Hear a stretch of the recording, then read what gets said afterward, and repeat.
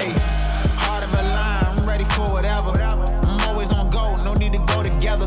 Seeing like there's a fortune, and I'ma pull the level. I'ma shine whenever it rain, who need to see the weather? Bunch of consecutive losses make a winner. In this game, there's different levels of pain, I'm no beginner. On the rise, keep that fire inside, protect your ember. When it's time, keep that hunger in mind. And I remember what it's like to have to fight, I can't forget it.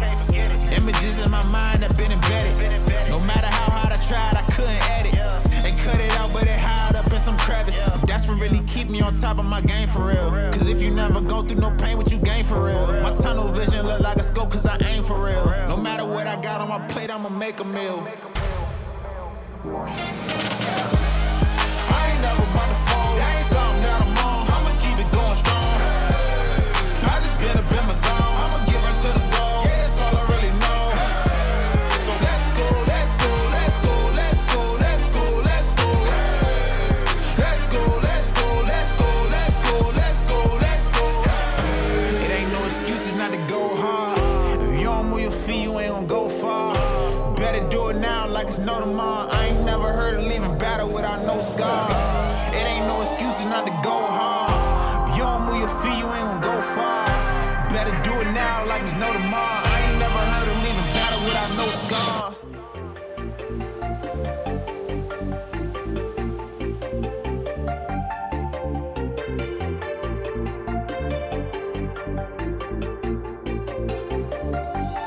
You can try us, but we're probably not gonna be there.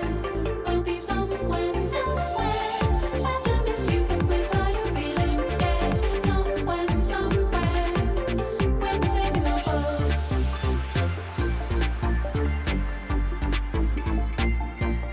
We'll be saving the world. We'll be saving the world.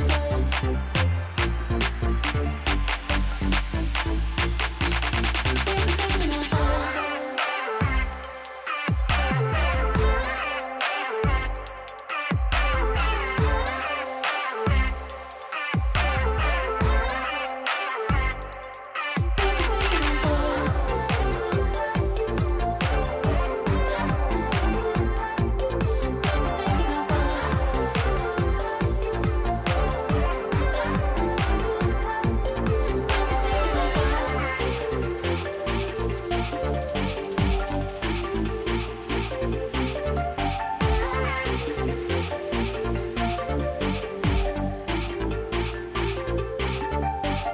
You can try us, but we're probably not gonna be there.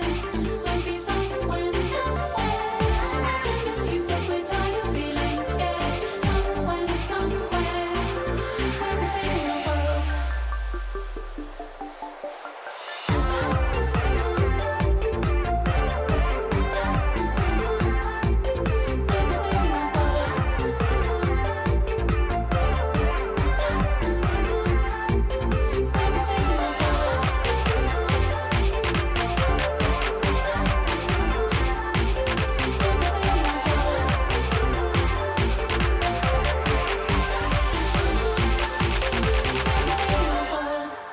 We'll be saving the world.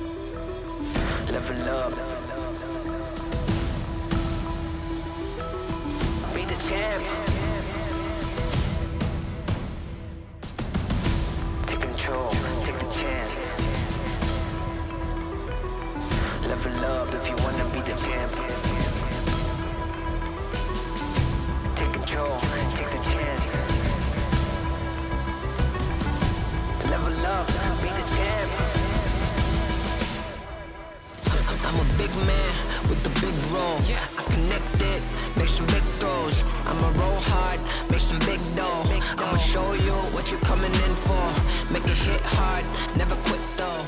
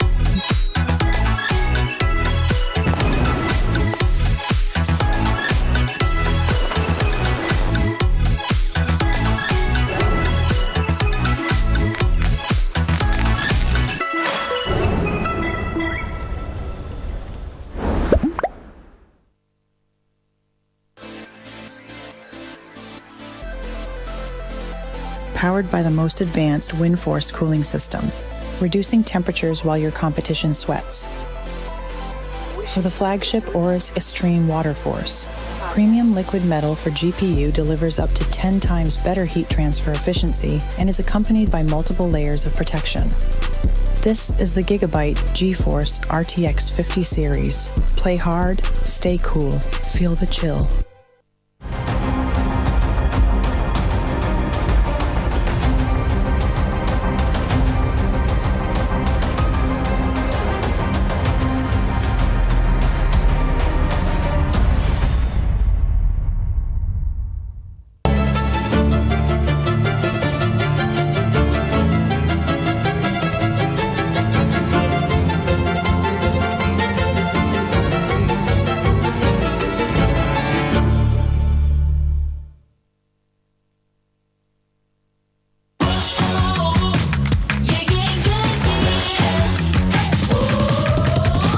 Come on now, life is an adventure. Gotta get it in your soul, yeah. Whoa, make it your creation. Gotta take it to the top of the world. 2, 3, 4. Let's go. All we gotta do is move to the beat. Oh yeah, you know, life is an adventure. All we gotta do is go.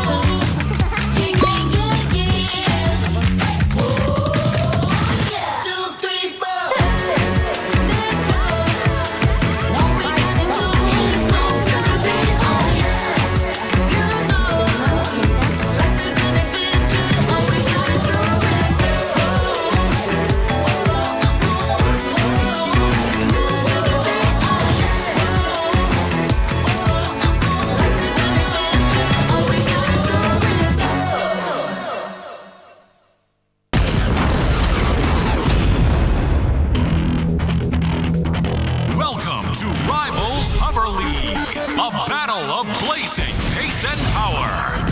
Watch out for Hunter, the ambush predator. Boom, sniper. One shot, one kill. Rolling thunder, it's Raider. Death from above, it's Jet. Hook, line, and sinker. Bet. Here comes the storm. It's Flash. Oh, heavy. A fortress in motion. It's the greatest sport in the system. Rivals Hover League.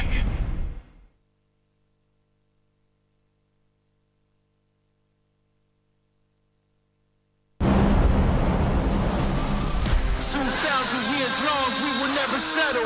Hard days, no way with a heavy metal. Real life main stage, tear it up. Like a torch to a flame when it burns hot. We won't stop.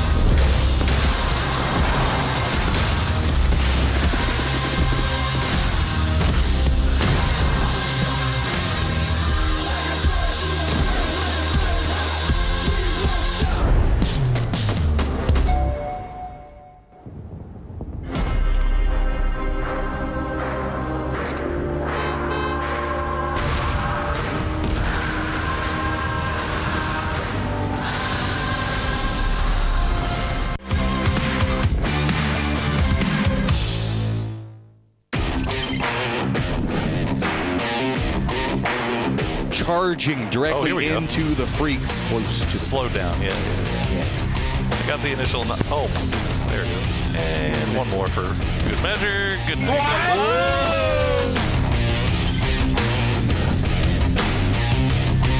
But it's going to come at a bad time because, I mean, Navi has already kind of got a point. Good day coming up from Embers for VP down. That is a problem. Oh, day Noren's- trade. and Day now trade wants this. to Nuren's compound, and Nuren's just laying out everything.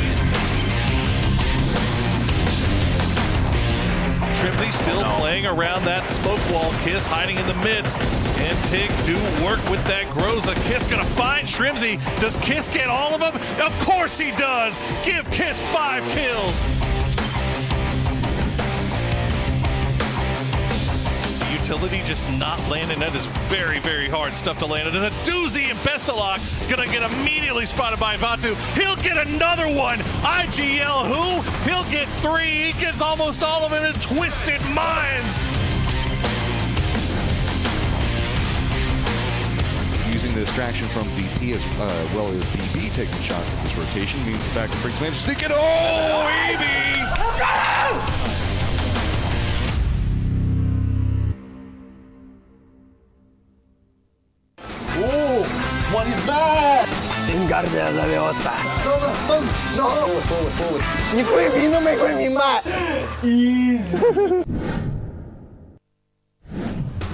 What's up, guys? I'm Falcons Tiggleton, and this is Pro POV.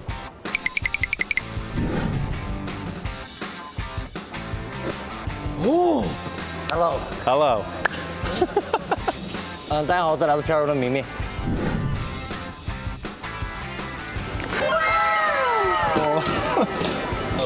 안녕하세요.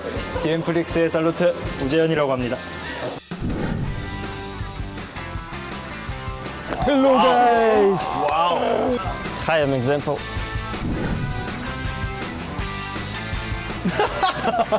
So clean. Always just like, hello. All right, how you guys feeling to be here? Very excited. Yeah. Excited. Banger. 이거 잼플 선수나 티글튼 선수랑 하고 싶습니다. 最想跟死路的吧。 Hello. 你有女朋友吗？我有的。Beautiful. 我觉得我们俩一起应该有信心。 1, 2, 3. 打。不是一个人赢吗 ？1, 2, 3. We're cooked. Example wins, no? He did paper, we both did rock. Тиглтон. Я думаю, нам будет проще, потому что можем между друг другом коммуницировать, потому что английский мы будем использовать, а другие друзья не смогут, я думаю. I hope you've been learning Chinese. 倒了。倒了。右边。右边。 I can speak Chinese. Okay. 我是中国人。Okay.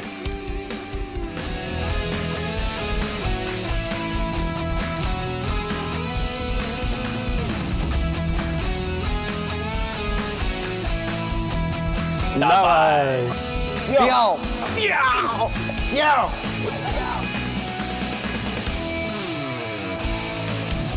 Okay, shift. Right now? Yeah. We're not landing triple. We're not going triple.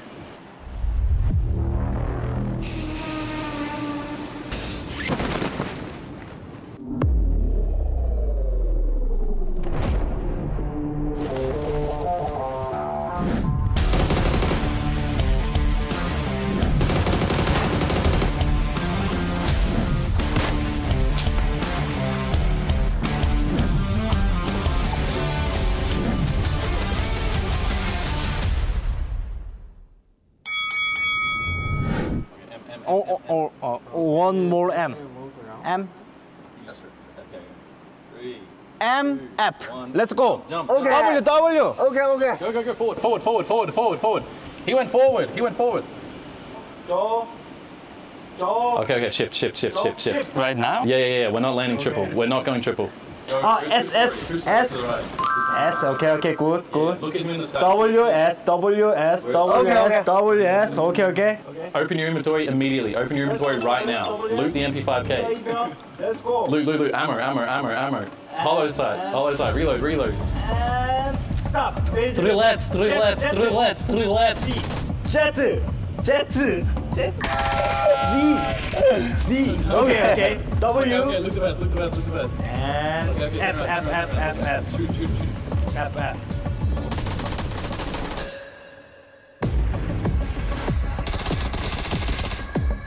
And hold. Peek left and hold. Yeah, D. Okay. ADS. Okay. Yeah. When he peeks, to the left.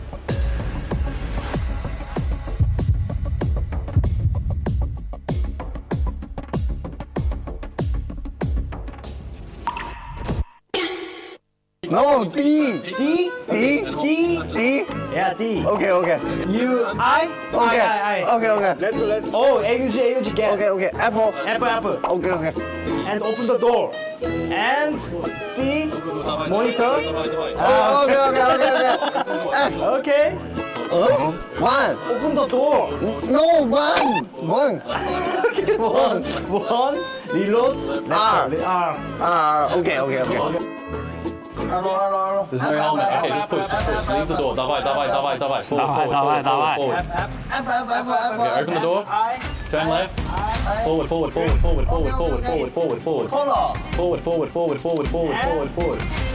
Давай. Open the door. No. There. Da. Okay. Okay. A. Through the doorway. Turn to the right. Go forward. Okay. Turn to the right. Okay. He's in the room. Go forward. Keep the room slowly. Okay. Shoot, this is right. To the left. Okay. 你窥屏都没窥明白。 언제 왔어? 아.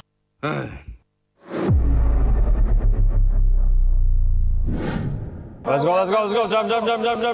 Okay. W. F. 공跳。No. No.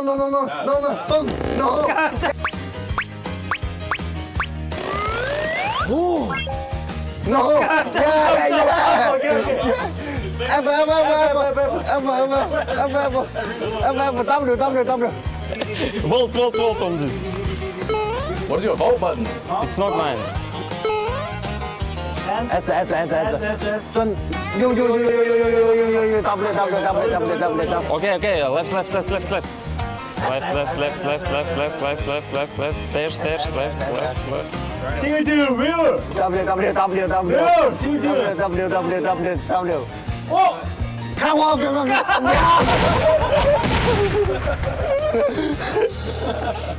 Easy.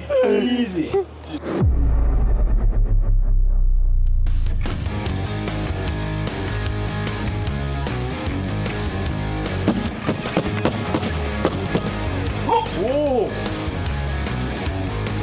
What is this? What is this?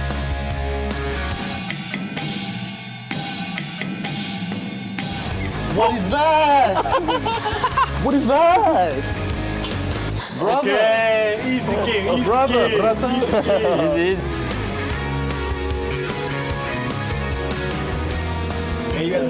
Where's Mayweather? Boxing. I'm gonna smash you. No. Yeah. Maybe I'm Mayweather, you're McGregor. No. Double. Oh, yeah. Aim to yellow. W. D. U. W. A. W. F. G. Yeah. W, D. I can't press W. It's not going down. Bro, what is this? Hey. Okay. Aim. Yeah. Like that. Dude, W's not working. D. Aggressive. W. Punch. W. F. R. U.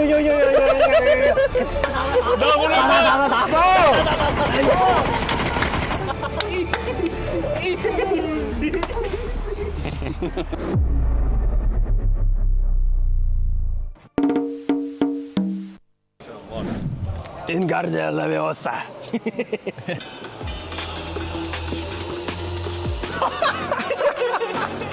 I don't know. Thanks. All right, hold on.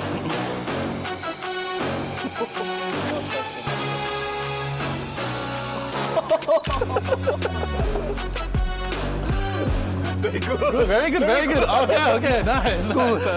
Thank you. 大力大力，今晚吃鸡。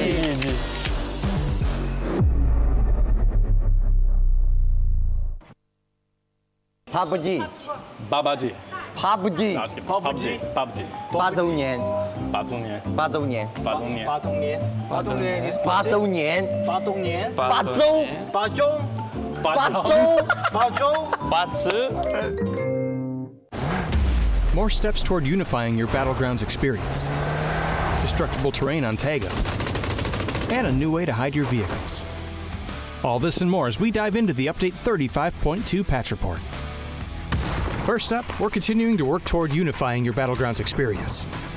This update adds vending machines, previously a Miramar exclusive, to Erangel and Tago. You can also keep an eye out for medical vending machines that distribute first aid kits, bandages, and med kits. All these machines still have their chance at a jackpot, so test your luck when you run into one. In addition to this, Erangel is also getting Tago's destructible pots. Breaking these has a chance to give boosts, healing items, throwables, and even secret room keys. So embrace your inner Link and smash away.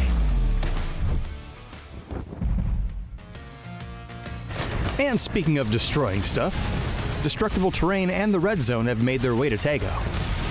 As before, explosives and the Panzerfaust will alter the terrain they hit, adding a bit more realism to that big, cool explosion. We've also added the pickaxe to the map for those who'd rather dig their trench a little more discreetly. For now, destruction on Tago will only affect terrain, so don't worry about the building you're in caving down on top of it. And on the topic of discreetness, you can now find vehicle camo netting on Erangel and Miramar. Deploying the camo netting to your vehicle will help it to blend in with the terrain around it, making it harder for enemies to see while obscuring tire positions. We've also toned down C4 a little by making it a deployable weapon that requires 4 seconds to set. This adds a little more risk to the reward instead of it being used as a nuclear grenade. There's also a new survivor pass, enhancements made to the inflatable boat, some improvements to the flare gun's UX, and lots more info about everything else we talked about. So be sure to check out the patch notes for full details. Update 35.2 is here. So pack your favorite explosives and get ready for a little light terraforming on Tago. Just make sure you hide your getaway vehicle from the other survivors. We'll see you on the Battlegrounds.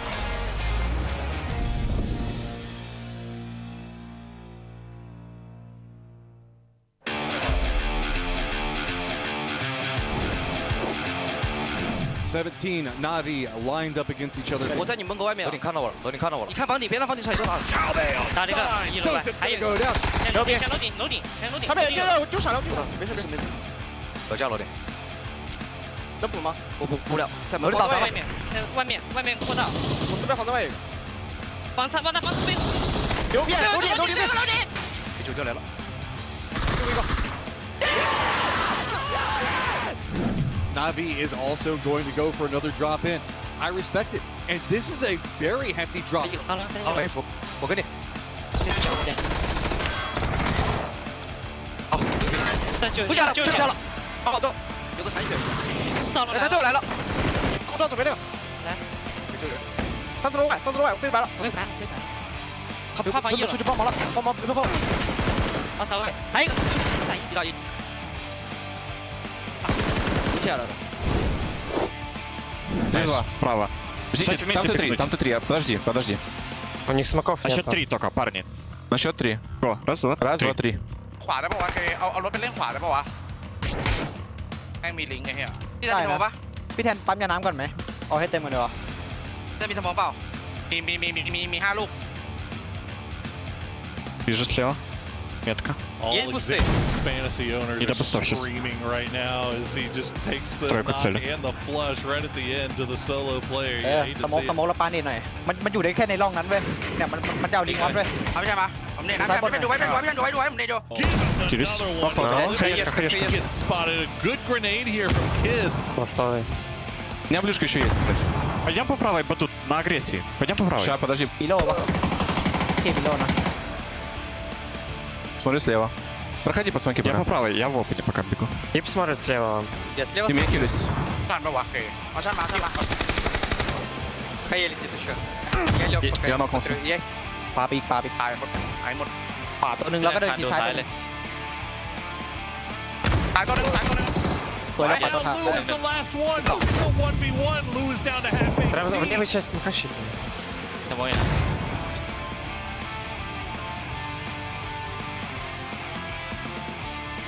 Флешку ебала. Хуёвая блюшка, нормально.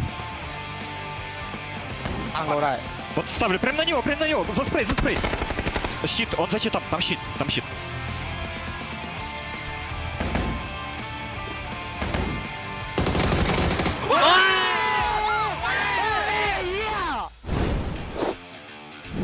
За домом ухилища. Один бежит еще, ребят, бежит, So бежит, бежит. crazy. We're in the second to last game. 16th, Слева, Андрей, 17th, 18th, and 20th are all still alive.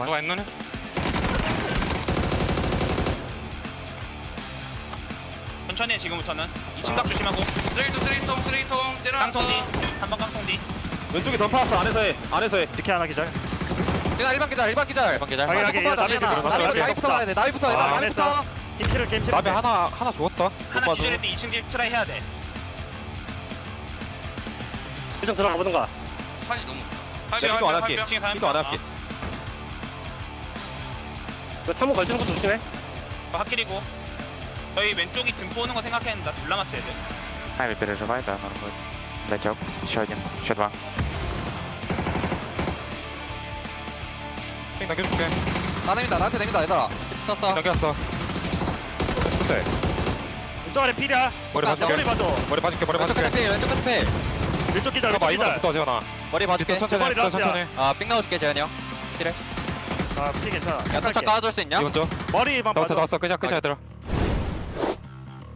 Petrichor Road, Twisted Minds, goals as we're headed back to the apartments right on top. 然后给头上来个 Если пойдут они. Они на лестнице, Тёма зачекали. 给右边包个伞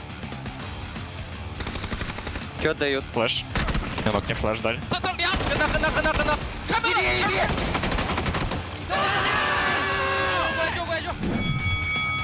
Seemingly, I think Perro has a. 要么就他妈的下一楼 maybe 要么 slightly 就 better 跳一楼 job. У нас мы в центре, аккуратно. Надо перепрыг смотреть я еще одну флешку хочу накинуть смотреть перепрыг 二楼左右一个我一颗烟 Можешь полутаться еще, если надо. Быстрее, да. Вначале На, надо на, перепрыг быстро. смотреть Да, мы слышали. 可以误大厅懂吗就误你们这正中间然后往楼下面的对对对 Смог. Смог дают я флешку даю и за ней хаешку буду давать отойдите Давай, давай.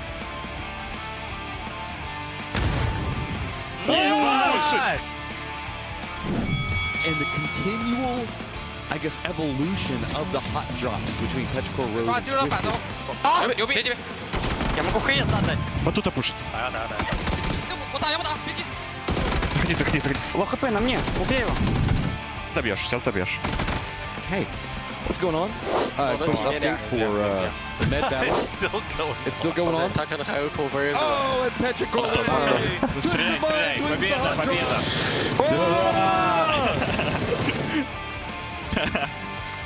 Тихо, я еще. Сейчас кажется, что... А, нет, ты не можешь, да? Еще на путке, да? Рез, Тём. Да, у меня со смоком. 킬이야 한 번 차이 하나 나 오른쪽 파도 돼? 아 하나? 추가 3번만 나 왼쪽 팔게 이거.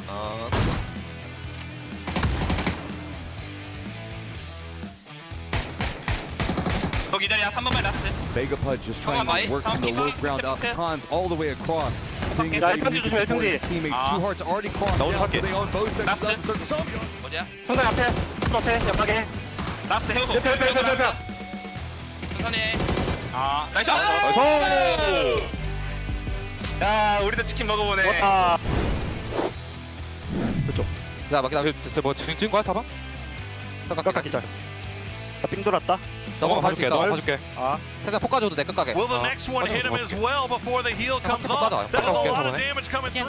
通过点烟，封长眼。左边边有个封烟的，兄弟，四边有个封烟的。不往四边那边靠着抓。他烧了一个，烧了一个，别急别急。右边有个毒倒了。救吧，能救吗？可以救，可以救。救！踩位置，踩位置，还有一个应该在右下要帮他的。啊，有。从右边找机会扶起来。左右边，锋线从右边打，一起。说实话，我要扶起来。小鬼你慢，小鬼别打血了，他在扶人。别急，可以吗？我可以打个包，我不打他。아, 도와볼게, 도와볼게. 알았어. 살짝 못 물르지. 안 돼. 사운드 들. 风头号烧我了，烧到了，烧着了。여기. 不知道救起来没？ 2번 하나, 오른쪽이 하나. 아, 둘이다. 형형 푸시간다, 오른쪽이. 我救兄弟。我不动了。等我，爆团。别急，等。我救兄弟，右下。标地。标2、3标附近，找一下。左边。一滴血。别给机会。有位置能。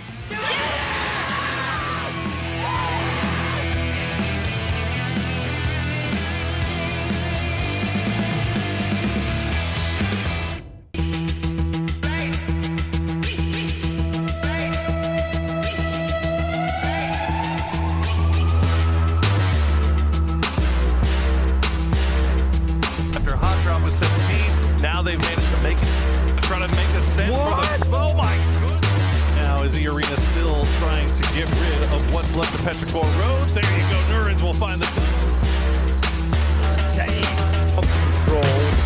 It was that whole top bridge. It split everything. Bodies stacked up on top of each other. Oh, they do. Oh! Beat up a little bit. Good grenade throw. It's right on point. Mustang's favor. And now comes in a big way. Guns are out. Blue. Will he get involved in Wentworth as well? It's all down to going to be a 1v1v1.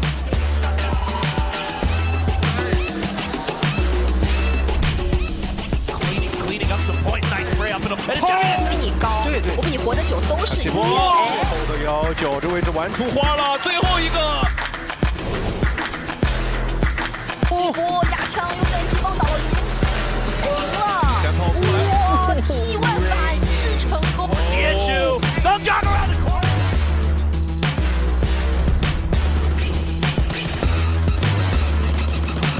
Kiss.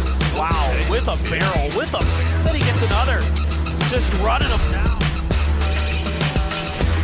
Somali, yeah, indeed. Oh, perfect. Whoa. OBL's gonna get off his feet, but he's not. He's gonna. Couple Leopard, we saw you happy. Down to 2, I think, with BB team. Where now BB says, okay. Hard peeking around that rock. He's gonna find Zizzy. Zizzy tries to get him with the drive. Fighting Freaks. Got be fairly gun for Freaks, or what do you?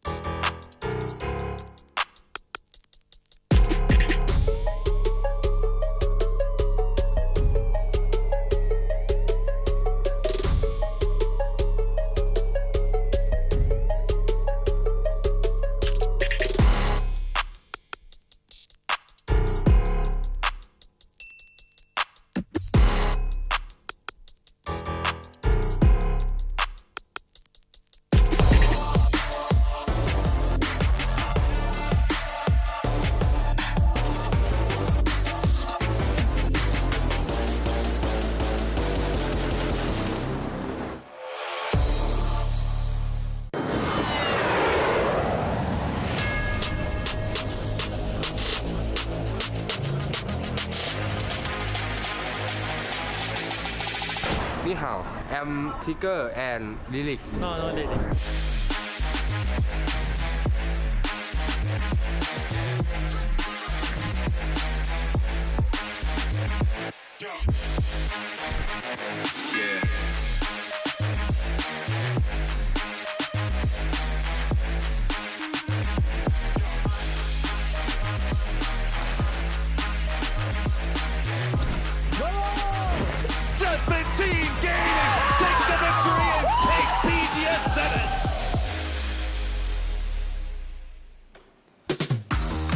With Falcon soaring, T1 upsetting the balance, and the kiss of death looming. We're here for day number 2 of PGS 8 finals, and we are going to figure out who's able to take away all those juicy points moving into that last day here for a 3-day extravaganza. Welcome, ladies and gentlemen. My name is Kalaris. Joining me, I have Toffees. I have Avenger here to break everything down once again. Toffees, we had a very close day yesterday. Yeah, I mean, it was a very close day. I will say it was nice that there was no runaways, right? You saw only 2 teams hitting that 50-pluser mark.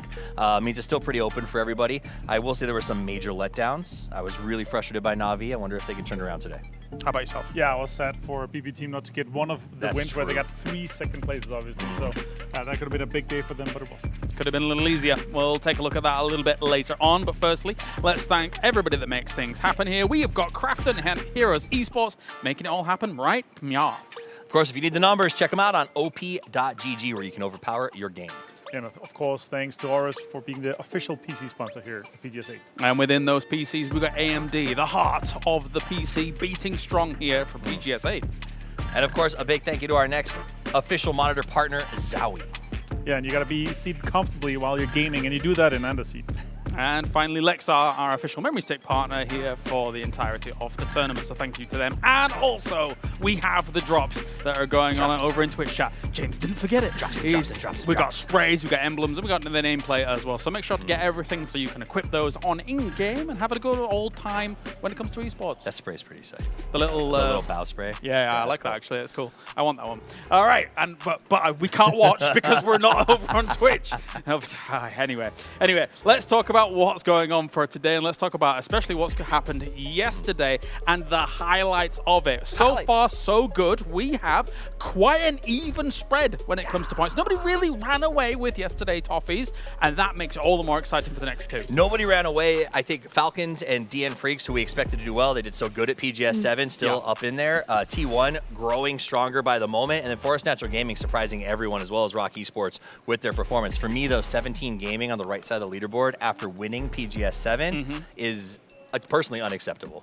Yeah, I agree. I mean, 33 points is it's still one big game here to start things off with, but if you don't get things rolling in the first kind of games here, you're going to be a little bit behind, obviously. Once we've played 3 games, and if they're still looking at like a 30 point deficit, they're going to be behind for quite a while. And definitely an opportunity for a catch-up, though, throughout the day, which is all important. It's kiss. He loves it.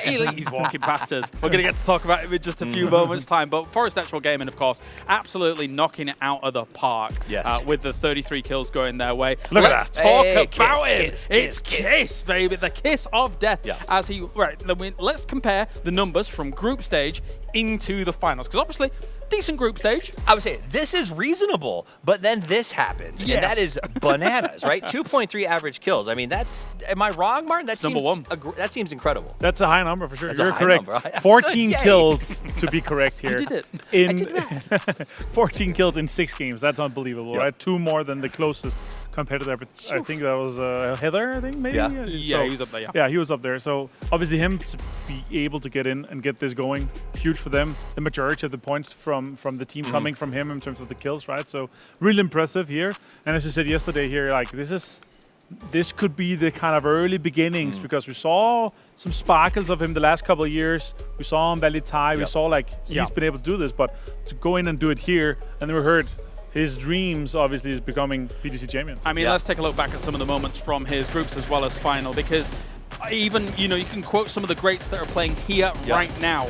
This man is a human highlight reel, and we keep seeing him being able to 1v4, 1v3, some of the very best squads on the field. I mean, at the end of the day, that is exactly right. It is the fact that how often do you get to see us do a highlight reel made up of one person, and that is what Kiss has done. In fact, the first 3 teams, the first 3 highlights are him wiping first, second, and third place from PGS 7 by himself. This man came to play, and over again, we see him completely dominating. I wonder, though, Martin, can he do it again today, or was this sort of just a once epic lifetime performance? Are you talking about a fantasy recommendation here? I am talking about a fantasy recommendation. Yeah, I mean, I think what we saw from yesterday, he was too cheap compared to how much he was able to kind of contribute that. So personally, I have him, and Falcon's been on the receiving end multiple times. A lot of these big name teams that we has as favorites throughout times, teams that have had insane performances throughout the PGSs and the PGCs.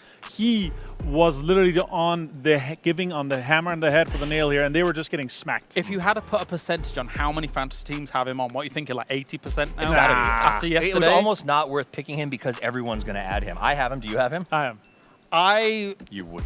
No, I didn't. Because I felt like if I'm going to catch up to people, right, everybody's going to have Kiss. Yeah. Did you go take her? No. Oh. No, you know, Deal? In the bin. I'm just a bit Deal? cool and a bit Deal? wacky. Deal? No. Okay. I can't even remember. I don't even understand what you're doing with yourself. You're just saying that we named his entire roster already. He just said no. You go through all 64 players. No. What have you picked? Well, those are the 3 you should have. Well, let's see if I've got any T1 players on my team as well, right? Because them on the opposite side of this, they have been looking fantastic yesterday. Yeah. And again, there was some concern about how they wanted to approach things. I even saw Sonic over in the elevator, and I said, Stalber split pretty good. And he was like, thumbs up. And it did work out for them in the end. Yeah, I mean, I think moving away from the hot drop was clearly their eyes are on EWC. The way that they played yesterday means that plane may also be on the way to EWC for them. And that came off the back of one of the most epic games that I've seen in a very long time. In fact, you know, it's kind of fun. We watched the highlight reel of just Kiss. Now I think we can get a chance to go back and like really dig into that game because 15 kills. 15 kills. And fourth place, yeah. And they did it tooth and nail. Like they fought the entire way through that. I've been very impressed with what they did. Yeah, and obviously, the highlights here, the 15 kills in the 4th place. But imagine if it wasn't the 4th place, if they could have gone all the way, if they could have stayed alive. We're talking about a potential new record. Like there was like 10 people left when they started losing players that they could have gotten, right? So that would have been huge. But yeah, they pushed through a lot of the fights that they had. Ended up losing E-End quite early. They took on 17, they took on DP, and overall how they kind of moved in, and they were outside the zone. Here, VP is in a gatekeeping position. They're trying to hold them out, but they are absolutely destroying them. Here, Type obviously taking down Lukaruk's completely destroyed.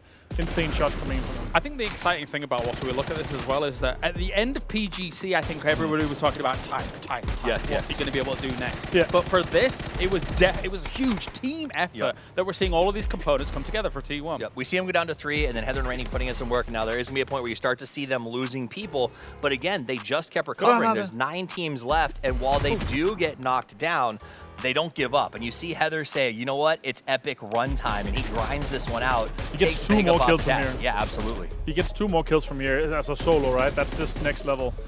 And again, he was alone, 7th place, so you just saw running there, right? He managed to get 3 more placement points alone on top of the kills. We're talking 5 more points as a solo here, Heather. That's just amazing to see. So yeah, T1 obviously had a fantastic game. That one game gotten them 19 points out of the points they got yesterday. So like almost a third or more than a third, right? So that's huge for them.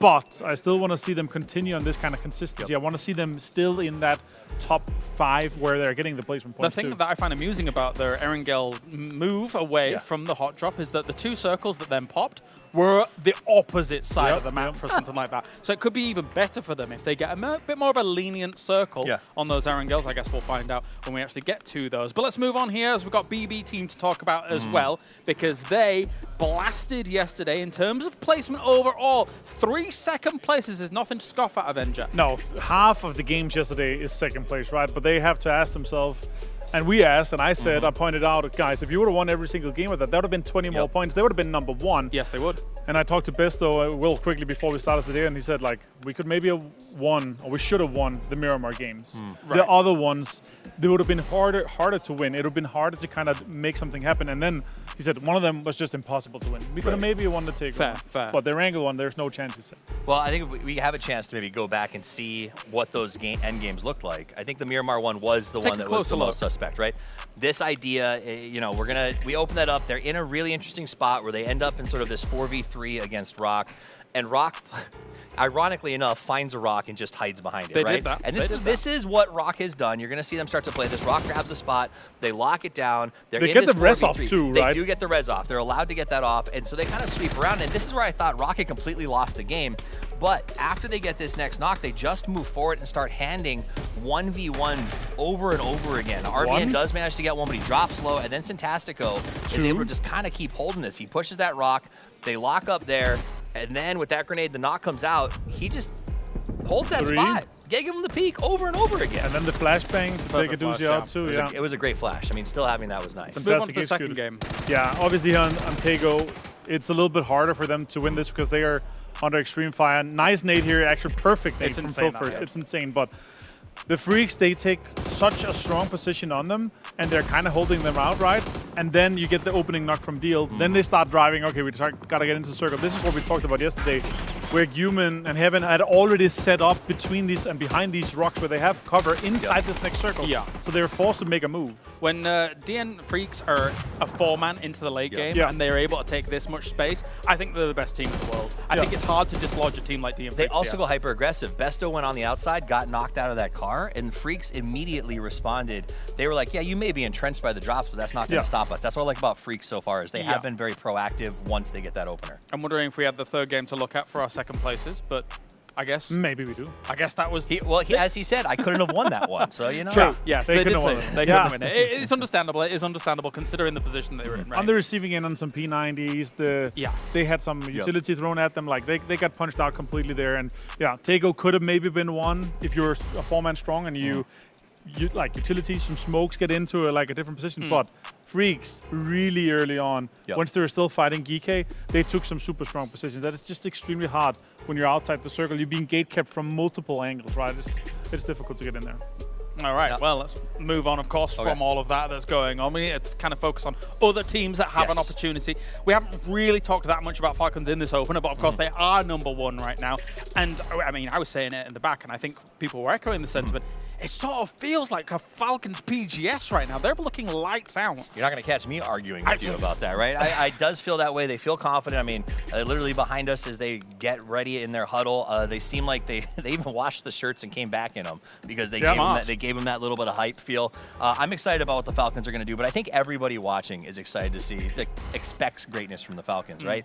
A team that stood out to me as well was Rock. We talked about them in that BB throwdown. Yeah. They didn't do anything after those 39 first 2 points games. yesterday as well. 39. I said 41. That's I got true. landlocked. So so you were the closest, technically. God, and you were the furthest away. So. But 33 of them came from the first 2 games. games. Lost, so it's fine. Well, and they got out of the 39 points, they got 20 points came from that game that Fantastic got clutch. So that's huge. More than half of the points coming from just one game. Still a situation where we want to see more points on the other games. That's what I'm saying. Is we said yesterday. I think if they finish in the top 10, that's going to be great for them. I do worry we're in that situation because they have just stopped after those first 2 games. So hopefully they can find somewhere to make those points up because it was fun to watch them. That said, if you bring Falcons up, if you ask me right now, who do I think wins PGS 8? I would have to put my money on Falcons. Yeah, they look like they're like we've seen Freaks make good moves. We've seen great moments from Forest Natural, but the Falcons has been consistent, and they could have had a bigger day. They threw, and they still managed to get to where they were a few times. Yeah, I hope we get to talk more about Falcons because yesterday wasn't enough. I'll shortly say this though. I hope we get to see the rise of Twisted Minds. And I hope we get to see the rise of 17 today because if they're able to get in the striking distance, it's going to be even more exciting tournament. Well, let's take a look at the 6 games that are going to be going down today and get you up to speed with the map order because we will start things off on Erangel. So again, my eyes will be locked on what T1's going to do if they can challenge for that #1 spot. Then we've got our wildcard maps and Miramar to round things out. I think one thing is for sure, because we've already mentioned multiple times that it was so close and nobody really ran away from it yesterday, it means that still there is an opportunity for every single one of these rosters to make something happen. I would say even as crazy as down to 16th with Na'Vi, they had a disastrous day yesterday. But there's still a world. We've seen them do huge numbers in the past. Yeah, very possible. And it was off the back of Hackator, right? There is a game where it's like he didn't get much out of it, but still salvaged just a little bit of points, and that's actually half the points they got yesterday. All right, well, thank you very much, gentlemen. It is time to get ready here for day #2 of our grand final. It is close here between all of these teams. Every single region fighting for glory here. Day #2 of our grand finals.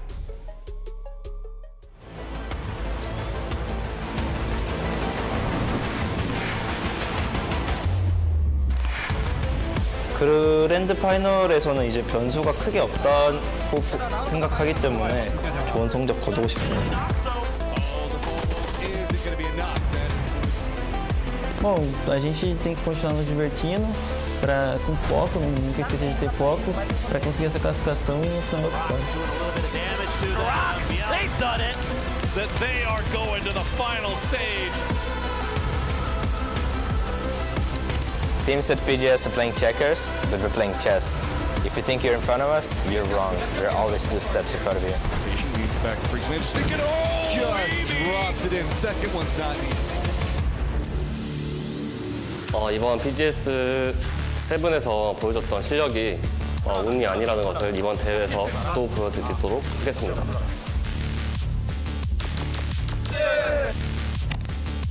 ก็ระวังฟอร์เรสให้ดีนะครับแล้วเจอกันไฟนอลครับ On the outskirts of the top 16, right? That could have put them in top, like, in 50+ points. We were just more confident this time, and we had enough and an update. What's going on? You can find still alive. 17 trying to cross down, but Ferris does spot him out.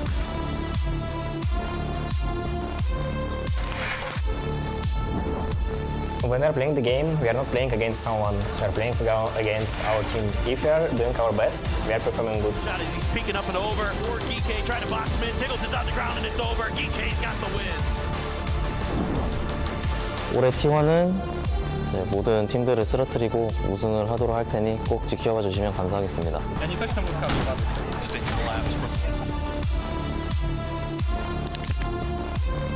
ทีมพวกเราเห็นคนอื่นเขาจับถ้วยชูถ้วยกันมาเยอะแล้วก็ผมอยากจะขึ้นไปอยู่บนนั้นแล้วก็ขึ้นไปชูถ้วยให้คนอื่นได้เห็นบ้าง So we have no freedom right now in final stage, and other teams need to be careful. It will not be very easy. He'll get 3. He gets almost all of it, and Twisted Minds will get the first victory.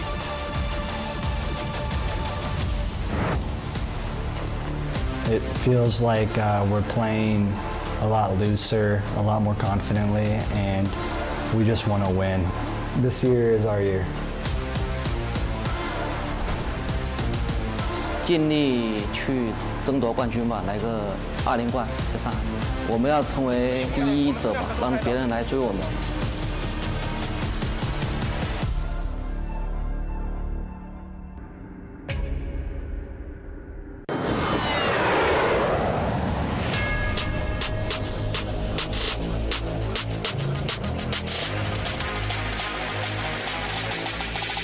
你好 I'm Tiger and Lilik. No, Lilik.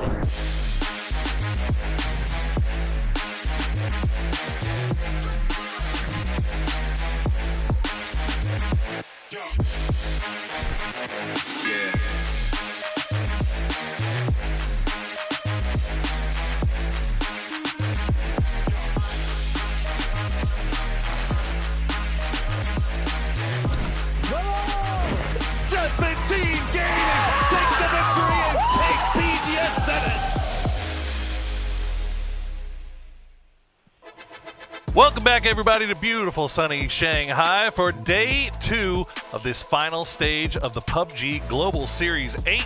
I am Porosaurus. Joining me once again is me old buddy Matrim. And Matt, we've got 1 day in the books so far. Falcons in the lead. I mean, we just saw in the package coming into this, right? It was talking about that this is their year, is the way that they're feeling it. I mean, they are coming out swinging right off the get-go, but only 2 points ahead of T1 right now, who has been kind of a surprise, really benefiting by switching up off drops, getting away from that hot drop, and now just kind of on the tear in the late game. T1's been finding some success. We've had a lot of surprises in this one. BB team 3 times second place takers in day 1. We'll see if they can turn things around today. I mean, BB team has always been a late game contender, right? That's what they do.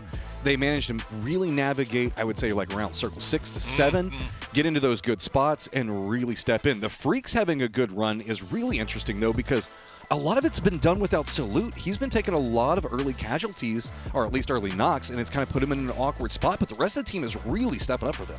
It's been tough. Well, there's other surprises as well. Obviously, the boys on the desk were talking about Kiss, but that entire Force squad finding a lot of success early here, hunting teams that many would say were a lot better than them.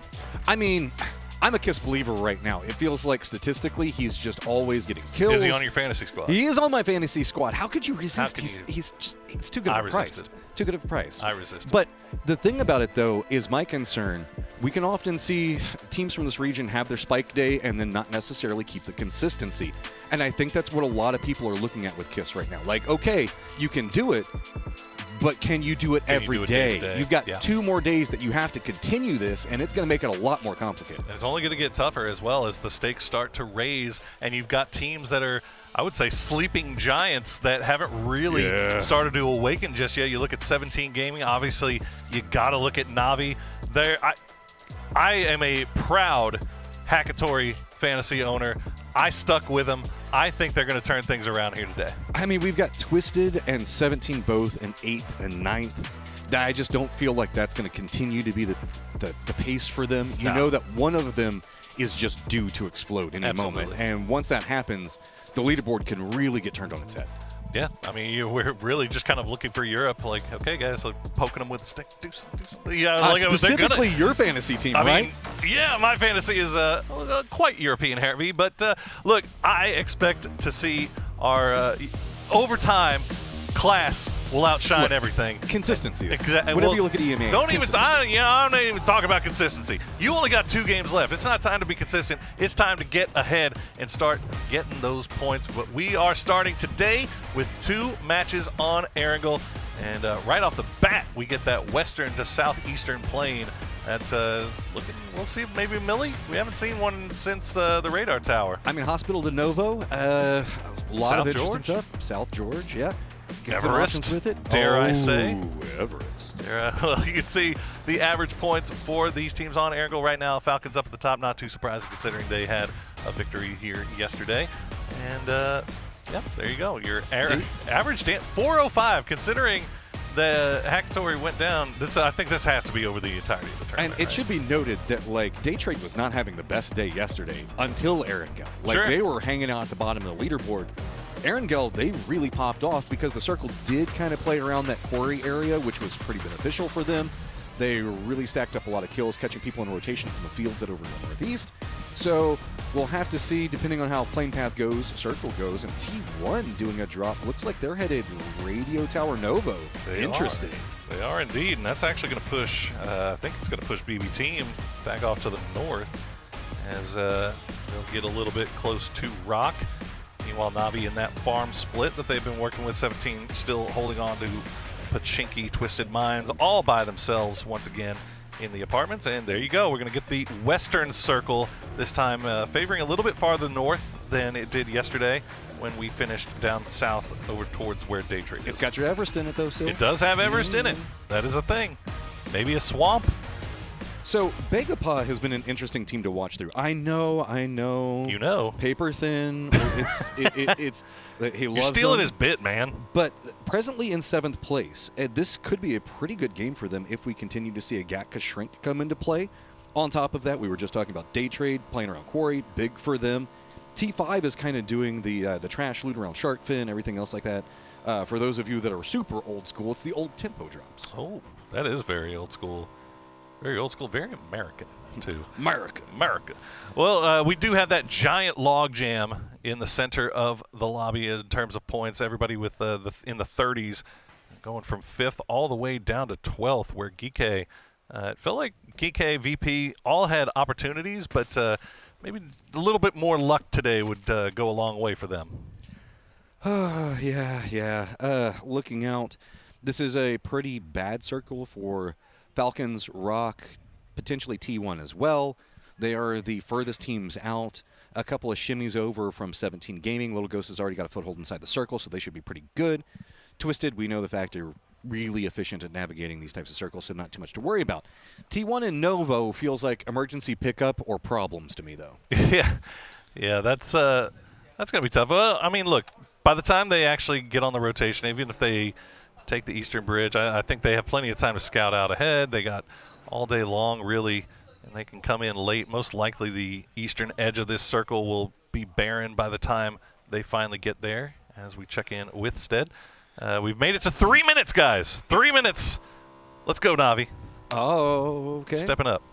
So, let's see. We can see Daytrade regrouping. Songjong, I don't know if this is where you want to be at, but nobody really taking shots yet. 17 is tailing him back behind.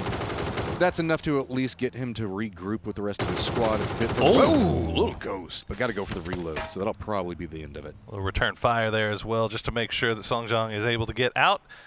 And so well done there on the part of Bagel Pop, because the rest of 17 was on their way, and they will now rejoin Little Ghost. Doesn't even go to the big building, instantly into the shack. Nope. No, this is the only place that is safe. I don't want to take those extra couple of steps. Navi making a rotation. It's going to be pretty close to GK, but Quizzy, oh, that is very close. Is he just playing this sneaky? I don't think that they're going to stop off, but this is a pretty brazen drive-through. Yeah, this is, I think Quizzy keeps playing quiet here. The rest of his team is still way off to the west, already in the foothills, and now Navi's going to get a little bit closer, so Quizzy will feed the information over. Looks like Sosed leading the way will go through the fields, and they should be safe for the time being, although they did have somebody stop down in the back, and I believe that's Stead. And now they come back into the woods, and again, Ferris will get spotted out by PWD, and that's another early loss for Na'Vi. Okay, Na'Vi, you've got the compound that's pretty close. Hakatori is already over there. That's going to be where the regroup happens. 4 Angry Men's HS is also crossing the bridge just to the south of this. I don't think they would have been close enough to hear just yet, so Na'Vi going to regroup. 4 Angry Men realize the fact that there's probably going to be a bit more going on ahead of them. Is going to stop off at the gas station, so this is getting a pretty clustered location already. Man, that is tough. That is real tough for Na'Vi. I mean, they were just kind of scouting by vehicle, and unfortunately just pulled right into PWD's line of sight. So that's a point picked up by Geeke, and they'll make their way on a little bit further. Quizzy still left behind over in those yellows, so he'll just kind of be keeping eyes on Na'Vi, feeding that info over to the rest of the team. Geeke is going to do the regroup just to the west of Navi's position on that strong compound. Kind of looking out. The rest of 4 Angry Men now starting their rotation across the bridge, but again, HS has already got a foothold on it, and that's fine. That's fine. It'll right itself. Just turtle back up. Easy peasy. So a couple of shots did go out at the Freaks, but that was nobody with a lot of vision. And oh, hey, Cold, what'd you get? Presents. Oh, that's a good present. That is a really nice present. We take those all day long. Well, Cold, give me it all. Look how fast he's just looting that up. Give me everything. Okay, get all the ammo. You need all of it.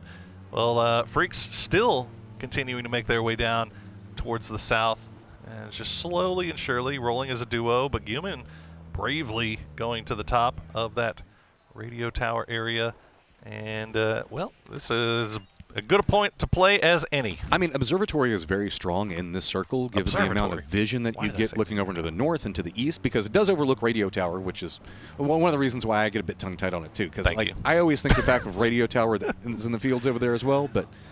Look, guys, I don't know how to tell you this. I'm kind of dumb. Word good. Yeah. Hit hard. We went through this yesterday, Chad. Look, a 13-hour time difference from where we're normally at. This is sleepy times for us. No, no. You're fine. No, he's fine. He's fine. Hey, easy pee. And yeah, actually the front runner from 4AM HS getting a little bit close to Belmoth there on day trade. We'll keep an eye on that. BB team slowly making their way past Shelter. They've got Falcons off to the north. Falcons still very split. They've got Tiggleton in front, H-Win and Shrimsy right behind, but Kickstart way off to the north, just south of Yznaya. So just gaining a lot of information about what's going on up here, but I think H-Win may have spotted out BB team or heard something, because they are stopping down in a compound, and we'll see what comes of this. Are they going to be in a position to do any shooting? Looks like I think that BB might have saw some of it, because they made a shift directly to Death Road. So yeah, they're just going to use the hillside, get some cover away. I think that that's always the smarter call anyway. If you're rotating over here, play a bit higher up. You should know that nobody's going to be over there. Sometimes people can loot a bit longer in farm because it can take a bit to get out of there, just kind of how scattered it is. Sure, yeah. So play the high ground, get away from it. Question is, Falcons, BB, Rock, T1, where you go? Because most of the good spots already taken, most of the centered spots already taken, and so unless there's pretty much a shift up to Everest, Georgia Pole, maybe even Gatka Fields, most of the quality spots are going to be contested. 17 and a 2-2 split here between the Wizard Tower and the God Compound just off to the west. And you kind of see what they're working with here. Oh, that's actually not God Compound, that's Chopsticks. Or not Wizard Tower, rather. That's Chopsticks. So either way, they're fully capable of spotting each other out and calling for support if needed. Twisted Minds, meanwhile, they're still creeping ever closer towards the center. If you're wondering why 17 was already down on their belly inside of a building, it's because Begapa has just been harassing that window for, I don't know, about 30 seconds or so. Just take a shot, just kind of keeping them pinned. There is a lot of strategy to that. We don't see it happen a lot because you can only do it if you've got a surplus of ammo sitting around you inside your building. You just consistently take shots into the window, kind of deny anybody looking out, spotting rotations to get an idea on specifically what's going on in the further distance. Yeah, you can still hear the cars close range and stuff like that, but one of the benefits of playing that compound just south of Chopsticks is you can see so many rotations over the Gatka fields. Yeah. You know, or they're just bored. I mean, yeah. Bored Gopa. I wouldn't be, hey, they're taking shots at Nixie right now to make sure he doesn't stick on the top of Everest as VP has made their way in on the north side. Too low and too high. BB team going through the rock drive-through here. Quizzy will take a few shots over at Sold's direction.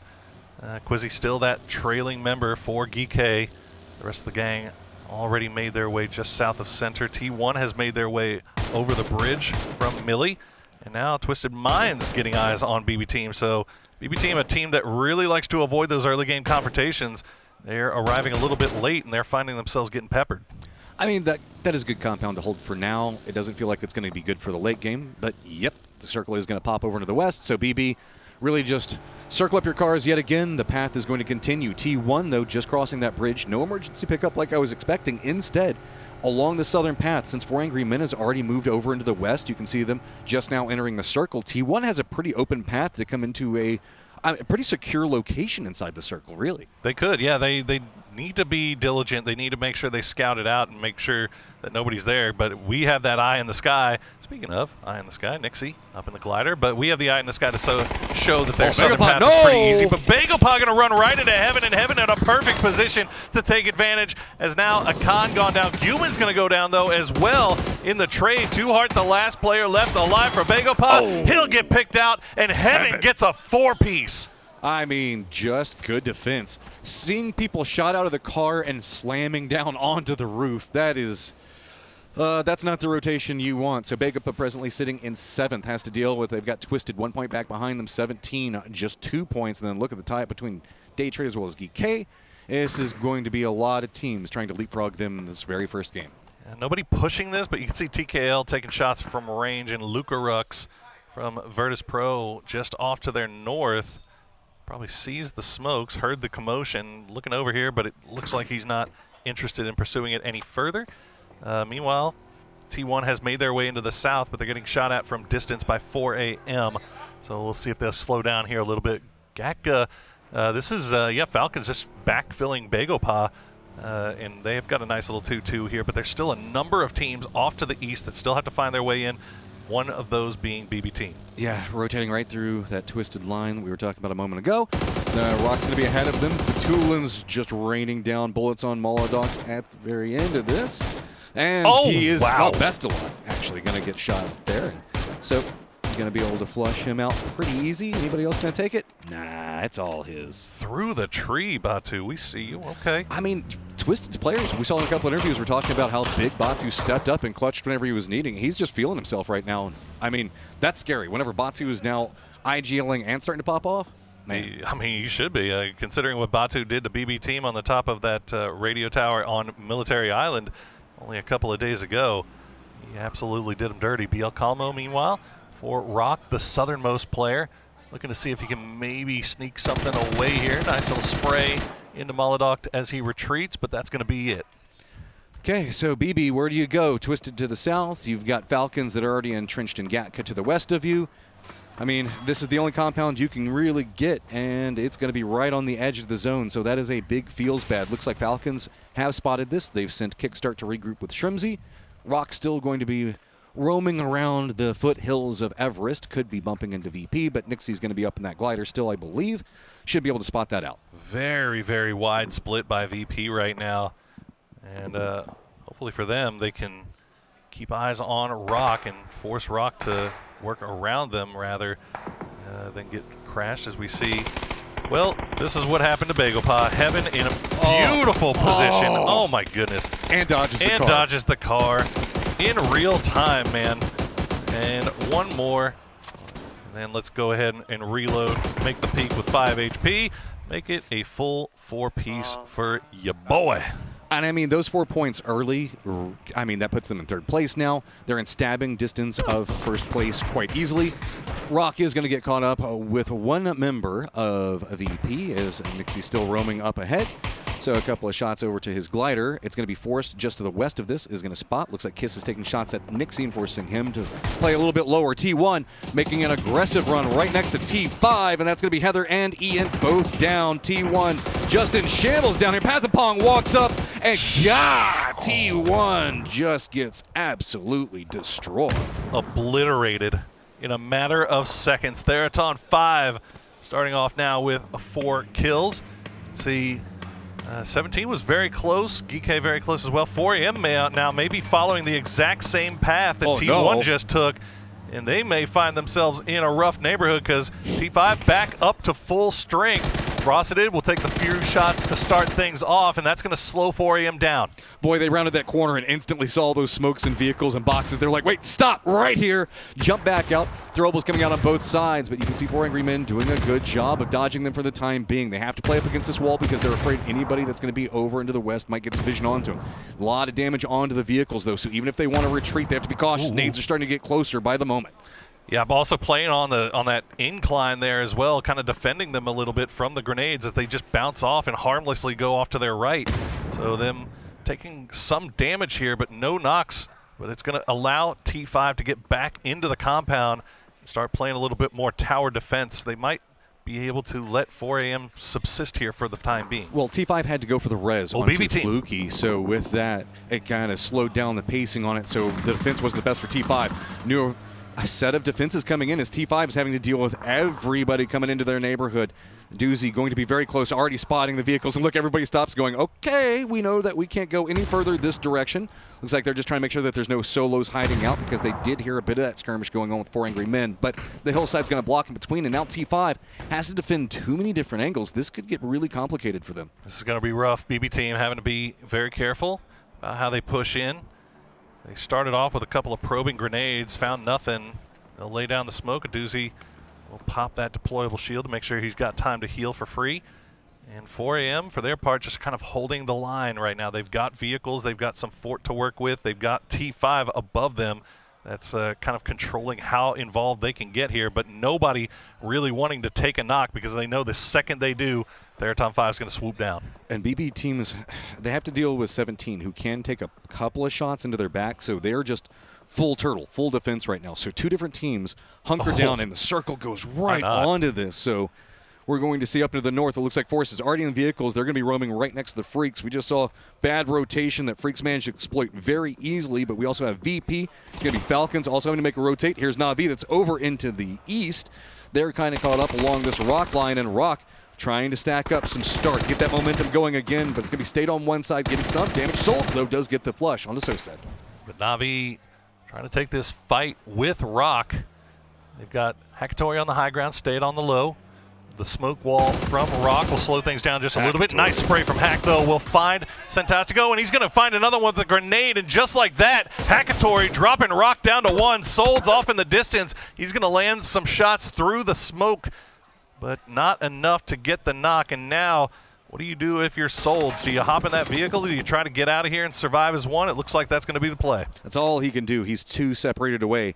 So Na'Vi is going to be able to pick up these kills, but it has really thrown off their pacing, making it into the circle. I mean, the only benefit is it does look like 17 has regrouped. So with 17 regrouping, there's a small path that I think that Na'Vi can kind of work around. The hillside that's going to be just to the west. Looks like State's already kind of got vision on it. Seeing if he can do a stop off over there, it should be okay. Try to get on that high ground, spot something out. They'll play as a duo, and those 2 from BL will, or the 2 from Rock will bleed out as Shrimsy will get picked out as Falcons try to leave Gatka. And they're getting spotted by Twisted Minds. Long range shots, but the shots are hitting. And where do Falcons go? That sniper tower actually free right now. If Kickstart can spot that out, that might be a place to call home for the time being. Yeah, I think that's why he kind of slowed down. He was trying to bait out, see if anybody was going to take any shots. Nobody really did. So Wizard Tower now looks like it's going to get reinforced. Hakatori. Hakatori just on a roll right now. Hakatori just willing Na'Vi into the points here. They need them. They need everything, bro. Just that's one of the biggest problems they had yesterday. Was he was one of the ones that went down early, to the tune of -9 fantasy points. Don't ask me how I know that. But looks like today he is feeling a little bit better as Olympus will get spotted out by Luka Rux. Nice spray from him will take him down, and now Forest down to 3. They'll have to retreat back to their compound on the north side. That was very interesting. Olympus was very far behind the rest of his team. So the rest of the team was starting to do a skirmish with the Freaks. Freaks are just kind of playing a full split around the swamplands themselves. Waiting to see who's going to walk in. VP, though, they still need to push into the circle, and they know that this compound is right on the edge of it. So Forrest is going to have to defend in. Good shots spray. coming up from Luke Rux again. So it's going to be Baron down. Couple of shots now back onto it. Kiss has got to defend in, but Freaks hear this. Looks like they're starting to enclose as well. Oh, what a nice grenade. He gets him low, and that might be enough to drop him to the zone. It will, as the second follow-up grenade will bounce right off of him.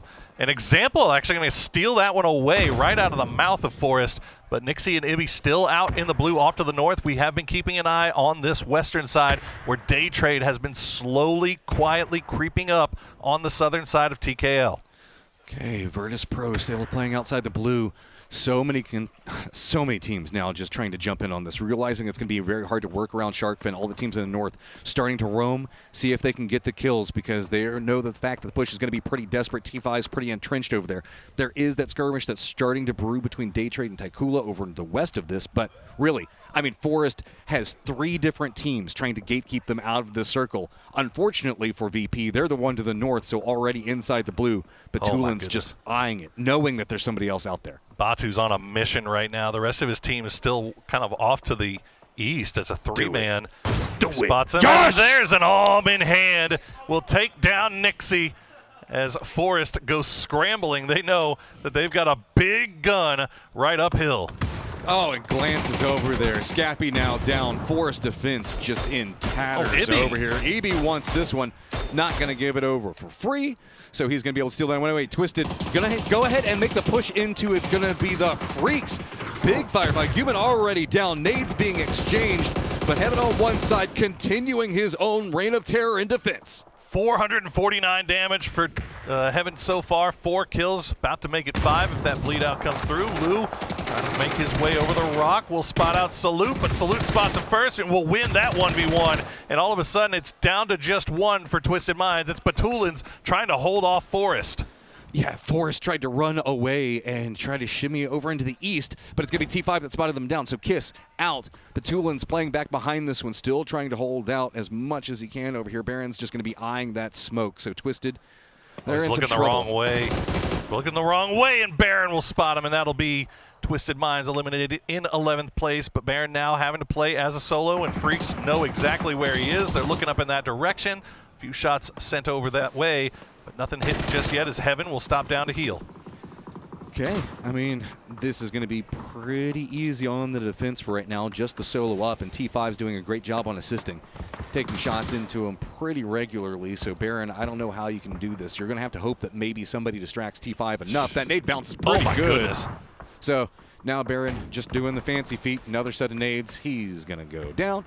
That's going to be all she wrote. Meanwhile, 17 Gaming, this is the shark fin, right? We got 17 that's going to be to the east. We've got T5 in the middle of it. BB is using this. They're trying to step away from 17 Gaming, but that's putting them pretty close to 4 Angry Men, while Geek down to the south is going to do a lot of the harassment on the 17 and kind of force this. Big sprays through the smoke will land a little bit more damage. A doozy got the knock with the Panzerfaust on the approach, and that put a wrench into 17's plans of making their way further down this road. Looks like Xiaowu and 7-7 will have to consider other options, but the new zone not really helping them in any way.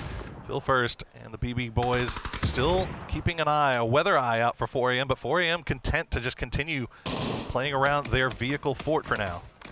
Geek's having a lot of trouble making this rotation. They've got Day Trade that's over to the west. They've got 4 teams stacked on top of each other to the north, but it looks like they've chosen the timing. They're making the run around. BB team getting a bit more brave, peeking these angles around, realizing that there's just too many threats, but it's so problematic for BB. If they take 1 knock, if they take too much damage, they're just, they have to play their lives so efficiently here that any overpeak to go after any knock feels like it's just going to be doomed for the squad. The problem for the BB team is that they've been pre-firing a lot of their utility since they got here, and in the end now, I don't think they have much left in the bag. so they can't really do anything to force 17 to move. And meanwhile, they can only play up on the hill so much without exposing themselves to Theraton 5 or Geeke, who's still on that southern side. And meanwhile, finally the fight between TKL and Daytrade will pop off. The first knock and flush going on to Tigger. Suze going to go down to Belmoth. Knock and flush as well. It's a 3v3. Oh, Spaceman, did you arc it right? Ends up just a bit short. So Taikula, you've got yourselves the spot for now, but it looks like with this distraction, that's going to open it up. The Freaks are also going to run down to the road right behind them. So Taikula was trying to hold back the Freaks. This day trade push did give enough time, but oh, Cole did get the knock on the head. It's a huge knock for them, and he gets them low. They're right in throwable range. You can see the damage that's come through onto the vest. Heaven, we'll see if he can get the revive, but no, that blue zone grenade should finish him off, and it does indeed, as TKL will hold their vehicle fort for now. They know that they can't peek around the other side or else they risk getting shot at by Daytrade, as now Solds will spot out Geeke trying to sneak behind them. All right, 17, they've got the momentum in this firefight. BB just trying to reset. Was there enough time for the meds? A doozy is going to buy some more time and absolutely destroys 17. Finally breathing room for BB. They got to instantly go for this res. And good job on Phil first, making sure that 4 AM does not push off of this. And indeed they did not. They, again, have no interest whatsoever in leaving this vehicle fort right now, as Spaceman trying to hide between the vehicles, get the spray onto Salute while the res comes through, but the car explosion will take him down, and now all of a sudden Dons, after he got the res onto Cold 119, has to stop down again and get the heal up. Molotov will follow, but it's not going to find Spaceman, but Belmoth had an angle. Okay, Taikula, it's just damage control. Circle pops, and it's going to go Daytrade's got a mortar. Shark Fin. Not quite far enough over there, so, where does Daytrade want to put it is the question. Salute? Is that the target? Yeah, right onto Freaks is Salute a little bit low. That mortar going to fall just a little bit shy. 8 damage onto Salute with that one. Spaceman going to try to creepy crawl back into the shack to see if he can maybe get back up. As Fluky will spot out Salute. So Theraton 5 giving a little bit of support here to TKL. I mean, T5 is just farming right now. There they go. 9 kills. Make it more, make it 11 at this point. Yeah, they haven't had to do much except for defend, but there's been a ton of people that they're having to defend up against. Geeke with the push now a bit more into the west. Dons want to take down Flash, but Daytrade has to watch their backs. Oh, very close on that spray. Meanwhile, while all this is going on, we haven't even had to look at them because they've been holding the compound, but Theraton 5 up to 11 kills. That's a good Molotov. We'll find the feetsies of Dons and Spaceman, but they will escape it in time to just heal up a little bit more, but they don't have... Actually, Belmoth has some offense. He's got 2 grenades, but it looks like he's wanting to hold on to them and just try to get rid of these guys with guns. Guns, Lauren. Well, I mean, Taikula is going to have to... They have to make a push into the circle to the east in a moment. Daytrade can kind of gatekeep. But there's a lot of damage being dealt to Flash the longer he's holding this angle. That's also giving a lot more space to Geeke down in the south. So we've pretty much got this hillside. Geeke on one side of it, Daytrade kind of holding out Taikula. Taikula looks like they're going to start making their push. They're running across right now. Flash trying to get the shots into it, but it's going to be Belmoth at range. Dawn's now down. Spaceman running up, and Flash just using the tree for cover. Belmoth's going to finish it off. So now Daytrade gets control over that hillside, gets space away from Geeke, and it's just Shark Fin. Great teamwork from Daytrade there. Belmoth providing fantastic support for Flash. He said, I got one of them. You do the rest, and Flash delivers. And Daytrade now will play in from that western side. BB team still inside the zone. 4 AM still playing around their vehicle for T5, starting to bring everybody down towards the southernmost part of this compound. Keeping eyes on everything, but you can see how separate Geeke and Daytrade are from this as well. Oh, no. Oh, he's got them. Oh, this is brutal. Where's he throwing it? It's got to be 4 AM. It's got to be. You can't shoot it that low, can you? Maybe he can. I think that might be why he's We'll find out. Further back. Maybe you might be looking at Daytrade. So 200. That could be good. That could be right onto 4 Angry Men, but it looks like it's on the wrong line. No. It's definitely for Geeke. Okay, that's Geeke. Yeah, 200 meters. That's just a little bit outside. And the second one to follow up. A little bit outside as well, and it looks like Geeke should be okay, as they are not keyed in exactly where they need to be. I mean, GK really has the... There was one more coming. I was like, if this last one hits, I'm gonna feel bad. So GK's got this hillside for cover for now. I don't know how much of it's going to play into the circle. I think that just that little bit of the road's still going to provide cover from T5, because that's all anybody's doing right now, is just trying to stay away from T5 sidelines. I want to know how many grenades T5 has left. Because, I mean, 4AM is just, there's just such a juicy target right there. They're sitting at 11 kills, and they've been in this position since Circle 1. Forever. So yeah. how much ammo do they even have left? That's a good question as well. We'll have to see once we get... Just pick up the mortar and throw it downhill.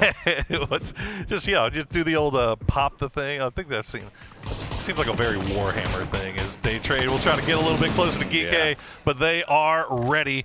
And that is Day Trade flushed out. And now we have made it down to our top 4.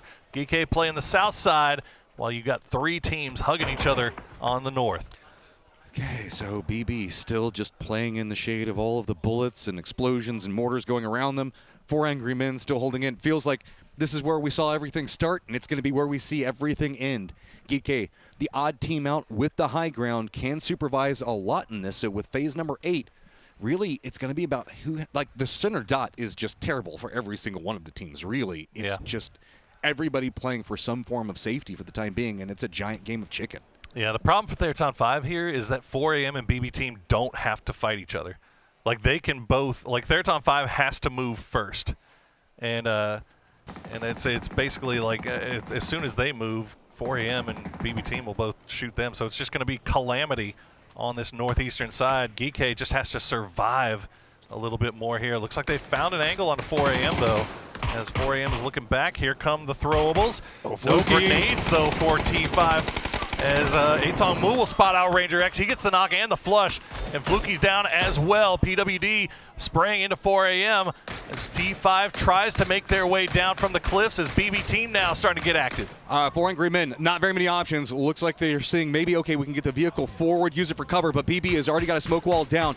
They're just down below GK's position, so 4 angry men having to just make a desperate push across. Looks like they're managing to get something over there, but at least Atong Mu's managed to cross. Now it's going to be HS back behind all his Path and Pong, just up on top of him, runs down through the smokes, does get the spray onto him. Looks like it's just about trying to get the kills because they have been able to stack them up. BB, though, now knows exactly where Path and Pong is. He's on no life. Blue zone's going to encroach into him.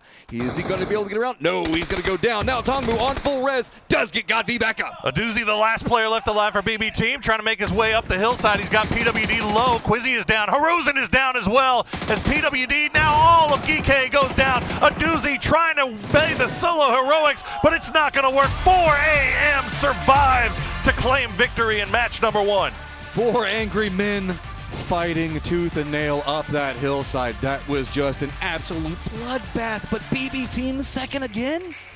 Again. Make it 4. Consistent, though. You got to give it. You got to give it. You know, you see Messalak, it's like, come on, man. What do we need? What are we going to do here? Like, I mean, I will say, to their credit, that one was a way tougher second than any of their previous ones have been here. But GK, again, finding themselves in the late game. 4AM. Haven't seen them show up in a late game in a while, but their top 5 had so many kills. That's what I was about to say, dude. T5 needed those kills in a bad way. So there is a lot to look at. Shark Fin being the core component of a ridiculously cool game.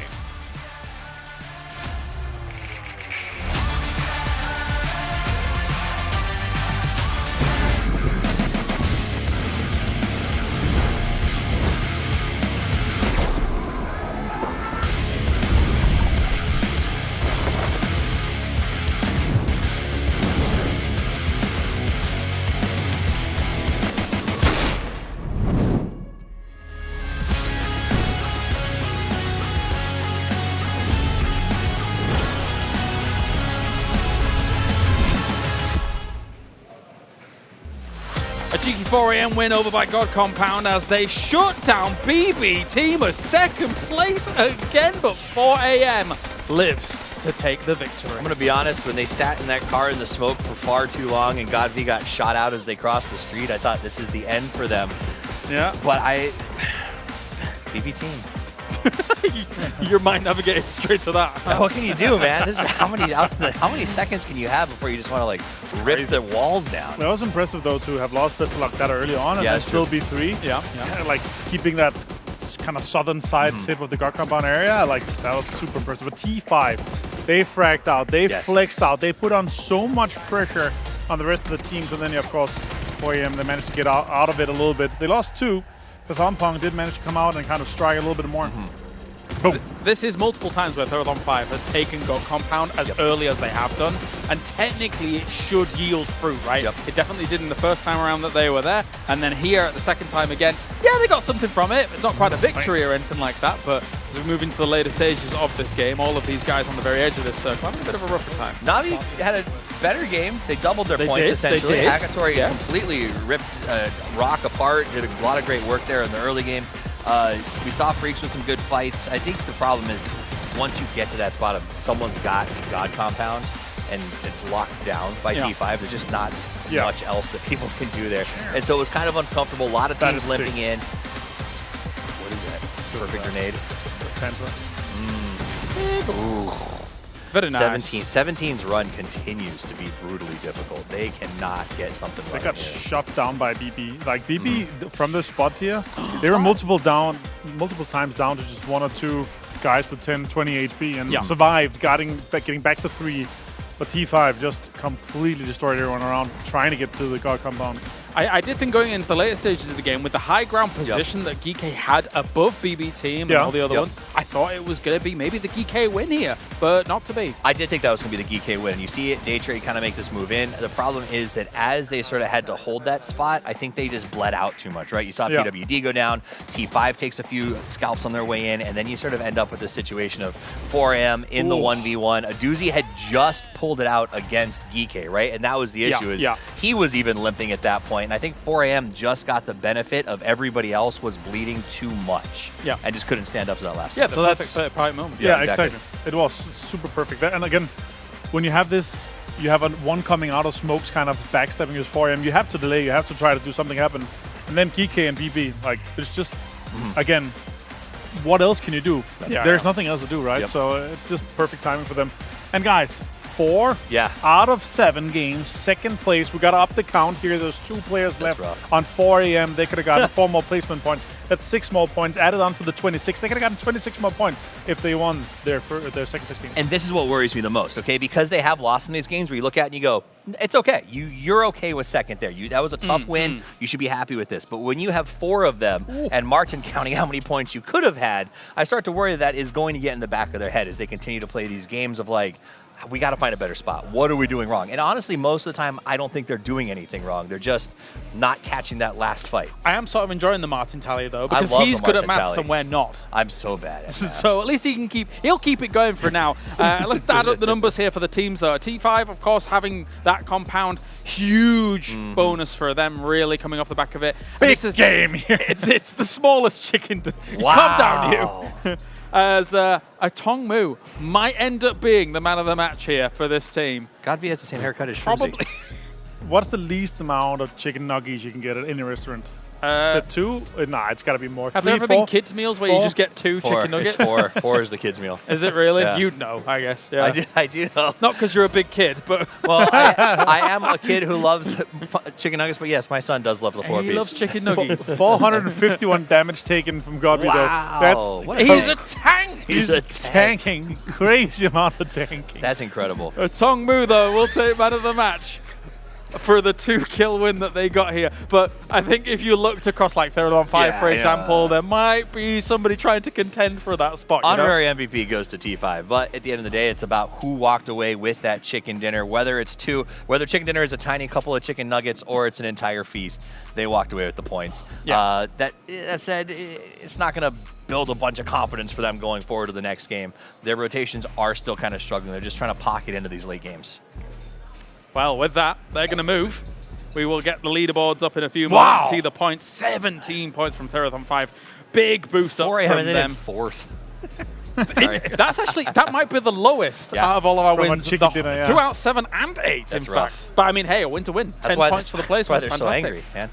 They get the chicken dinner, they still can't make it up into first place. Geeky, though, with 13 and BB Team both. EMEA, you guys said big coming in, you know, the EMEA looking strong, and they are, with the exception of Na'Vi. I do think it's kind of, whilst we take a look at the numbers here, T1 and Freaks in second and third place, respectively, at tied positions right now. But kind of aside from that, I do think that maybe the West has gained a little bit of momentum through these weeks, being here, kind of getting used to the lobby here, Martin. Yeah, it's figuring out everyone, figuring out the teams that they're playing against, and kind of adapting a little bit is definitely working out for them here for sure. And I gotta say, like, BB Team here with 51, just 4 points behind the lead, right? 26 points. Imagine. That would have been 77 total points, guys. Imagine being in 77 total points. I like that we have the leaderboard, and then we have the theoretical leaderboard. Looking that's going to continue throughout the day. Looking at the board, other teams that are kind of surprising me. Virtus Pro on the bottom is making me frustrated. 17 not performing. Twisted Minds at 9th. This is the back-to-back-to-backs, man. These guys should be at the top. And I have to say, the continuation of this rock slide down that leaderboard has also been pretty frustrating to watch, as these guys can't seem to put 2 and 2 together to put extra points on. But Twisted Minds, that for me is when I came in here today. I'm not used to them playing like this. No one is used to them playing like this. And again, another game where they're just not getting their feet under. I mean, they finished, what, 11th or 12th in PGS 7? That is way far away from where they normally would here. Martin, do you think the Twisted Minds can push it back? But everything is so close still, right? That is true. One chicken dinner with 15, like they're literally still in that. They're going to be top 5 after that with a decent amount of kills here. So I'm not too worried about them. But 17 gaming after such a dominant win, not being contested where they are currently, that's even worse, right? 34 points. That's true. They're more than 21 points behind first place right now. These central spots should be yielding more points for them, right? So we'll keep an eye on that as it does continue. But of course, with one more Erangel left remaining. I mean, T1's driving from halfway across the country, and they're doing this That is true. They're doing well. Let's get to it then. It is our Erangel on the way. Let's head over to the commentators. It's Matrim and Porosaurus. Thank you very much, boys. We have one game in the books. One more left to play on Erangel before we switch over to Rondo. And who will come out on top? Tank V and the 4 a.m. boys winning our first game with, you know, little Phil, not as spicy as we've seen in the past, but a win's a win. God, 500 damage taken. And what do we call it? A Tong 2? Tong 2. All right. I mean, but a dub. Jokes aside, is a dub. That was a really hard game to win for them. Sure, and they did manage to pull it off. And what else are they going to do? They had 3 teams around them since like Circle 2. You're not peeking your head up just so that way T5 can rip it off. Nope. You're especially when you're sitting there and the circle just kind of keeps falling on top of you. Like, well, we're still alive, and there's not really much we can do. If we peek over, we're very much in trouble. We'll see with a very, very southern plane path. See if anybody gets close to each other on drop. Anybody going for the same vehicles? What do we got? We got Taikula's logo freaking out on us again. It's too close to Begapa. Can't happen. Can't handle the swag. I mean, do you see that logo? It's pretty good. It looks like if Clinton had hair. God, why did you do that? I'm never gonna unsee it. Oh, Millie Circle. Let's go, baby. All right, and for the first time in what feels like forever, despite the fact that we had such a far south plane, nobody dropping Military Island this time. So we'll see who T5 gets over there first. T1 is so mad right now after dropping Novo in that last game. I mean, Rock. Well, not Rock. Who else was it? Yeah, Rock was doing a couple of. Forrest, I think, dropped down there as well.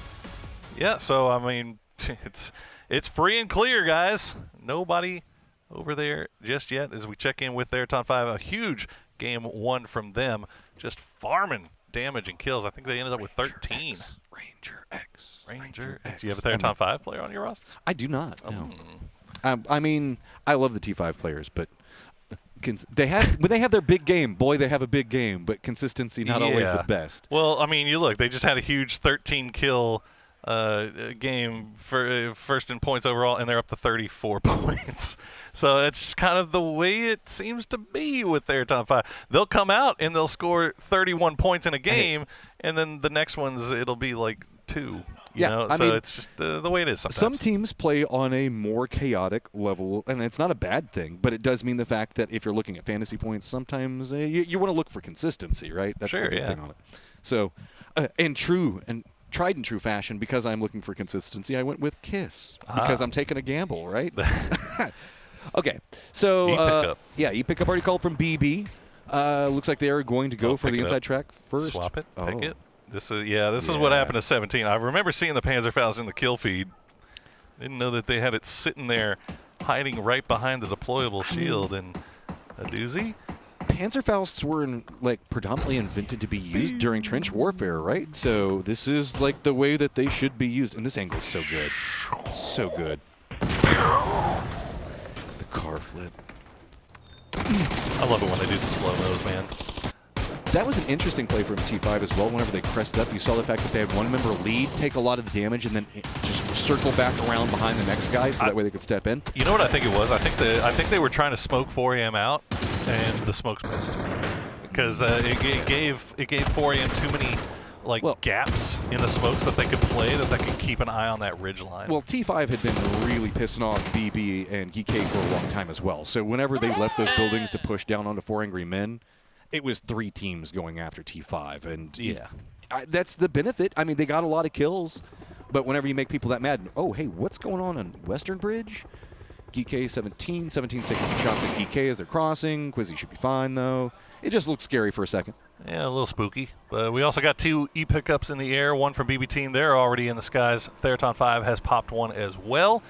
They are not quite there just yet. PWD leading the way for the gang using that glider. We're starting to see, at first when the gliders were introduced, we didn't see them happen too often. We started to see them a little bit more on the new maps. But before we talk about that, let's talk about an interview with Lil Ghost from 17. 不紧张，我觉得我们对所有队员也都是面对任何强队的时候都不会感觉到有压力或者是紧张的感觉。我们今天最后一天小组赛发挥的并不好，但也有我们感觉只需要每一局去拿到不需要太多的分数，我们就能晋级到决赛。我觉得这是我们的目标，应该藏一点东西，在决赛中更好的去发挥。 There you go. Well, it's been a little bit of a slow start for him, but it's fortunately been a slow start for most everybody in the lobby. I mean, they're only, 10 points out of 6th, so, one good game and they're right back in it. This is outside of Na'Vi down at 14, I mean, it's 30 to 55 all the way up. Yeah. Like, one big game gets you back in it pretty strong. I mean, how often have we seen 15th place have 30 points? This is a very interesting spread, just 25 across. VP speaking about making a cross. Looks like they are going to be running over the water, heading over to Novo. Emergency pickups looking at T5. There should be good. Another emergency pickups were called where it looks like it's going to be 4 Angry Men as well as the Freaks. Yep. So far, BB Team has landed in the military base proper on C block. Second one with Theraton 5 is, well, they've sent 3 and they left Ranger X on the backside. And now 4 AM and the Freaks, as you said, coming in from the north. As VP making their way into an empty Novo. It looks like 17 starting to make their way across the western bridge, which is good because they have Bagopa starting to sneak down right behind them. I have no stats to back up what I'm about to say. Okay. Oh, boy. But it feels like T1 never takes emergency pickup, like ever.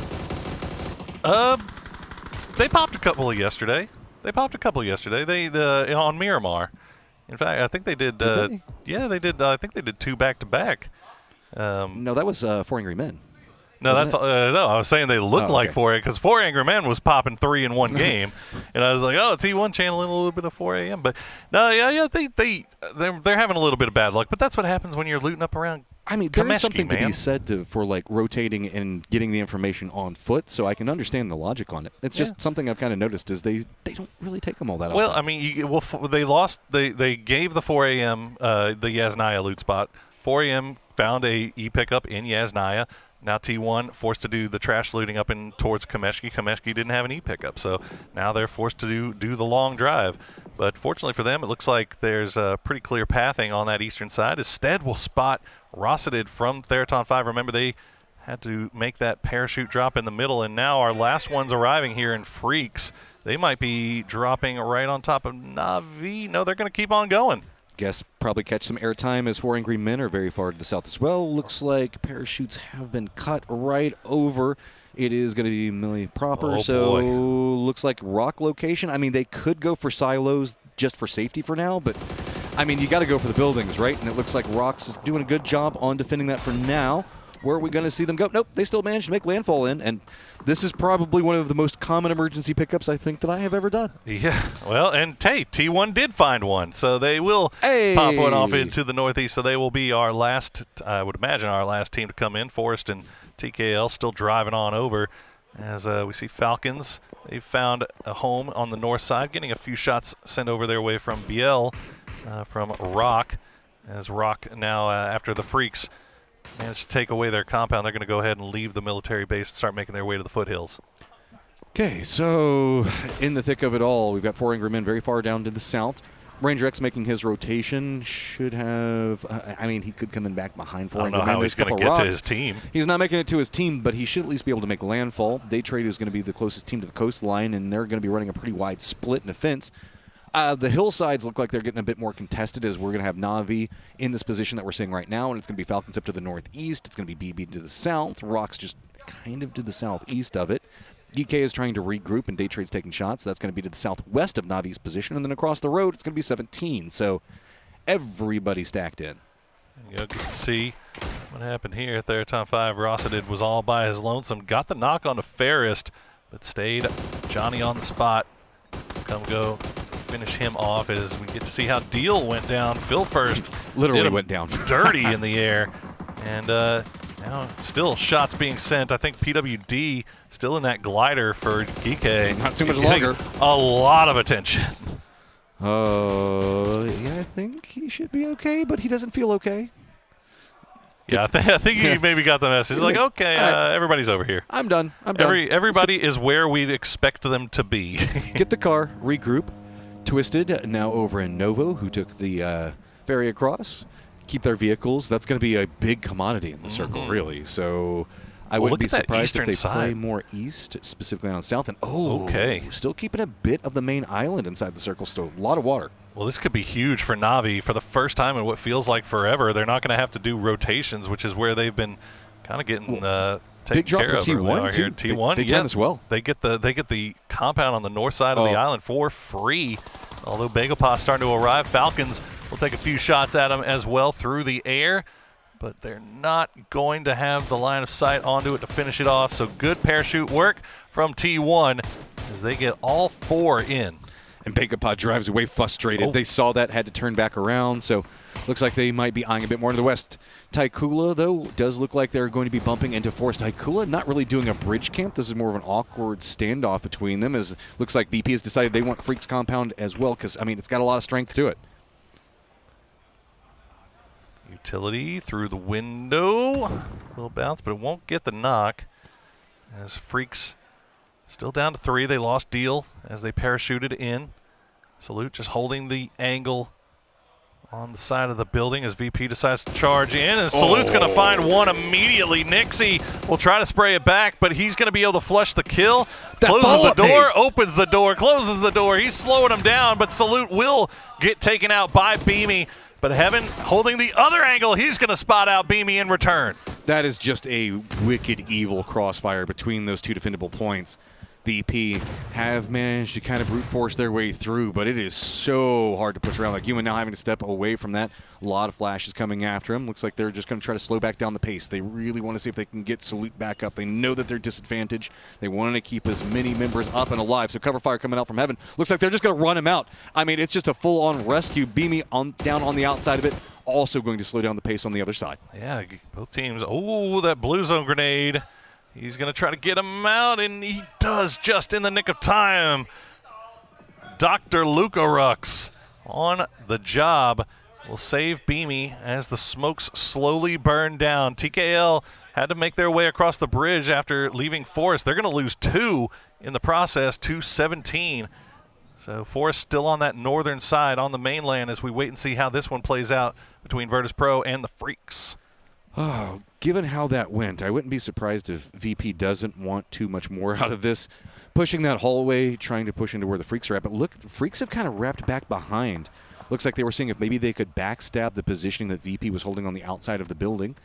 For Angry Men, just full-on defense right now as they've got Na'Vi and Falcons just right between them, man. That's going to be very hard to hold into, but see how much Na'Vi wants. It looks like they might be thinking about going for a couple of nades, and it's going to be Sosid that's leading the way. I don't know if Sosid has any nades in his pocket, though.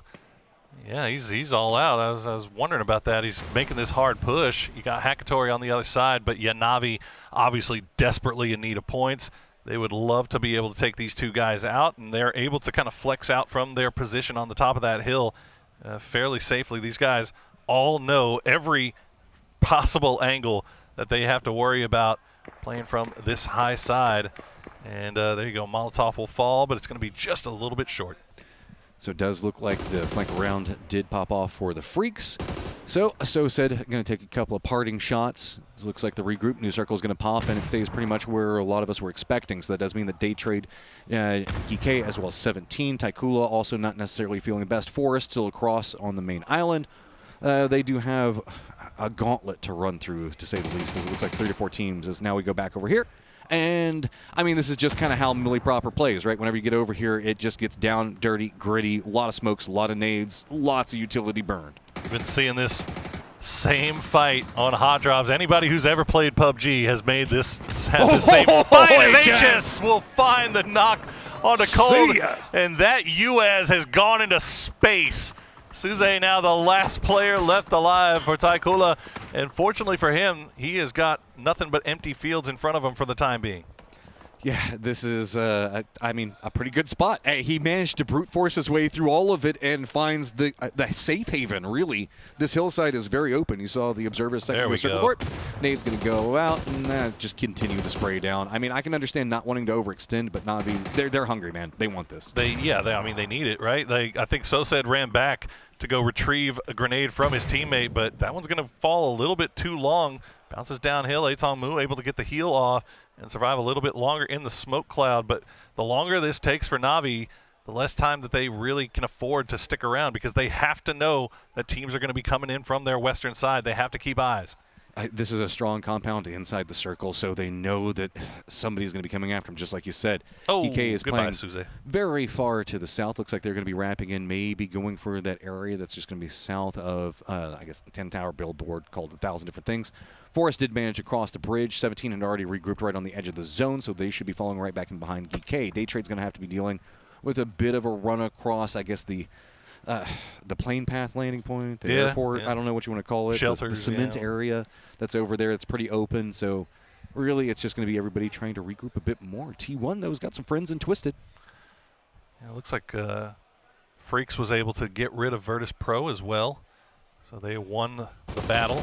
And to see what exactly happened to those 4 AM boys, it looks like it might have been a combination of Falcons and Na'Vi that did the most. And everybody in the lobby. Well, pretty much, yeah. This is when TKL decided to try to cross the bridge. 17 Gaming was not having it. And look at that, through the smoke. There you go. Na'Vi 4 strong here in Phase 3, and we're starting to see that they are a very dangerous team despite having a rough performance so far. Now Forest is hunting right into him. Baron will try to seed swap. He's going to have one right next to him. Oh, Hakatori didn't hear him. And Xiappy will go down. Olympus will go down. A little bit of help coming out from Geeke. And Na'Vi, can they finish off Forest before their man gets flushed? Another member down, though, as Sosin's going to go down. There you go. Forest flushed out, but instantly 17 in their vehicles and on their way over here to capitalize. They are full on charge mode right now, jumping out of the vehicles right as soon as they get to the crest of the hillside, seeing if they can spot more, but they really don't want to overextend. They've got Begapa that's taking some shots, but also Geeke looks like they've hopped into vehicles. They're going to be running into the exact same angle. Are they going to be playing a bit lower on this hillside? Hakatori is got to defend this. He's going to be taking shots at Quizzy. Quizzy's just going to keep on going. Little Ghost, though, with that distraction. Him and Xiaobei both take shots into Na'Vi. Oh, boy, and Hakatori will go down. 17 came at the perfect Geeke's time. Back. Geeke, they continue to wrap around this as now Begopa is making their way up the hill, but 17 on the clock. They will spot out a con, and they will slow them down. feast or famine over here for 17. They can get a ton of kills, but they have a cluster of teams around them. GK now starting to put in some work into them, shifting them away from that hillside angle. So now they have to step off. Hiruzen did not follow with the rest of GK, so now GK is caught in between a Tongmu as well as 17 Gaming Begapa. All right, slowing things down just a bit. If Hiruzen can get up there, that would be a huge, huge boon to GK. But the problem for him is that Bestalok has eyes and was taking the long-range shots. So Hiruzen has to be careful about how he approaches from this flanking angle, as Xiaowu will spot out Songjang, but he's got a rock to hide behind, so that's not going to be a very easy knock. GK back in vehicles, back on the move once again, but they left PWD behind. So 17 at 7 kills right now, starting their climb up that leaderboard. Pretty strong, right? Thick Nature's going to be very close. Tongmu all by himself, just trying to see if he can get GK to go away from him. That's going to cause PWD to start to encroach back behind him. He needs to get this knock quick, otherwise this solo is toast. And Xiaobei going to find Hiruzen as well, so Spiro, he's off on his own. Hiruzen, the flanking member from GK, gets picked off. Quizzy now in that same role. The rest of his team, though, all focused on Tongmu. So Quizzy just has to be careful here as PWD will finally finish off that last member of 4 AM. They go out in 12th place. D5 Fluky gets caught by BB very far down to the south. Salute looks like he's kind of trapped over there by BB. The rest of the freaks have already run across, and it's going to be pretty close to BL. 17, though, continuing to run through. Quizzy, though, he's got a sneaky angle, gets one, does get knocked, though. Good heads-up play from 7-7 as he will take him down. He was very close. PWD almost did a bunch of damage there. Little Ghost should be able to get back on his feet, though, as it looks like Begapa has kind of put things on pause. They're still wrapping down in this direction, but they're being very methodical about how they do it. So 17 should be able to get back up to full strength. 9 kills now for that squad. Oh, but this is a death funnel. It's its problem. We've got BB, 17, Begapa, really Salute, maybe even Rock over here. Heaven just trying to see if he can get GK. GK just can't find anywhere to stop off, so Spyro is going to have to kind of run back up into the north. It's just going to be him and PWD with tons of teams around him. Falcon's still in a really good spot. T1 is being gate-kept a bit by Lou and the rest of Twisted. Daytrade also being gate-kept by Twisted. It's going to be Ranger X. It's going to be back behind. Does spot out Flash, get the flush onto him, but you can see GK. I don't know where their options. They know that there's too many teams that are coming up back behind him. PWD all by his lonesome, and he can't even go down the hillside because Falcons are gatekeeping that. Ranger X, our hero from the blue, does not manage to make it back into the zone, and he will go down, and that's Theraton 5 out in 11th. 17 getting peppered. They are knocked down a little low, but they are fully aware that Songjang is in the compound. The rest of Begapa still, I think they went back for vehicles, and now they have been spotted out by Falcons. Begapa turning their attention towards that section where they think GK is. They would like to be able to clear out their side, but Songjang will get knocked a little bit low. 17 now. It looks like they might be wanting to clear out Begapa before making their way in. Oh, good nade. That entirely stops anything. We can see that Begapa was trying to get set up there. They're just trying to get their fences. They've got the blue back behind him. Songjang is entirely caught out. So Songjang, can you maybe get the shots in to take down Xiaowu? That's your only real option here. It's going to be a Hail Mary nade going over the top, but I think that that's going to end up a bit too short. Yep. Oh, but the follow-up isn't. Right off the roof and right to the dome. 7-7 will pick up another kill here for 17. Who needs mortars? Who needs them? The Begapa boys, meanwhile, are pinned down by Falcons. You can see Two Heart Park Pro, they weren't even in a position to really come and provide support. They are lying low to avoid that line of sight from the boys in green and white on the north side. 17 just death balling down the side of this hill. Okay, 17, they're just continuing the momentum. Park Pro looks like it's just going to be a blind nade into the smokes to see if it connects into somebody, but it doesn't look like it's going to do much to stop the roll that 17 is on for now. With this, 17 looks like they know exactly how Begapa is going to be trying to push in. They know where Two Heart's at. Well, the rough proximity, so it's just a lot of utility being burned down, but with the amount of kills that they've got, they've been able to pick up a ton of nades, a ton of utility to work with, but it's starting to run out. Spotted him for a second there. And yeah, as you mentioned, 17 kind of burning through all of their offensive stuff and just not finding any joy for it. Park Pro still alive, eating the blue. You try to see if he can maybe go for a cheeky angle, maybe hop in the vehicle, be a distraction, while 2Heart will stay alive. Pilfer is taking shots at him from behind, so 17 has to be quick about this. BB team starting to come alive on that south side. 2Heart comes up, tries to go for the spray, not going to happen, and Falcon's going to take both of them. That was why they were lying so prone. Yeah, couldn't do much. Okay, 17, you've managed to get control of the west, but now you have to move into Falcons territory. BB also entrenched to the south. Rock has been held up over there for a while. Also want to shout out Salute, managed to get out of military base and managed to make it in the safe zone. So there's a world where maybe he regroups with Heaven. They've been separated for a real long time. Best friends forever. See if they can get back in. But right now, Rock and BB team scrapping on that southern side. Twisted Minds still having to deal with day trade. Nice spray from Batulans. Will get one, but Belmoth will get it in return. And now Perfectix, the last player up for Twisted Minds. Spots out Tigger on the high ground, but Tigger going to go prone. Will come back and try to go for the spray, but he's out of bullets. Perfectix waiting for him to peek again, but Tigger just not biting. 9th and 10th place between them.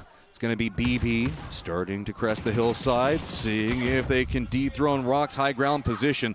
That's a lot of damage. Twisted Minds does get eliminated. It looks like it's going to be Perfectix gets spotted out by Tigger. 17 making the wrap in. BB now has to deal with 2 different threats. Their hillside's becoming a problem to deal with. It's going to be Phil first now down. Xiaobei with that opening knock on Phil first.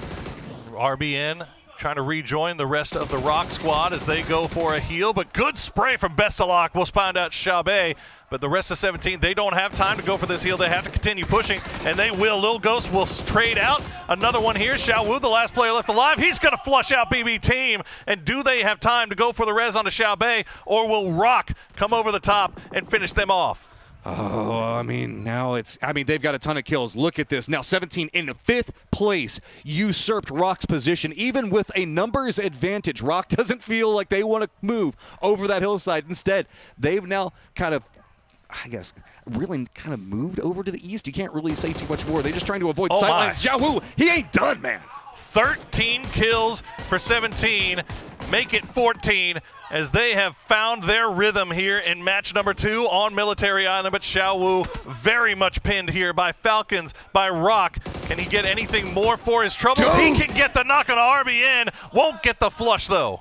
Okay, Rock, you finally got rid of the problem back behind you, but the new problem is 10 Falcons. kills for Falcons now. They have been feasting over here into the north, and that is a wide spread of kills across the team. They've got center circle as well, so it's going to be just teams falling apart around them, and it's going to be Rock versus Falcons. Falcons has been so opportunistic playing from that compound on the northern side. I don't think anybody's even shot at them this entire match. They have just had free reign to 3rd and 4th party, everything going on these hillsides, and as a result they have now 11 points up to 72 points overall for the tournament.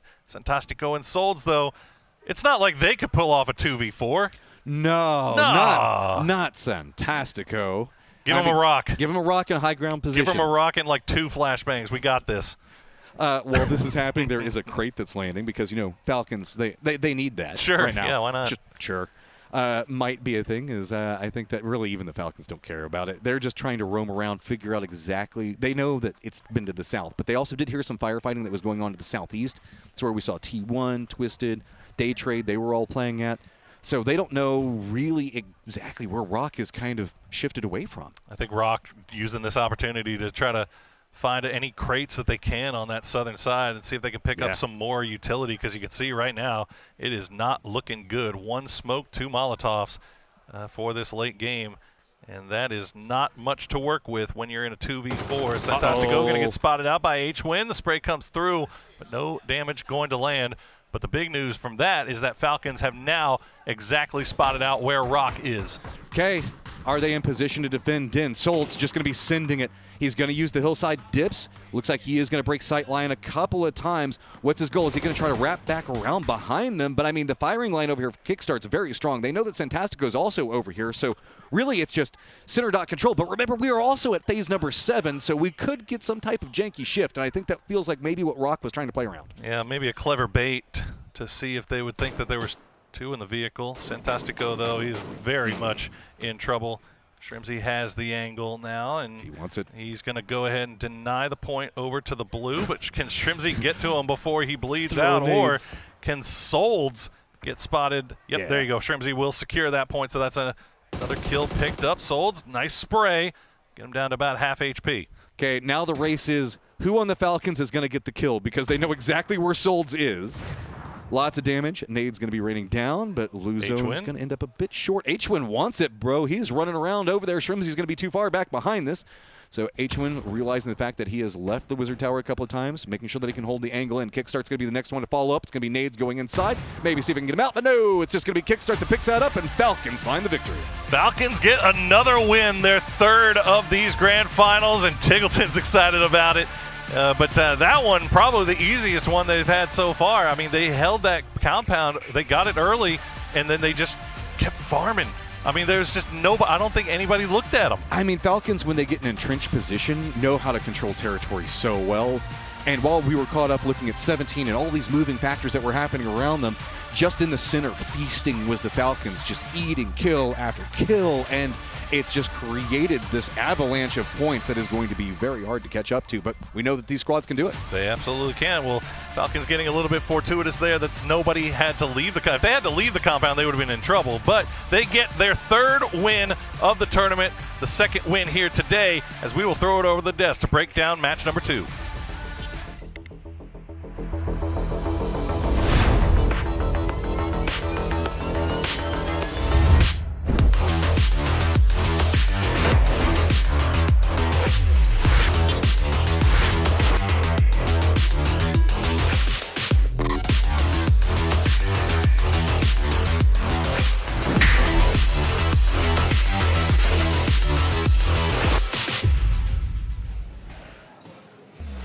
Well, for our second Erangel, it's all-out aerial assault as we have the Falcons going up against the Rock, and the Falcons demolish them.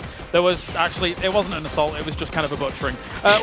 Yes. Another win for the Falcons, hooray! It was like a predatory bird versus not a real one.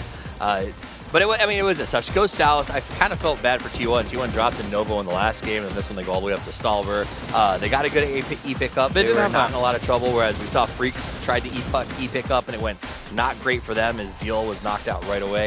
I think that was the story of this one. Just tough transitions, and everyone but the Falcons was contested. Another story for me here is the Wrangle is just, it's so figured out, right? The third-party timings, everything is just working out for this. There we and go. the flying car.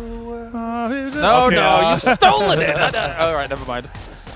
No, but yeah, so many third-party situations, so many timings for where, okay, if we go here now, there's going to be a team, then we might be able to pull up, and like everything, especially with this one here, Geeky with first, and Navi, then the 17 pull up.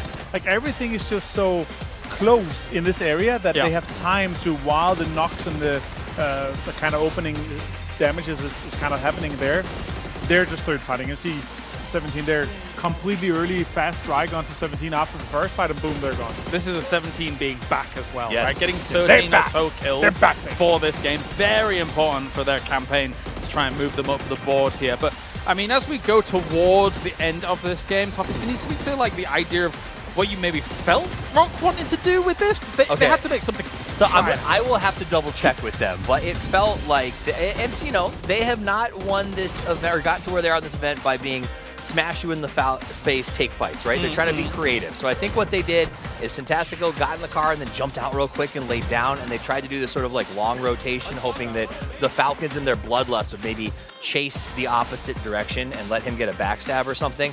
That wasn't going to happen. Shrimsy had him dead to rights, never let him go. And then even when he tried to deny, Shrimsy made sure he closed the gap to get that grenade flush at the end. Yeah, I asked as well, like if they were sold to the idea that there was going to be 2 people in that car, because surely that was the idea, right? The third party, it had to try to get the backstab, no, but it's pretty clear in the US. Yeah. If there's 1, 2, 3, or 4 guys, like it's pretty clear. You always hear it's like, guys, it's a clown car. There's minimum 3 in that, right? And it's pretty clear when there's only 1 guy in it, right? So they're absolutely not sold on that. The questions I have is why didn't he just turn around and drive off into the blue after Fantastico was caught? That was an interesting choice. He was he moved again to the Harry. Yeah. 13 kills though here. Yeah, big. Very big indeed. Because we were saying at the start of the day, it does feel like a Falcons tournament so far, and they are really putting up a strong argument for that continuing. At the same time though, 17 Gaming now kind of gaining some steam, gaining some momentum. I will say, as much as Rock looked like they really had no chance in those final moments. It's still a decent move into this game, still extra points to keep them in the contention. I mean, heard Santastico in his interview yesterday. He said, we're just happy to be here. This is the first time I've been at an international event. I'm loving what's happening. I think for them, they are ecstatic with how they're doing. They're going to be happy as long as they're over top 10. So for them, they're going to be stoked. Now, these are the kind of guys who are not happy with not being at the top of the leaderboard, and they came out today and in this game, they were chilling. No damage taken, but a lot of damage done and a lot of kills. Wow, that really is almost 0 damage. It is quite literally 2 times 0 damage. They got an easy walk. So we've been obviously keeping an eye on Shrimzy's many man of the matches, and he's going to get another one here. Apparently also we've been keeping an eye on his hair throughout PGS 7 and PGS 8. It's not actually changed on this picture, but that's because it was the first picture. That was actually the first picture. Yes, the problem would have been, like, if he took a picture as well for PGS 8, he would not have fit in the screen. They would have to zoom out even more, and he would have not have fit in the size. Well, it grows per kill, so the better he does, the taller the hair gets. I can just imagine an afro. That's all I'm imagining now, and I'm like, I don't know if this fits Shrimzy. You know what? I am for it. Look how that's a mean mug he gives right there, but congratulations to another man of the match from him.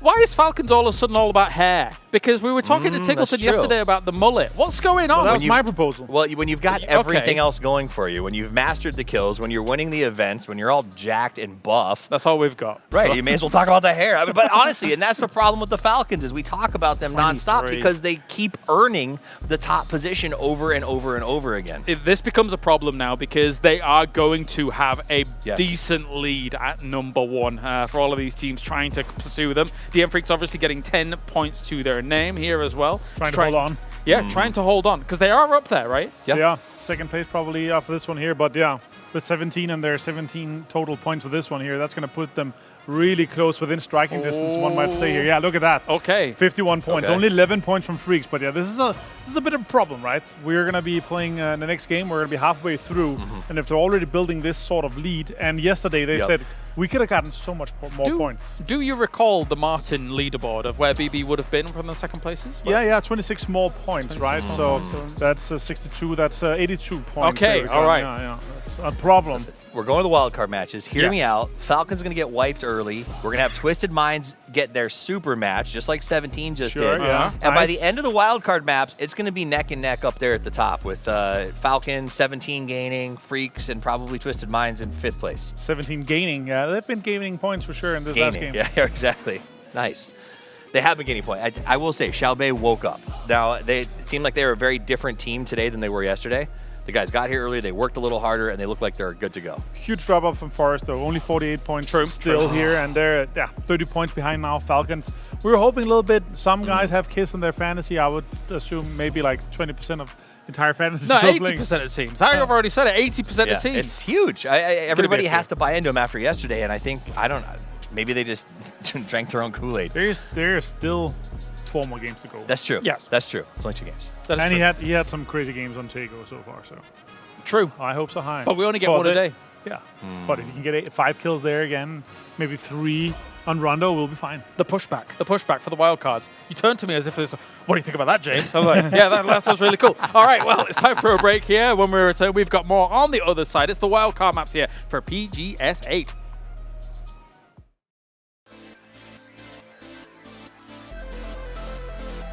Powered by the most advanced WindForce cooling system, reducing temperatures while your competition sweats. For the flagship Aorus Extreme Water Force, premium liquid metal for GPU delivers up to 10 times better heat transfer efficiency and is accompanied by multiple layers of protection. This is the Gigabyte GeForce RTX 50 series. Play hard, stay cool, feel the chill.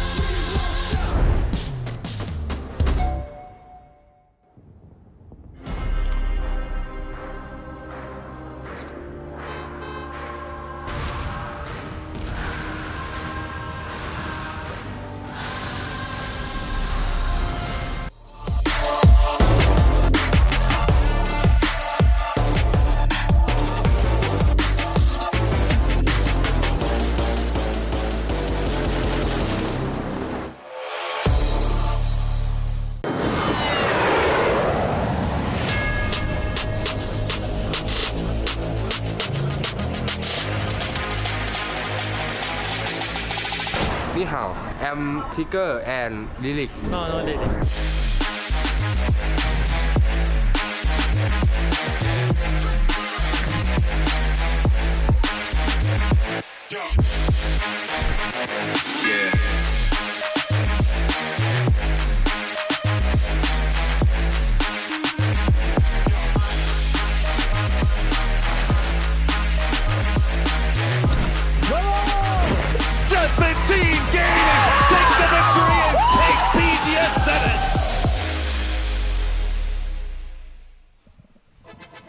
Hello, everybody, and welcome back. Hope we got a nice drink, maybe took a little potty break. We've got 2 games down. We've got 4 more to go as we are now moving on to Rondo. I am Porosaurus. Joining me once again is Matrim as we see our victors from game number 2. New Jersey buff? I mean, clearly. I don't think they're ever going to wear another jersey again, honestly. Just keep rewashing those, man. I mean, do you even wash it? Well, that's the whole thing about it is we were kind of joking about this beforehand because, like, players are the most superstitious, non-superstitious people that I've ever met. Yeah. Like, they don't care anything like about black cats or anything else like that, but, like, the one thing that they did that really, like, put them in their game for that day, boy, they will replicate that over and over and over. Look, man, certain socks. I had a jersey that I wore to my my favorite team's championship game appearance. Did it work? It worked. They won, and then I have not washed it since 2009. And so have they won again since? Absolutely not. Sounds like you need to wash it. Probably should. Yeah. Probably should. Maybe look at getting a new jersey. Who knows? Maybe that might be a thing. That thing is ripe. Anyway, we are ready to go into Rondo as we have 10 seconds for our play in the air. But for the first time in what feels like forever, Matchup, we don't have the double plane. What? Sad day. Thankfully. Thankfully, no double And the plane path is kind of southern set, so fingers crossed, no test track? Fingers crossed, no test track. I mean, it's very much still able to be in there. I just hope, look, we got a stadium ending. There were some tech issues. Regardless, I was really excited about the stadium ending, and I want to run it back because I feel like I need to give it a little bit more because stadium endings are so much fun. Yeah, that's probably my favorite ending here. I don't know.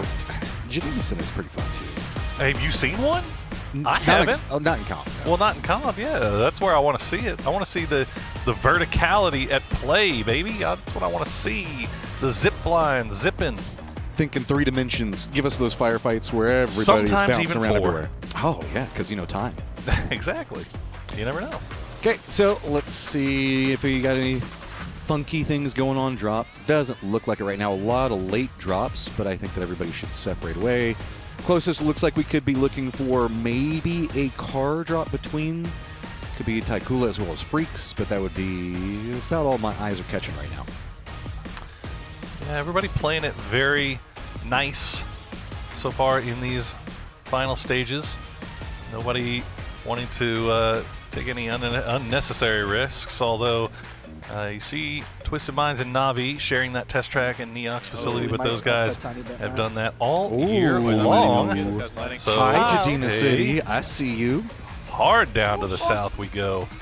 Not too likely, though. Really, like, I feel the southern area and the western area is going to be where most teams are going to be stacking in, just due to the way that the water's coming through. But it actually does mean that T5 gets its own segmented drop with Jadina City. Not a lot of rush, so should be able to loot up pretty well there. Long southern wraps could be very interesting in the circle. All I'm saying, I don't know if I have mojo. I don't know if I have it. But if I do, I'm sending every bit of mojo that I have towards this Jadina City ending. I want it more than anything. Come with us, chat. Join me on this journey, chat. It's like the spirit bomb. We need your energy. I know. Give me your energy, chat. Jadina City. Like, does that mean that we have to strike the pose right now? You guys can't see it, but holding the hands up. He's actually posing, and I'm going to join him. You know what? We're doing it. We're doing it right here. No. That's wrong. That's he's trying to get us to like merge. You can't do that. I don't know what to do. What would happen if the two of us were to merge? Would we just become an ultimate Texan? Probably. I don't know. That doesn't seem good today's. Okay. I don't think anybody wants Nobody wants that. I'll merge with you, though. Don't worry. Okay, so catching some previous highlights. Teams that are inside the circle off of a good drop, though, should be noted Daytrade and Forest, who have been a bit quiet today. Yeah, a little bit. All those like myself not feeling the best. I was gonna say all those people that rushed out to get Kiss, maybe feeling a little bit of buyer's remorse to start off the day. It's only 2 games, guys. It's only. Look, it's only 2 games. I had Tigger on my fantasy squad yesterday, and I was crying for the first 4 games, and then he popped off in the last 2. Never counted out. Oh, I love how far this card is. It's amazing, amazing. Well, yeah, this was. And this was Falcon's whole game, right? Like this is just free. Nobody off to the north. Everybody knows they're in that compound, and they know that they can't push it. So what else do? They have beautiful angles. They just farm ADR. Sometimes, look, the thing is if that circle had popped away from that compound, they're dead. Like, instantly. Well, maybe. There's, I mean, it's really hard to get away from there. Cover your teammates on a cross to the hillside. It is just very hard. It would have been really tough. That's a squad that does have enough aim to be able to pull it off. But the biggest beneficiary is outside of the Falcons, dude, 17. 17 starting the steamroll, it feels like. Can they keep up that momentum is the question, because there's a lot of eyes drawn back to who are PGS 7 victors and what they can manage to do. Also, I mean, T5, I always want to know what's going on with T5, so Fluky, what's up? Hi guys, I'm here with T5's Fluky and Pooh. Fluky, impressive first game from T5, 13 kills on Erangel. Can you tell me how the team's feeling, how excited you are with only 4 matches remaining of the day now? ก็ก่อนอื่นทีไฟทำได้ดีมากๆเลยในเกมแรกในวันนี้ได้ไปถึง13คิวหรือ14คิวเลยนะครับรู้สึกยังไงบ้างครับในเกมที่เหลืออีก4เกมที่กำลังจะมาถึงใน4เกมก็ทำให้เต็มที่เหมือนเดิมครับเพราะว่าเมื่อวานเราผิดพลาดมาเยอะมากเลยครับแล้วก็เราทำกันบ้านเรียบร้อยแล้วครับว่าเราได้กลับมาเล่นให้เหมือนเดิมแบบที่เล่นในกลุ่มสเตจครับก็พยายามทำให้ได้มากที่สุดครับWe will try our best like we always did, and yes, yesterday we made so many mistakes, but we already adjust this and we will try our best, just like we did in the group stage. All right, Susu T5, Susu. Yes, yeah. All right, we're gonna go back to Rondo. Bye. Bye, Susu. Indeed. The third time 5. We talked about it earlier. It's very. I mean, when you look at feast or famine in the dictionary, there's a picture of Fluky right there doing the susu hands. Well, I mean, that's a hard thing to say. Is we're going to do our best, right? This is a squad that managed to pick up 21 kills in a victory. So it's so hard to replicate your best on that level, right? Like your best is a historical record. Yeah, that's pretty tough. So it's kind of hard to fill your own shoes at that stage, right? A little bit. But I mean, we know that they can pop off and we can get them. I mean, they got themselves a ton of kills in their first game. They did indeed. Looking at the teams that are starting to make their way into the zone, there's still obviously a lot on that western side. T1 being one, they had just arrived, but Twisted Minds have made their way over to the eastern side of the river, so they're going over towards Jadina City. GK is still up there as well. We'll see if they decide to go over to the mainland, but. Still, I'm guessing Twisted just realizing, hey, we're coming in kind of late. It's 6 minutes in. If we try to go down directly from test track, there's no way we don't get shot up. So, I don't know. I actually really like this extremely late emergency pickup drop coming up from the Freaks if that's what they're going to be doing, because they can put their backs up against the coast. There's a strong hill that's going to be over there. They can make landfall. If it does somehow go to Jadina City, they've got a cross that they can manage to get with 2 different bridges with access. And if it stays on, I guess, the western or the southern area, you've got a lot of different rotation paths. And if you end up getting the circle, bro, you're in a phenomenal spot to really win the game.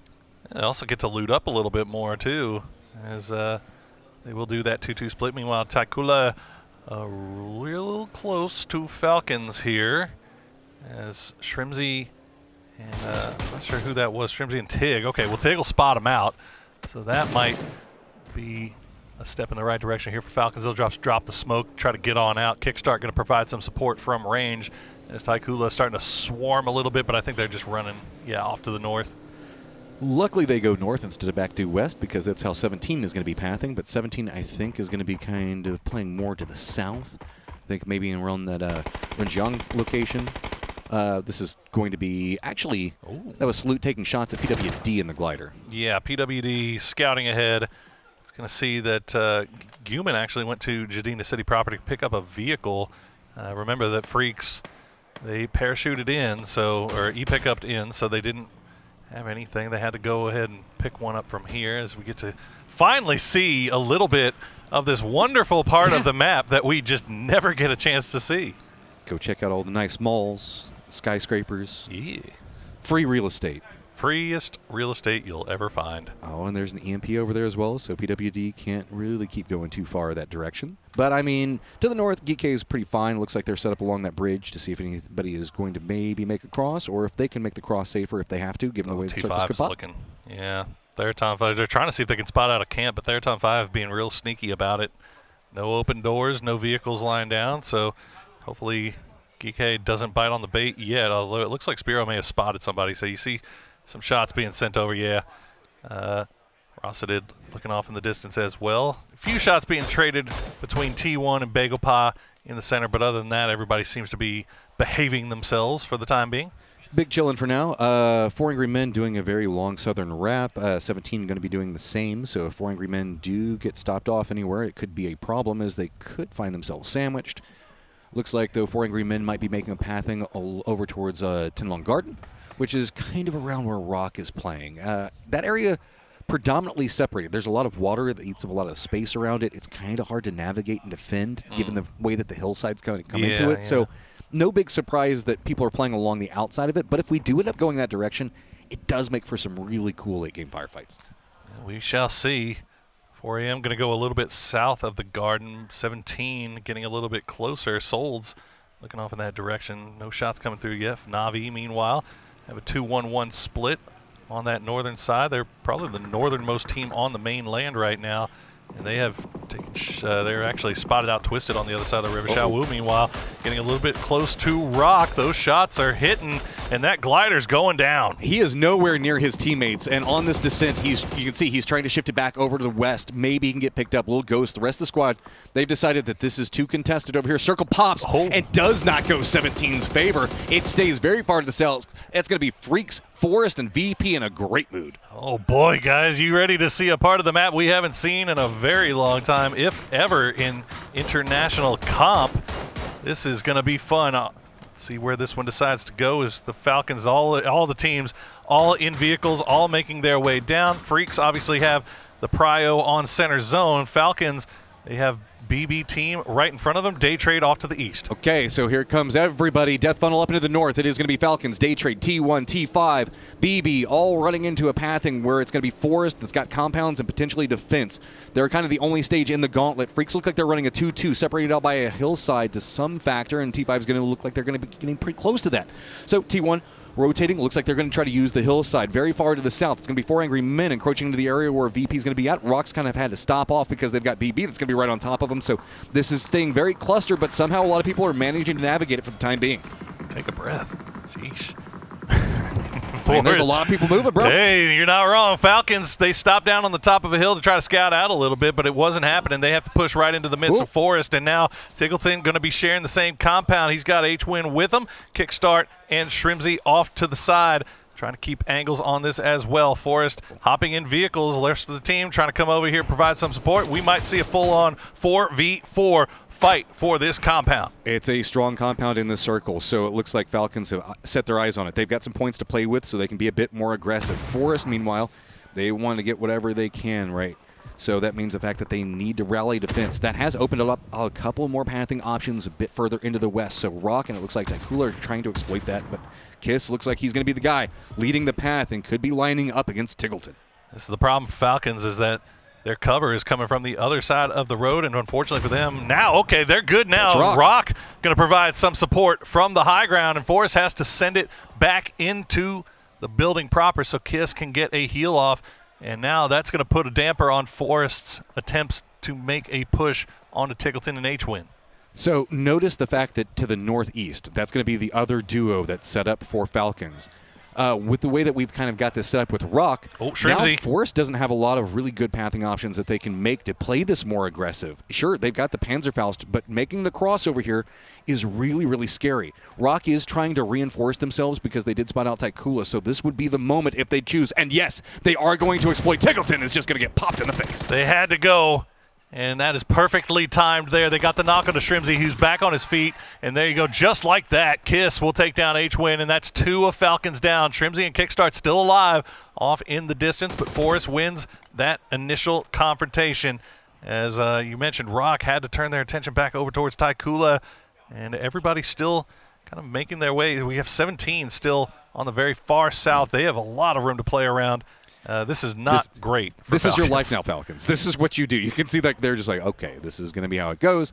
Very far to the south, though. 17 did that long southern wrap, and they are getting paid big for it. There is nobody down here, so they've got a lot of territory they can maybe try to claim. Begapai, you can see, is having to deal with some problems over into the north, and this is going to be Jadina City, so Twisted's still going to be on the outskirts of it. And, ooh, we still keep a little bit of that bridge from Jadina City in play. Let's go. Love to see it. Well, EK looks like they're going to go, well, we think they're going to leave and wrap and rejoin the rest of their squad on that high ground to the south. And if they do, they should clear out a path here for Begopah and or Twisted Minds. Perfectix has been spotted and knocked, and it looks like Begopah going to go ahead and try to go for that flush. Meanwhile, BB Team and VP were fighting over the compound until the circle popped, and VP was able to escape, and they're going to go ahead and rejoin the rest of their team, so they'll be 4 strong. This is interesting. BB opted to go for the reinforcement, get the flush, but now they've kind of set themselves up to be gate-kept by the rest of Twisted. Are they going to go up to the north, or are they just going to wrap in and maybe try to go after Twisted? You can see Twisted's playing pretty defensive.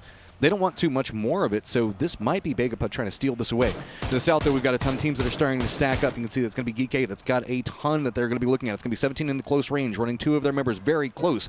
BB is also going to be pretty close to this position. VP that was trying to take shots into 4 Angry Men a second ago and got the knock inside the kill feed has some vision on back behind him, but doesn't see the top of the hillside. We still have Rock, as well as Falcons, Forest, Daytrade, Na'Vi, and some of T5. Well, less of T5 now, as that was going to be the guy, Path and Pong, was on the outside, all needing to get in the circle, as well as Begapah and Twisted. Can't forget about Tycoola as well on that very far southwestern side. 17 has stopped down because of Geeke, and PWD spotting them out, feeding that intel over to Hiruzen. Hiruzen has that high ground. Spiro and Quizzy still left behind to watch the bridge. Twisted Mind's going to make it away over the bridge. Originally now Falcons down to just Kickstart as Forrest has decided to clear out this thorn in their side, but they're getting shot from range by Daytrade. Falcons does go down, but Forrest not out of the woods. Oh, they really wanted this, and now they put themselves in the exact position that the Falcons were just in. Kiss is in a world of trouble. How long does Daytrade want to sit on this is the real question, because this is outside the safe zone. They do have one of their members in. Oh, Park Pro! Lots of nades come out, but a little bit mistimed. Khan also managed to make the pass. And all Begapah starting to make it. If they can crest the top of the hill, they will be safe. They're going to do it, too. Park Pro providing a little bit of defense. And Twisted Minds, I think, realizing immediately that the jig is up. We've got to go. Songjong will make his way across the bridge for free. Twisted Minds will reposition inside that city to the north. Begopa starting to make their way down, but keep in mind, Gike was looking over in this direction the entire time, waiting for this to happen. Quizzy has been spotted out, though. The rest of the boys still not over here to provide support. They've separated out pretty far. They couldn't. It looks like they were trying to see if they wanted to go after 17 Gaming. Instead, they're just going to regroup. There is a compound that's right along the coastline. It kind of leads up from the pier that's going to be over there. Looks like Bega Power are going to try to encroach on that.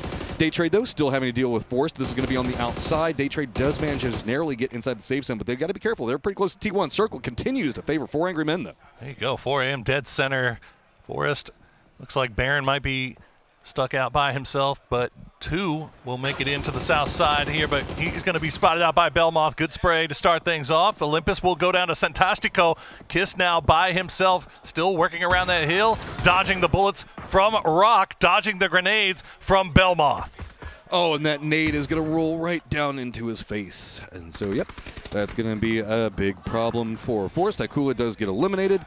Okay, so Rock, Daytrade, T1, Na'Vi all still stacked up over here. Looks like they've just decided it's time to get points and it's time to get kills.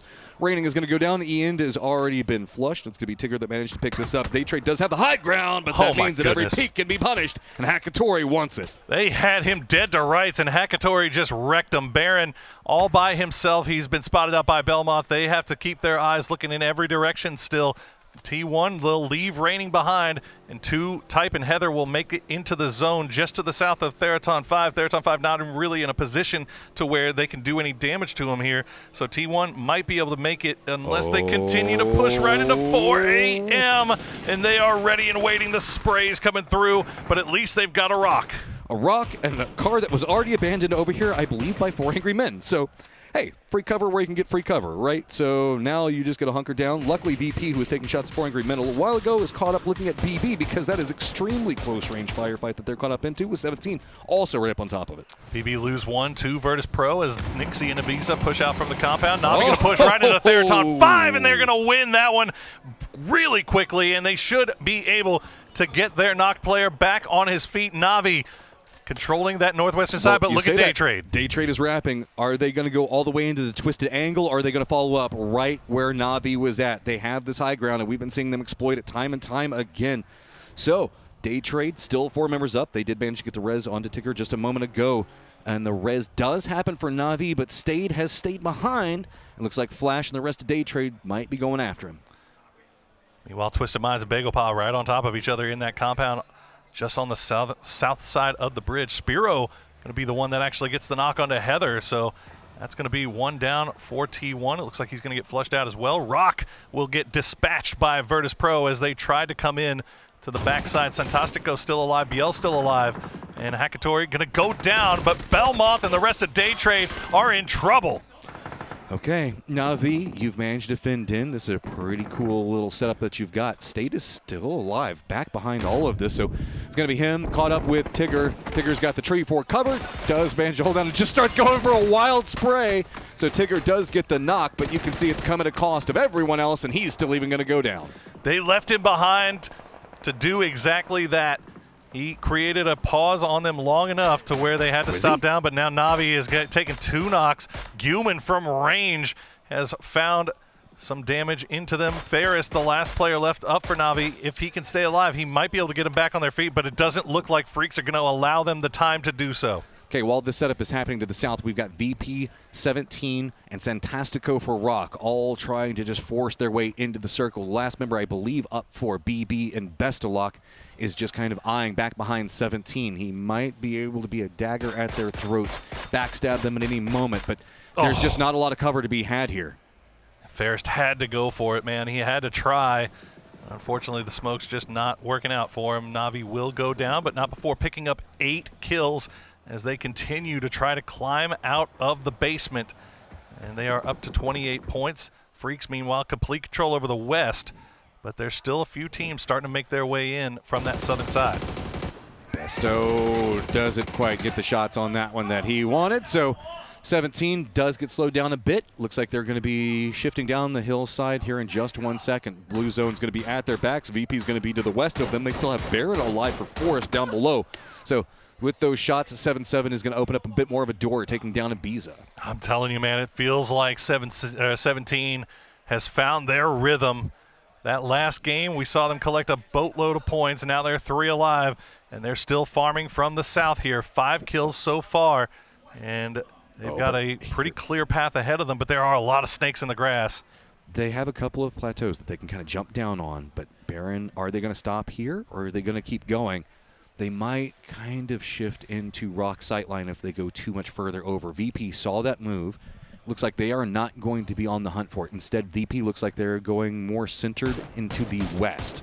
So it's going to be the shots coming out from Little Ghost at them kind of hurting that direction. That's going to be close to where we see the Freaks 2-2 split lined up at, as EB does look like he's found somewhere to stop for the time being that has some cover. Only one team still at full strength left in the lobby with 9 teams remaining. The Freaks playing from that north side still have all 4 members alive. Twisted Minds are going to lose Lou as they try to make their way, and now Twisted Mind's going to run right into Freaks. Example going to go down. Batulin's the last player left alive. He's got the Pico to hide behind. Salute has a grenade prepped and ready to go. Batulin's trying to see if he can catch him peeking. Not going to work. Guman will take him down. Twisted Mind's out in 9th. Okay, so that means the Freaks have high ground numbers advantage on a ton of what they see. VP actually did roll over here, and they've got themselves a mortar. It looks like they were trying to set up. T1 does get eliminated. They were playing the low side of the hill where we can see the Freaks are going to be at. Now, looking out, GK over into the west. 4 Angry Men just holding down, and looks like we get an idea on where a lot of these explosions are going to be going. It's going to be VP. God, first shot, nicely done there. Nixie and Heaven going to go down to his own grenade, and that's bad luck. And now we go. Every team left is damaged, beaten, bruised, but the Freaks still have that north side. And 4 Angry Men, again, we already saw it once today. They found this little low divot that they can hide in for the time being while everybody else is just beating each other to a pulp on the edges of the zone. Survive. Survival is what the name of the game is right now for 4 a.m. as they huddle close to each other for warmth. 7-7 will try to make his way over to the side, see if he can get a flanking angle, but he is just gonna get spot. Oh, one more from Nixie, he'll do it. But 7-7, can he get to the Rock? No, he can't, because Rock down to a duo. But they had the ditch right there. He did make it to the Rock. He did. Hey, there you go. Okay, so 17 now has to deal with Rock in front of them, and Rock's got this dip that's providing some form of cover for the time being. Baron, yeah, still alive, still creeping him back behind. GK is kind of on the calm side for right now. They sent PWD up to the north. He was kind of eyeing to see if he can line up against what was going on with the Freaks. Now VP, Biza, yet again, being the point man, finding a path in for VP. Looks like they're trying to set up to gatekeep out, but it's going to be now 17 Gaming that opts away from the Rock firefight and taking shots into EB. Nixie trying to provide some support from range for his teammate, but that is a juicy looking grenade. If Guman can make it, it's going to bounce, and it's going to hit him. Nice grenade from Guman. Max range there from the youngster. Nixie now will hop in the vehicle and try to get on out. See if they can actually secure the point on this one, Freaks. Nixie, I don't know if you want to go that way. He went down to the south, started getting shot by Rock. Now 17. Now he's gone back into the north, and he's getting shot by the Freaks yet again. Oh, no, he can't quite get down there, but deal. It's okay. It's okay. They're on the other side of the Rock. They should be easily resable. Nobody going to be able to flush that one out. But Freaks is a little bit irritated that Ibby got stolen away from them. Salute gets run over by his own teammate. Guman's like, I'm the captain now. Well, there you go. Spiro will be the one that does the honors and takes out Nixie. So you mentioned Geeke. They haven't really had anybody looking over in their direction. That eastern side has been working out a treat for them. As Baron still alive here for Forest. When will that sneaky snake bite? I mean, he's just buying points, just creeping in. 6 teams alive, 14 up, and everybody's got eyes on 17. Ditch the backpack, go full on sneaky snake. He's still got to make moves. He knows he can still hang out on the top of this plateau. A little bit of it still inside the zone, so that might be the play here. As Freaks still trying to see if they can move around on that northwestern side, find angles on anything. But nobody right now can see each other because there's just no shots going as the circle will cut back over towards the west. 4 a.m. still in it. Rock doesn't have to move. 17 going to have to figure something out. So will Geeke. I mean, Baron's right up against that blue zone. His feet just enjoying the blue zone tingle for the time being, but he's fine. So with this, 17 Geeke, as well as Salute having to regroup. Our boy Baron, he's got himself a trek down that plateau, should be pretty spottable, but GK looks like they're doing a good job, and this is 4 Angry Men's life. This is the way they've been for a while, and 17 making a committal into Rock. This is very, very close. If they can get into that position, it is pretty defendable. The problem is, Baron back behind them, when's he going to come alive? You were talking about it. That's the angle. 17 is what he can shoot at. Actually, GK also hopping in vehicles. They're just going to send it. They realize that this Rock could be very strong to get an angle on a 4 Angry Men. They've got grenades as well. They can get within range of 4AM. Salute will spot out PWD. The grenades are going to come out from Freaks first, but the grenades from 4AM are more true, and they will wipe GK just like that. Well played from them, but now Freaks has the high ground. Baron from downtown will spot out Lil Ghost, gets the knock, gets the flush, and will survive a little bit longer to get some more placements. He set up a shield beforehand. So, 4 Angry Men, you've been holding out for a while, but the crossfire is just real strong. Freaks want this one. All the utility being dumped down, but it's not going quite far enough. So, 4 Angry Men looks like they're just trying to crawl over. Can they get to the res? No, they just a bit but they late. Can get the crate. He does get the crate. So Long's the last player left alive, but Rock, the big beneficiaries of this. 17 was making a push for that dip, that bowl that they were playing in. And as soon as they were taken care of, now Rock has a lot more room to move around and start getting active. The Freaks still have that high ground, though, and that is proving to be very, very tough to work around. Falcons starting to bite their nails. They got a pretty decent lead on everybody, but going down a bit early is now unlocked the Freaks and Rock, starting their own climbs. 4 Angry Men should be said as well, trying to get something up. Rock, good for Rock, as it's going to continue to defend in. It's a really matter of what is Long's going to do, because Rock is actually playing this more aggressively. We've seen the fact that they can sometimes go for a much more passive play to try to go for these clutch ups. They are trying to hold this lower ground. Salute shuts down Long, so it is just a 2v3. And it's first place DNF versus third place Rock for the win. Freaks still have 4 grenades left in the bag. They know where Rock is. That bowl going to be a little bit tough to work around. They've got him pinned at the Rock, but there's nobody there. Rock needs no Rock. They are the Rock. BL waiting for somebody to try to make a wrap around behind, but it's not coming. Freaks, meanwhile, use this opportunity to just take control of center dot. Okay, so center control, Santastico. He's going to be the closest guy, and BL's not even in the safe zone yet, so he has to creep forward. Santastico has to defend in for his squad, but at the same time, he doesn't want to make a move. Freaks, just by process of elimination, are starting to figure out exactly where they are. They should know the terrain and the way that that dips down. That's going to be where the other 2 members for Rock are going to be lined in. BL slowly starting to make his way right up next to it, but that means that Santastico and BL are going to be back-to-back, and there's going to be 3 firing angles set up from the Freaks, as well as DL in the center, right on the dot. Just whatever you do, if you're Freaks, do not give them 1v1s. Santastico specifically. Specifically Santastico, but BL obviously has been performing very, very well this tournament as well. 400 damage for him, despite not having a kill. He'll hop in the vehicle. This might be a little bit of a distraction play. We'll see if they will find. He's going to go for the Rock now. That grenade already prepped, but it's not going to find much damage. Is it going to force aggression on the western flank? Is Human going to take the bait and shift himself down right next to it? No, BL somehow clings to life. That is so important. If he had gone down there, the game was done. How on earth did he survive that? Still 2 grenades left. Salute's mad. Salute is not happy about this one. He does not have any grenades, though. I'm not sure. Those 2 grenades, I'm not sure whose pocket they're in. But Salute right now wishing he had them, because he has got the angle. Deal will hop in the vehicle, see if he can maybe get a little bit closer, bring cover with him. But his cover's going to escape. Oh, that's not good. Yeah, if anything, is that going to roll back down the hill? It's gonna raise back up, and that actually might deny out some of Salute's vision if it rolls back down the hill, but I don't think it is. So Salute just continuing to go wider on this angle, trying to see if he can get something around that Rock, but just can't do it.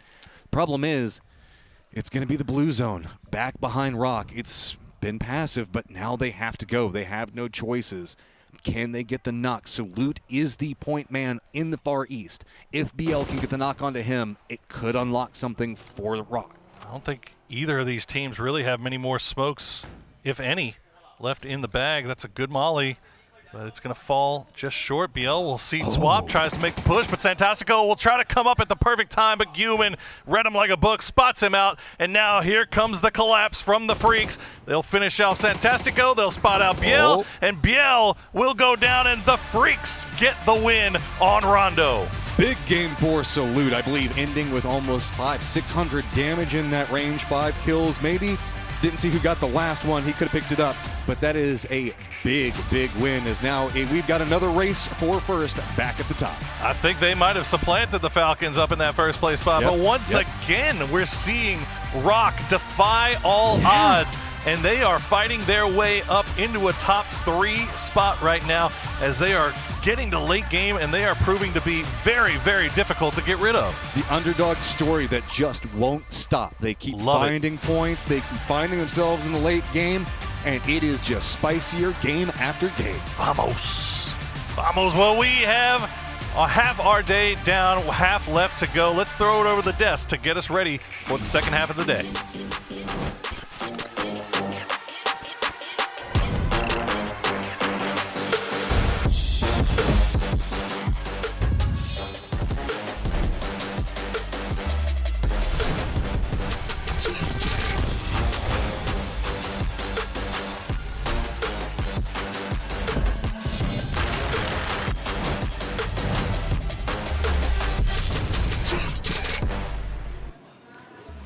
Well, the lead was extended by the Falcons. However, the one team to try and make that catch-up makes it happen. That's amazing stuff coming out from the DN Freaks. What do you make of it? Avenger. Yeah, that was obviously a one they had to close this out, right? Yeah. And if they didn't, Falcons would have run away with it. So nice, good to see that we still have a little bit of a two-way lead. Rock also keeping at it.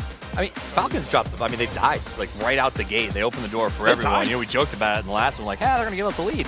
They dropped the ball there. Rock is like, it's like a horror movie where like everyone gets to the end game. They're like, "Where's the killer?" And he's just standing behind you. They keep slipping into the last 4 every single time. Oh, there's Rock. Unfortunately, every time they go, "There's Rock," they manage to kill them. But they're getting the points that they need. Rock is grinding up. They're happy with what they're getting. I will say, Freaks having a big win here is going to be, as you said, nice for the leaderboard. I do wish I would have seen a little more out of Twisted Minds. They had a decent spot coming out of Jadina City, but I think they ran up against the Freaks, ironically enough, and just didn't really have any options after that. Really difficult circle though, right? You have a super fast southeast circle, and the terrain is not that forgiving. You have these two kind of high ground, and we're in the valley, right? So if you're that last team that is coming up over, like, it's just so difficult to play in this area. Not forgiving and also not well traveled, right? It's not the most common circles that we would have on a Rondo, right? So all of these teams trying to solve the puzzle as they try and hit down here. Maybe they don't know some of that terrain. Well, I think Freaks hit the puzzle on the head because what they did is they had to drop pretty far away. They found an E-pickup immediately and went to that south patch of Jadina City. They got there before anybody else had even started rotating. They got tons of loot because they had that section to themselves, and no one is going to be down there unless they E-pickup, right? There's just too many people coming from that Neox location, and it was congested up on the north side. They were able to sort of play this nice and slow until the violence started. Interesting that GK almost looked a little bit hard on themselves there. I felt like they didn't have any other option other than going to that rock and trying to dislodge 4 AM, but nades were obviously going to come right? Yeah, I get that, honestly. Like, they could have done it earlier. They okay, I see what moved too late, so this was the last result that they had to do, right? Yep. So I understand why they're like, this could have been better, because they could either have done a pull-up on 4 AM, they knew they were low, like they would have been a 3 versus 4 in that point, right? But they could also moved earlier. They could have had some more opportunities or chances where they could take it on differently than going to a single rock where you're open to basically I think it's also one or two nades. Another game where they finished just like outside that top 5. They've been playing really well. They're taking good fights, but for some reason they just keep catching these bad exchanges right before you start to push into that sort of finish. And I think that's bad for the mental. It does make more sense if, like, because obviously our OP.GG rankings that have, like, implications later on does mention in it, like, top 5s are actually very important. So if you finish just outside that, then I guess there could be a lot of concern for some of these players. But let's take a look at the numbers coming in. We have ourselves 13 kills going the way of DN Freaks. And I've got to say here, at this point, with DN Freak getting this kind of performance, this kind of victory, I think alarm bells are setting off in a lot of these players' minds, because DN Freaks is the kind of team that if they get this going, and they're already now probably going to be taking away #1 from people here, Avenger, this looks scary for the rest of the lobby. It does, and it feels especially because Salute is turned on. Oh, yes. 5 kills here, 6 kills for Human. And if Human is turned on and is not losing, himself to some opportunities and some chances or some other times we've seen, especially PGS7 where he died a few times where he might have shouldn't. But here, Salute yesterday, completely different Salute today, right? He's turned up 5 kills here, multiple kills in the other games. I mean, this team looks like the real deal. They're having a really good day, and I salute them. But Human is probably the one that I have to give the most props to. The fact that he is calling, he is doing everything. When Salute has a bad day, Human's like, all right, I'll carry the team. I'll make it work. And the man of the match, seeing him get it again is actually really exciting. Yeah, definitely. Very scary. The potential behind this roster, we saw it at PWS. We saw them get to that second place when their group stage didn't look great in PGS7. And now we're seeing them wrestle away what is likely to be #1 here off the Freaks. So, as I said before, alarm bells have to be going off for the rest of the lobby. This is a team that can easily win this tournament. 23 points go their way. Rock, another 10 points, as you mentioned. They're making it happen. I'm impressed. I'm proud of the guys. I took a picture in front of them, in front of the leaderboard when they were in first yesterday. They were super excited. After 2 games? Yeah, after 2 games, I was like, guys want to take a picture? They're like, yeah. They jumped in front of it. But I think they've got to be pretty excited about this. I mean, we're 9 matches in, and they're still grinding out those top positions. How they're doing it, I think a lot of people have questions. They sort of sit on the edge so they see an opening, and then they just kind of full send to a hold spot, and it's working. 85 points for the Freaks. #1 taken away from the Falcons in what feels like the first time in about 7 games. As for now, that is a huge, huge problem here. Rock in 3rd place, as we mentioned. 17 Gaming, a big move up from them overall here, Avenger, considering we were like, why are you on that side of the table? Now, they're much so on the other side of the table. Yeah, but on the other hand, we also have to ask Twisted Minds here, 45 points, almost half the points of our What are you doing, boys? What are you doing? What are happening? It looks 3 PGSs won last year. Yeah, it looks a lot like PGS7 right now. DN Freaks, Falcons, 17 setting up a battle. Twisted Minds trying their best to stay on the close to the left side of the leaderboard. And that's shocking. Twisted Minds, like you said, they can have one big game. They're not out of it yet, but like I keep waiting for it and I get nothing. Yeah, we're halfway through here, guys. 85 points. That's a substantial lead. And if they can continue this, if Salute is truly turned on and it's like, okay, let's start. Let's get this championship here. Then it's going to be scary for everyone else. And also, with Guming having turned this around, like, remember PGS7, it felt like there were some opportunities where it's like, okay, he's slipping a little bit here. Completely different. He's so set on maybe taking this victory home. We're standing here going, well, they slipped a little bit at PGS7 and they got 2nd place, right? So that's the terrifying thing is if we're going, well, they weren't on their best game at PGS7 and they still did that. Now that we're seeing them on their best game, if I'm the Falcons, I'm going, all right, how do we deflate those tires? How do we catch up to them and rip a little bit out of that gas? Because they don't seem stoppable with the way that they're playing these end games. I mean, those early rotations they're doing, really, really strong. It's a scary notion because we had high hopes from the PGC. We had high hopes from the previous. It was 2nd place, and now they're in #1. Let's head over to Tago here to get game #4 of the day underway. Thank you very much, gentlemen, and we are headed over to Tago to start the 2nd half of the final stage. And right now, Freaks starting to run away with things. They've got Falcons right on their tail, but every one of those teams that's in that 50, 40-point range, they got to do something now if they want to still remain in the conversation. And it creates a new pressure point for everybody that is in that chase for first. Can't go down early, especially on this map, as you can have some bad rotations and it can really spell your doom. So now, can you surmount that? Can you find ways to get the points to try to catch up? As we saw the fact that last games, Falcons just looked like they were starting to run away with it early out. Freaks got to stay in it. Not what you want to see if you're in the chase. The team in first place averaging 16.7 points on Tago. Yike. That is a lot of yikes. Overall highest damage. Salute players rejoice. There you go.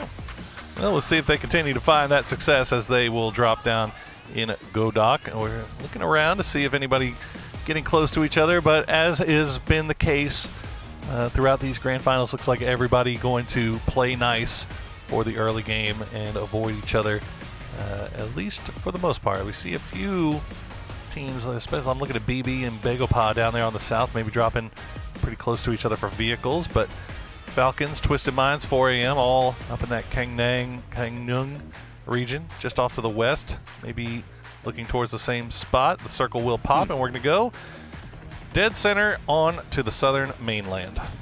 Seen Falcons kind of airport a couple of times, but with this circle, I'm curious to see if they just go for more of a trash loot. Looks like T1 do find themselves a vehicle, and what are they going to be doing? Maybe heading over to Yongchon? Wouldn't surprise me. Yeah, that'd be the easy play, wouldn't it? Get on over there early, loot up, come in from the north side, pretty free and clear. And I respect the ponytails. We never get to see the hair of the players in game models. Not Always often. helmets. Not often do we get to see that. Well, T1 in 7th place right now amongst that pack in the chase that are not far from the leaders right now, but if they want to remain in the conversation, they've got to get something done. But we had a moment to sit down and talk with Beamy. It's not our primary strat, but ever since PGC, we have kind of been working it in our strat book just to like always be able to salvage some extra points. So yeah, I mean, we practiced it a bit, and it's been kind of like sprinting for us. I mean, we had a slow start at PGS 7, and we failed to like qualify to the finals. And after that, we kind of like went to a team talk and kind of worked on getting back to how we played at PGC. And I think slowly we have been like improving a lot. I think right now our macro is on a really good stage. It's just very minor improvements, and I think we're going to be up there to win some games and probably to perform on the top level again. There you go. Words from the mouth of Bloomy himself. Lots of smart things, and America's is good. Look, I have to agree with them. I think that they have definitely improved.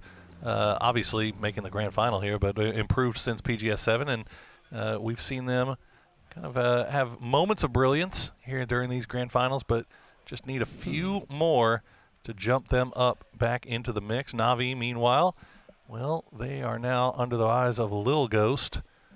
But it's a duo. It's Fairest and Sosid. So Lil Ghost's going to have to be careful about how he plays this if he does decide to go for any shots. He's just spooky over there. If he gets a knock, the rest of 17 could be big for them. But, I mean, we've seen the fact that they've been able to put the pedal to the metal. Ghost, guys. I know. That's why we're... Ooh, spooky ghost. Well, what's scarier is that now that Na'Vi's hopping in their vehicles, the rest of 17 has arrived. You see Stade and Hackatory down here. So Sid and Fairest were in a vehicle, and they stopped. They were driving away, and they stopped down. And now 17 has them pinned, and they're sending all 4 in as they will try to escape now as quickly as they can. 7-7, though, he's going to just breeze right through. And with the help of Lil Ghost, we'll find 2 knocks again. Na'Vi losing early. Missed you, 17. Welcome back. Welcome back indeed. I mean, it's been a great day for them, but this is just that's just right there. That's a confidence play. They could have just stopped and said, okay, we got the compound, that's enough. But to go, no, we're going to kill them as well because we've got the track on it, and just hunt down. That if you're a Na'Vi fan, that hurt to watch. Yeah, I mean, especially considering they were in vehicles before Lil Ghost shot at them. The shots they made them stop, and they stopped and they pulled in the warehouse, and then they regrouped and they were like, okay, let's go again. But by then it was just too late. So it's just the difference that a matter of seconds makes in a lobby like this with teams of this caliber. Well, this also says a lot about 17's mindset, right? Whenever you just go for the compound, you're playing for the late game or whatever. This is a team that is in 4th. That is not content with 4th. No. Whenever you make a play like that, that's the okay. This is starting to get away. We need to start salvaging every point that we can, and we need to start making people play around the way we want the game played. Just exercising your will on the lobby. That's the level that 17 is at right now. Twisted Minds breezing past Forest. I think that was Olympus and Scappy taking shots over in that direction, but now they've got another unfriendly neighbor, 4 a.m. starting to make their way in just off to the east, and see them on the other side of the hill. I think that we've actually seen that 4 a.m. is a pretty good neighbor in all of the games today. That's fair. They are very quiet. They're not going to shoot at you. Yeah, they're just gonna be vibing next to you. You know, like they're the type of neighbors. Whenever they move in, maybe they come and like try to find out who all lives in the neighborhood, bring some baked goods, those types of things. Be like, oh no. But you know what? If they catch you using their dock and fishing off of their dock, they will call the police. They will. And then they'll throw grenades at you, and then and they'll hit because good utilities came out from 4 a.m. right. That last game there those were against some Geekay. really good ones. I mean, they were important, right? Like Geekay managed to get the first round off, and they did some damage, but they didn't get the knocks. But the immediate return was so important for 4 a.m. to hit. If they missed those, then Geekay can get another round off, and that would have been you got to figure the end of it. But well played by them to secure themselves, as now Quizzy gets himself a little toy, P90. Top of the leaderboard, I've got my eyes on. It's going to be Falcons that are rotating in pretty close to T1's line, but T5 is going to be wrapping around Yongjian. We just saw that was going to be the Freaks that were over here. It looks like they were thinking about going up to Shipyard, but now the Freaks have rotated back down into Yongjian itself, and instead they're going to go for the lower bridge, which means the fact that might be T5 following in right behind them. We'll keep eyes on that situation in the north as 17 just in their 2-2 split. Looks like they spotted out Taikule off to the west, but TKL safe enough playing around in the hills. And there is our first team to cross the bridge, Freaks. Now T5 did stop down. They saw them on the bridge, so T5 putting things on pause for the time being just to make sure that Freaks continues to make their way through and they don't end up accidentally rolling into a camp. T1 is actually rolled T1, into the wrong neighborhood, as it looks like they're going to be way too close to Twisted. No big knocks or anything like that happening, but a lot of bullets being exchanged, as I think that T1 managed to break sight line onto Twisted, so they should be fine. See if Falcons and what they're going to do on their rotation. Just busting through walls, man. That was just easy. Yeah. They Bro, as soon as I saw it, I was like, I remember they said something. I need to shut up right now because I know it's going to be funny. Well, what are you doing? That is Clip it, chat. Excellent question, honestly. Clip it. We need that. That's up there with the whenever Shrimsy left his stream open and Nick's left decided to come say hi. Yes. Yes. The Ike's left hello. Is that what we're going to call it from now on? That's what I'm going to call it.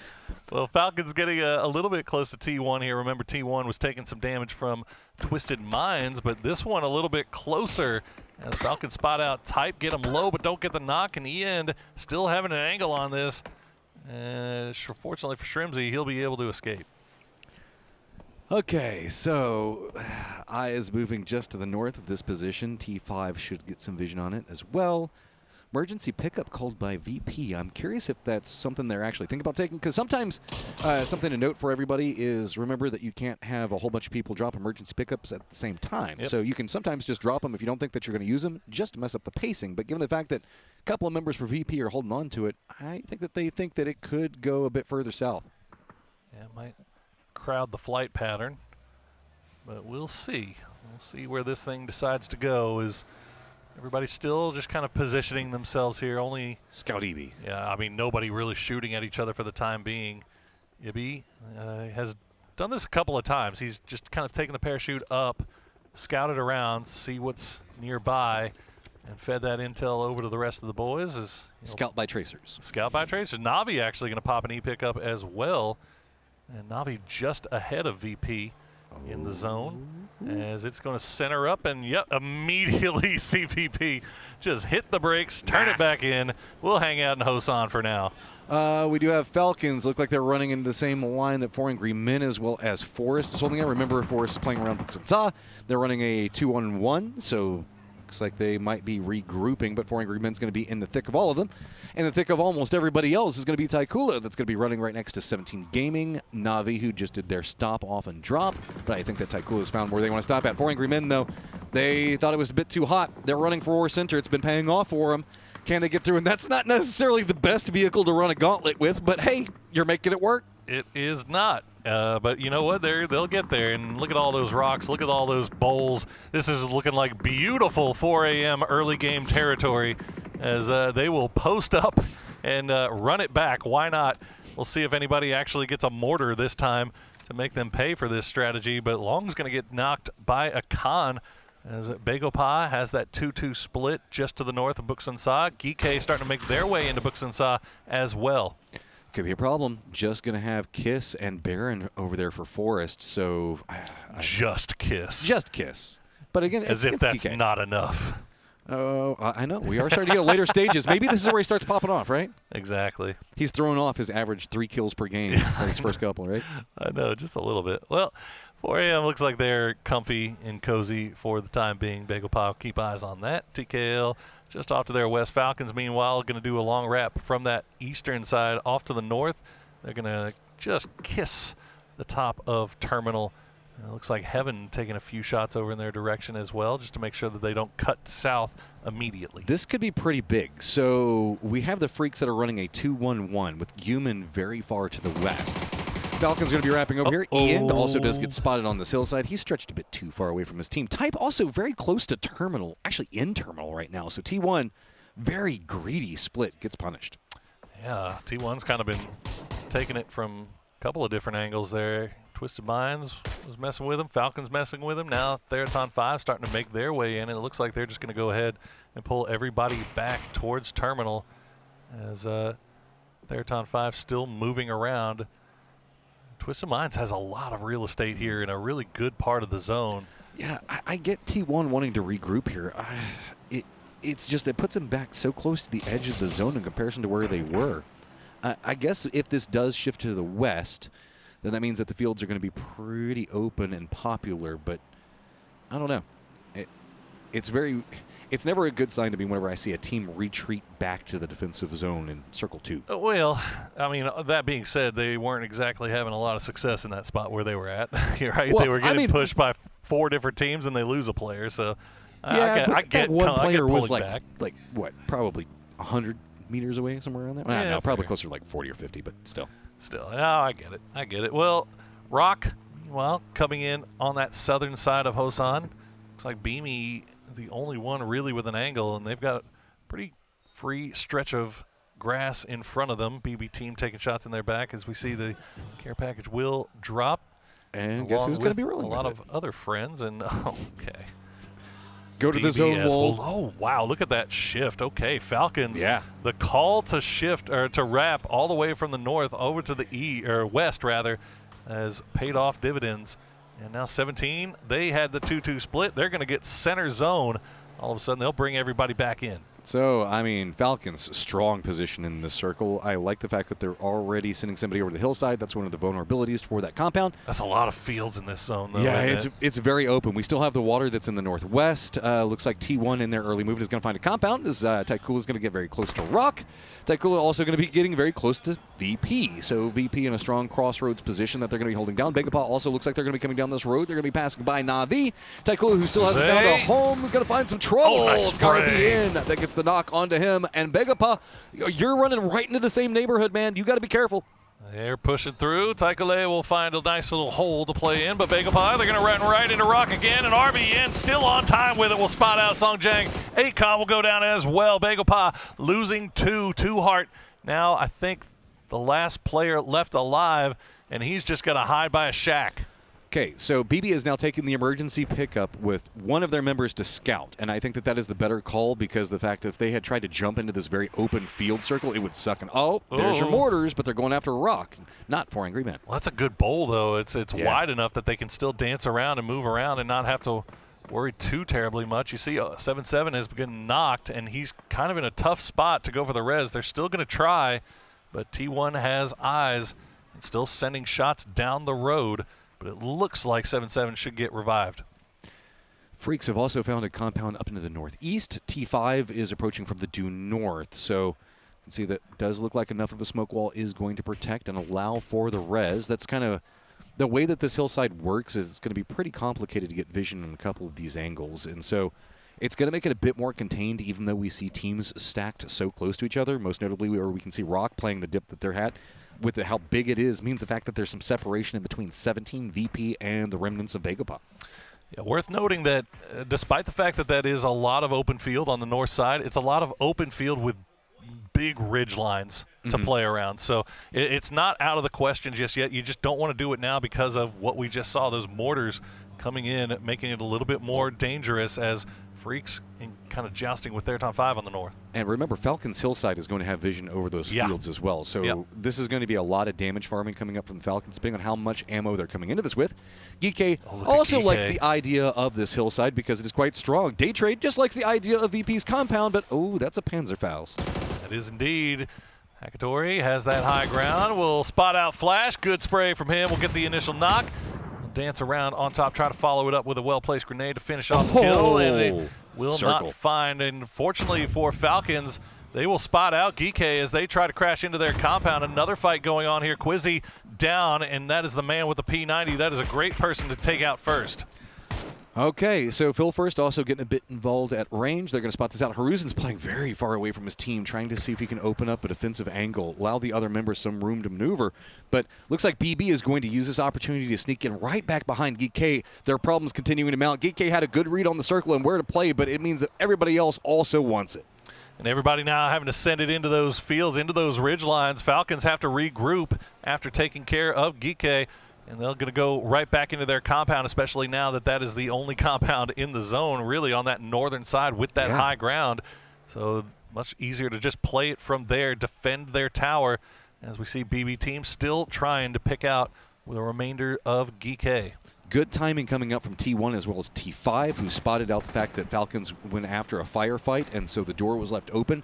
They sneak in from the north and manage to get some pretty good positions in the circle. This firefight still going on with Day Trade as well as Navi. Looks like it has some new friends in Forest. They're waiting to see if they can vulture in and pick up whatever's going to be happening, but maybe hopping inside of vehicles. I think that they just don't like the pacing. I mean, 54 still alive. This is a pretty open circle. You got to want to get in cover. Yeah, this is rough.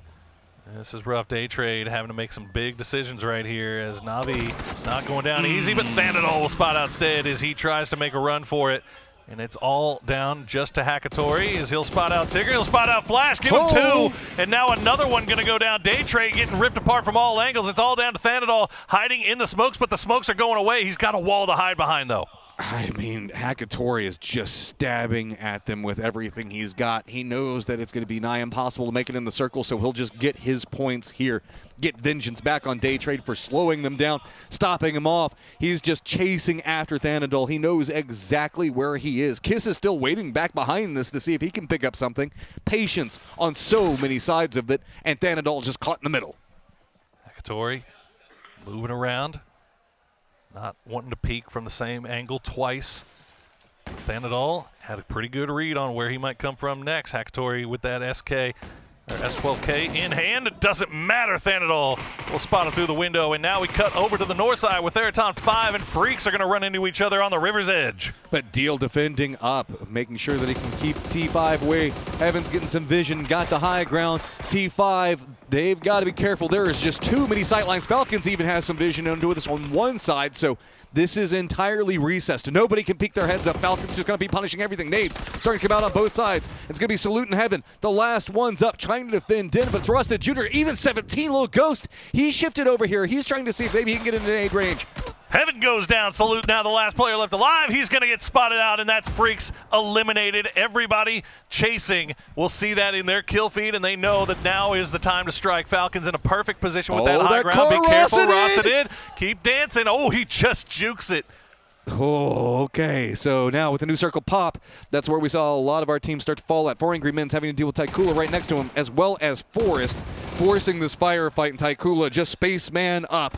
4 Angry Men, though, getting pinched, Twisted even coming in back behind this. 4 Angry Men are going to go down. Taikula just in shambles on the edge of the zone, having to deal with a potential backstab and a very angry Forest. Forest once again, Johnny on the spot. They are perfectly timing their third parties. A Spaceman will go for the revive onto Dawns. And these grenades are going to fall just off to the left. They don't know exactly where they are. Scappy playing along the blue. Got a lot of them. Got to figure out. They got to put 2 and 2 together here pretty quickly as the flashbang will come over from TKL to slow things down. GK does get eliminated. Here is now Rock and Forest continuing to scrap over here on the eastern side.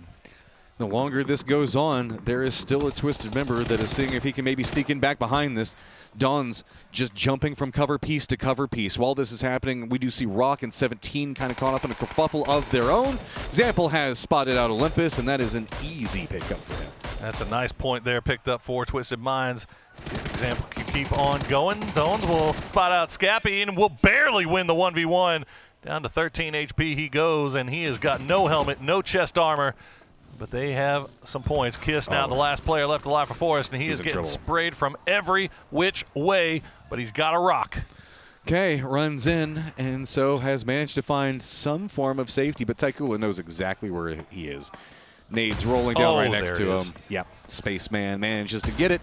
That means that there's going to be more open pathing for 17. Looks like they're going to regroup. Example also still on the hunt. Should be able to spot out Spaceman. Goes for the spray. No this way. guy is just demolishing everybody on this side. Tap, tap, tap. Get that last point picked up. Can he get the heal off in time? And it will not go. So Twisted Minds out in 8th place. We're down to our final 7 teams. 23 alive. Virtus Pro has the compound in the dead center. 17 scrapping with their Ton 5 on the north side. Falcons trying to make their way down on the west. They've got BB team in front of them. T5 wanting to see if they can stack up some kills over here, but 17 doing a great job on defense. This is its own contained fight.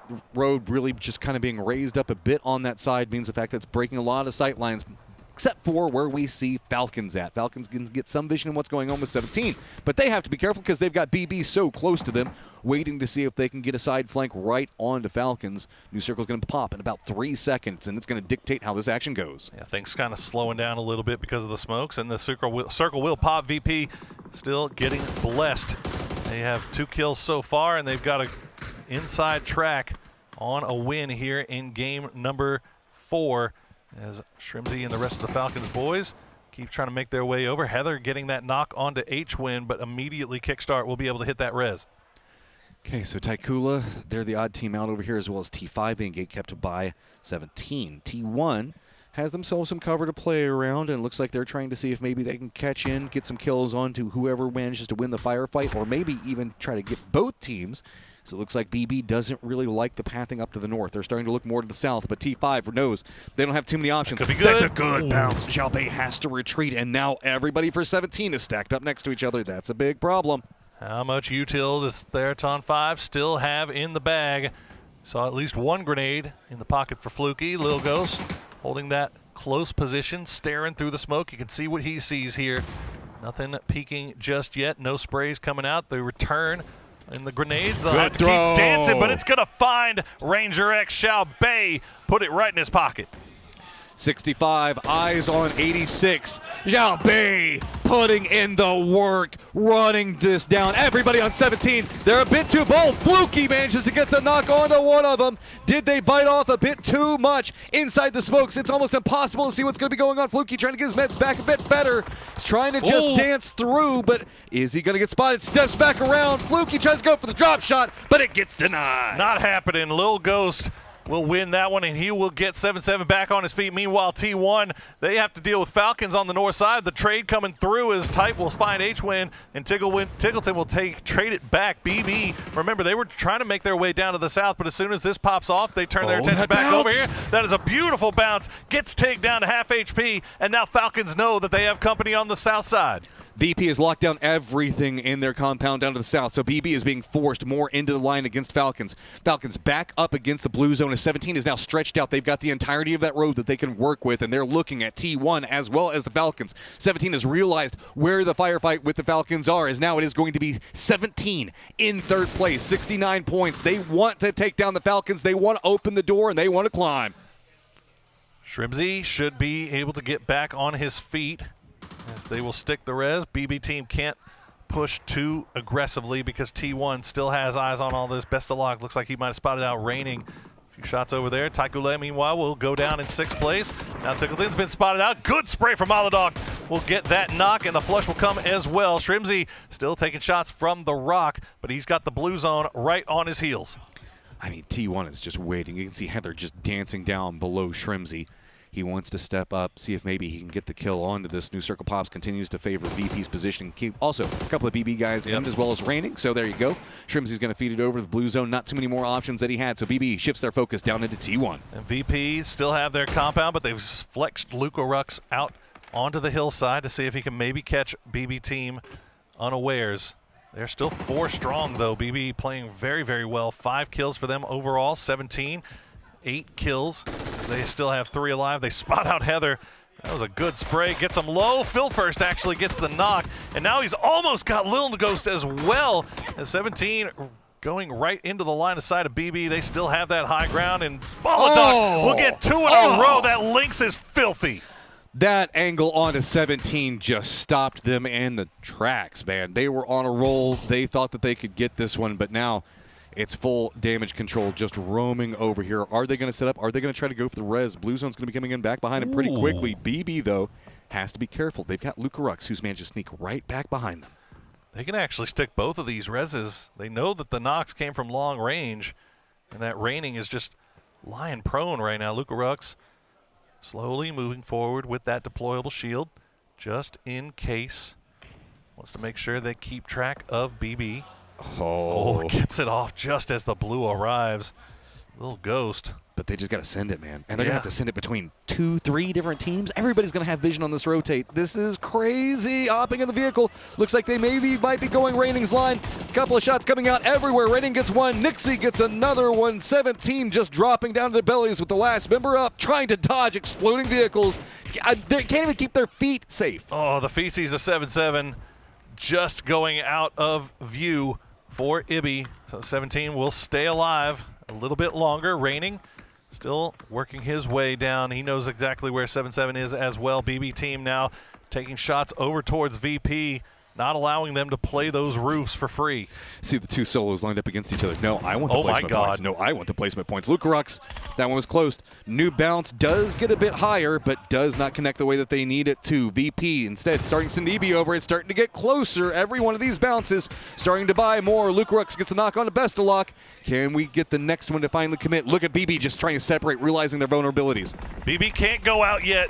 They have to wait for T1 to go out first. They have to finish second. Get another one as they stay alive. Raining trying to take shots over into third party through the smokes. Is Ibby going to hit the knock onto Phil first? Molodog now the last two. He's got Molodog and a doozy. Virtus Pro now starting to leave their compound. They will get the res onto Lucarux and make sure that they keep all players alive here in the end. Is BB... is BB about to get their second place of the grand final? At this point, do you want Raining to out-survive them so it breaks the curse? No, I kind of want them to get their second place because I think it's hilarious. But no, I mean, look, BB again finding a way to keep all four alive to the late game, but they're just not in the best position. And now VP will retreat back to their compound. Raining playing from the blue, or playing with the blue at his back, rather. A few shots over in that direction, but he can't get the knock. You got to figure he's dead to rights here shortly. Yeah, but really, BB can't really get into the circle either. VP has this on lock, and this is a big game for VP. They're starting to stack shot left in the Lynx. Oh, Nixie. But I mean, they've been holding down this position. They're starting to find more kills. The more of these that they can pick up really puts them back into the middle of the pack and starting their own independent climb, as we're going to be moving into Miramar after this. Yeah, no, this is huge, huge for VP. They're still just playing it safe. They have angles on this. Raining going to get the knock on the Molodog. He'll flush out Phil first as well, as Raining staying alive, collecting some more points here for T1. Can he get in range to win the 1v1 versus Aduzi? Aduzi just lying prone as Virtus Pro trying to send it over. Raining will spot him out at the tree. Beamy will spot Aduzi, and now Raining will just run into the blue and give this one over to Virtus Pro. All right, VP, can you find him in time? I don't think that you've got the angle for it. No, there you go. VP picks it up. Good control, as that was a set of brutal circles. And never let it be said that BB team finished second place 5 times. They got to get that third. 4 is enough. I mean, all the BB fans are like, thank you, Raining. Thank you. Thank you. The memes would have been too strong. But man alive, 5 times. They've made it to the top, at least to the top 2, top 3. They are so close, but they're still putting themselves right in the spot where they want to be. Eventually, it's going to start clicking, man. You've got to figure. It's a tale of two different looks. I mean, you could see, like, T1 happy to the fact that they salvaged the points that they could. Meanwhile, PB is like, again, how many times can this happen? VP on their own roll. How far up the leaderboard does it take them? How much more can they get on the day, as we still have 2 games left, and Miramar can be pretty beneficial.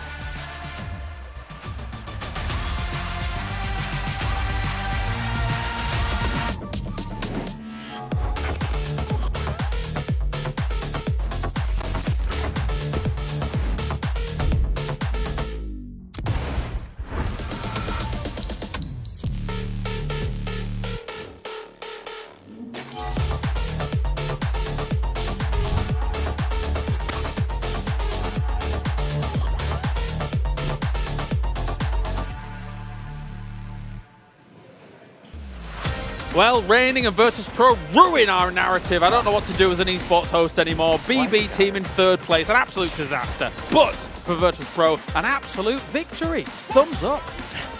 Victory parade for them. I mean, they had a tough start. They were at the bottom leaderboard. It's going to be a good win for them. Not a lot of kills to go along with it. But a win is a win is a win. It's going to give them a boost forward. It's just shocking to see BB team yet again be in this position without being able to close it out, with getting stuck in a weird spot. The amount of points they've lost. It wasn't a 2nd place, guys. We can't pull it into the narrative. I need Martin Math. No. It's only for 2nd place. We don't have to pull in. Yeah, that's fair. It's only for 2nd places. Yeah, but BB team obviously being pressured by both VP because they had the angles there, and then Reigning putting a little bit of pressure on them. Then they try to stand up and shoot back. Yeah. And then, okay, both VP and T1 are shooting at them, right? This makes it extremely difficult. But VP, like, they take these games. This is the kind of game like, okay, guys, we're in this compound here. There's no reason to throw it. There's no reason not to take the 15 or so points we're going to be able to get from a win in this caliber here. They could have gone out and maybe tried to gotten like 1 or 2 kills here and there, but yeah. I mean, you can even see in the minimap there when the highlight was playing, right? They were just able to shoot at so much from that compound. There's no reason to flex out. I guess the only reason would be later on if you felt like, okay, we know that there's going to be some stragglers coming in from a certain angle. We're completely covered from everybody else. We can lock that down and then deal with them on the other side of the circle. But they didn't even need to do that. No. And also, I mean, a big part of that was Reigning. T1's going to be very happy with how he had finished out this game. We're able to get, I think, 2 steals off of VP right there, or a BB team. And that's why VP had to ultimately push over to try to make sure they got more for themselves. There was just nothing to do. Nixie had every rotation locked up. Yeah, plus he goes out of denied, right? So he gotten 2 kills on the BB guys and then denies. That's 3 points that VP could have gotten more than that, right? So, yeah, big game for them, obviously, to close this one out here. But he was almost doing maths then. I saw it. Go on, keep going. No. Come on, Martin, man. No. He wants to. But it is true. It is one of those situations where if Reigning hadn't been there, they would have been able to make that outside flank. To the they would have side. gotten 2nd place, and we could have gotten into the math again. That would have been great. You think they would have got 2nd if Reigning wasn't there? Or would they have been able to stand up to VP from that spot? They would have definitely gotten 2nd if Reigning was there, Yeah, it was just too good a spot by VP. They again, then they wouldn't have had to worry about Reigning, and they could have gone on that angle that Reigning was on, right? They could have could have swept all the other side easily. Yeah, no problem. Yeah, for sure. Well, smiles all around here for Virtus Pro to get things done at least. They know that they were in the bin a little bit. So 5 kills is 5 kills. They're getting themselves up a little bit further. 1,900 damage done by them to take this victory. That said, though, as much as BB team, a 3rd place, it's a 7-kill position. So technically it's 2nd. It's technically it's 2nd place, but it's a 3rd place with 7 kills, which gives them 12 overall, right? And they had 58 before this. This puts them up to 70 points, which is going to be quite respectable. They might be able to jump over a rock. It also does feel like if you were actually going to try and add this, if they somehow did get a 2nd place, there was almost no way they were going to get rid of Virtus Pro's position. Getting a 1st place off the back of this would have been insane. But Nixie, 1,000 damage. Farming. It's a bit criminal that they only got 5 kills, considering the amount of pressure he was putting on the rest of the lobby. I mean, but that's what happens when you've got that compound. All you can do is bristle. All you can do is harass. In fact, you saw at the end, I think Reigning pulled 2 of their knocks away and got those steals off of them. So I'm sure Nixie probably hit both of those. He had that dead to rights Overwatch angle. Yeah, 1K club here for Nixie, but with 2 kills, it's kind of unheard of, but yeah. Is that our first 1K across both PGSs and a man of the match? I don't remember you saying it before. Yeah. 1K club, at least here in this final for sure. I can't remember. Did we not have a 1K club in the finals of PGS 7? Anyway, yeah, we need an official 1K club tracker. Like a plaque board. Yeah. I feel like Martin would be the man for the job there. Actually. Yeah, I'll do that for the next PGS. All right, 15 points go their way. So they need to do the little bit of boost up here as BB team. Going to get themselves to 12. There's a lot of Bs in this one. 12 points for them. 17 Gaming, 12 points as well. T1, 11 points. Big names all towards the top here, getting some big points. Yeah, I think as we move over to the overall leaderboard, we're going to see that the favorites coming out of PGS 7 have all of a sudden been able to make themselves the favorites going towards the final days of PGS 8, as well as some unexpected performances on the other side of the leaderboard. So DN Freak's going to be up on top. Falcon 17 looks starting to smell like PGS 7 all over again, even down to BB team sitting in 4th place. Rock has slid. For me, though, again, Twisted Minds in that 11th is real close to where they finished at 7 and 12. And I got to say, Na'Vi, they made it to the grand final and have been nothing short of disastrous. They've died first in 6 of the games so far. They have been the first blood. Yeah. That's 15 points only for Virtus Pro to jump into 4th place here. Obviously, again, talks to how close this actually is. Sure, the guys at the tops are running a little bit away with it at this point here, but still, look, we're looking at 49 points in 11th place. One big game for them, like our 11 kill win, and they're into 4th place. It's still very doable. As Toffees is saying, though, this is eerily close to PGS 7, right? So to that point, are we setting this as our standard now is the question. Because oftentimes, I mean, we've had a PGS back with another PGS multiple times now, and it's not looked this similar at any point, I would say, in the previous ones. No, especially even coming in today with the way 17 sort of lagged behind yesterday. I thought maybe we don't see the remix up, and the fact that it is so close is wild.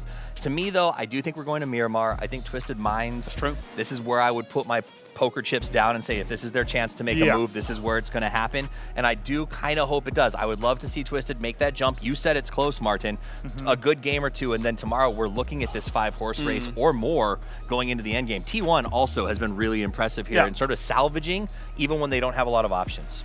It is odd, though, I mean, for Twisted Minds, because it feels like we've seen some moments where we're like, oh, Example's hitting some good shots. Oh, Lou's hit some good shots. But nothing's coming together quite like it has at the previous PGS. It's not as dominant as we've seen before, right? The other PGSs they won, like, the ones they won, one of them was just, okay, they won after, 2 or 3 games left. They're like, we even cut the later stages of the game. We're like, oh, they already won. Just give them a trophy already, right? I don't know what's going on, but it feels like it's perfect ick right now. Like, he's not finding the kills that he needs to find. This is a person that's kind of been, when he's flying, they're flying, and we're just not seeing it from him. So if he turns it up on these, I think we make some moves. We'll see. All right, we're going to go to a break. When we're back, just June time, 2 more to go here for day number 2 of the finals.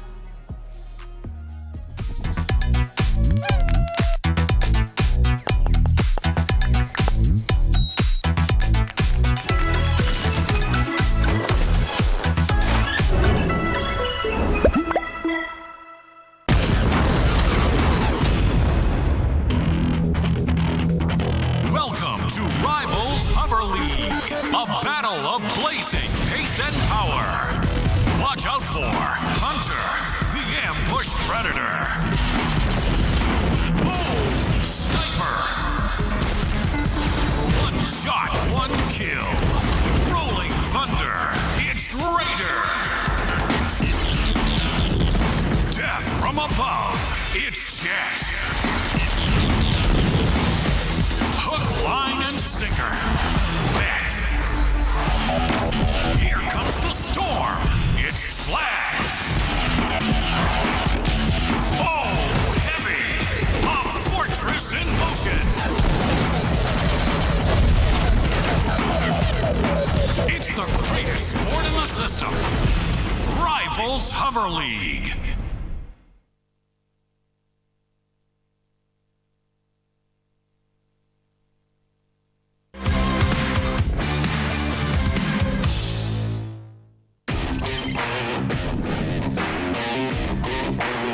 Charging directly into the freaks. Close to slow down, I got the initial. Oh, there it is. And one more for good measure. Good But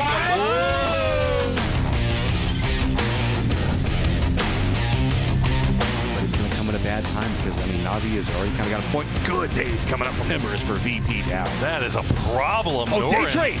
Day Trade wants this. The Norin's compound, and Norin's just laying out everything.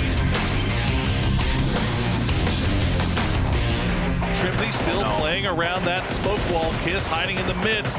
And Tig do work with that Groza. Kiss gonna find Trimsy. Does Kiss get all of them? Of course he does. Give Kiss 5 kills.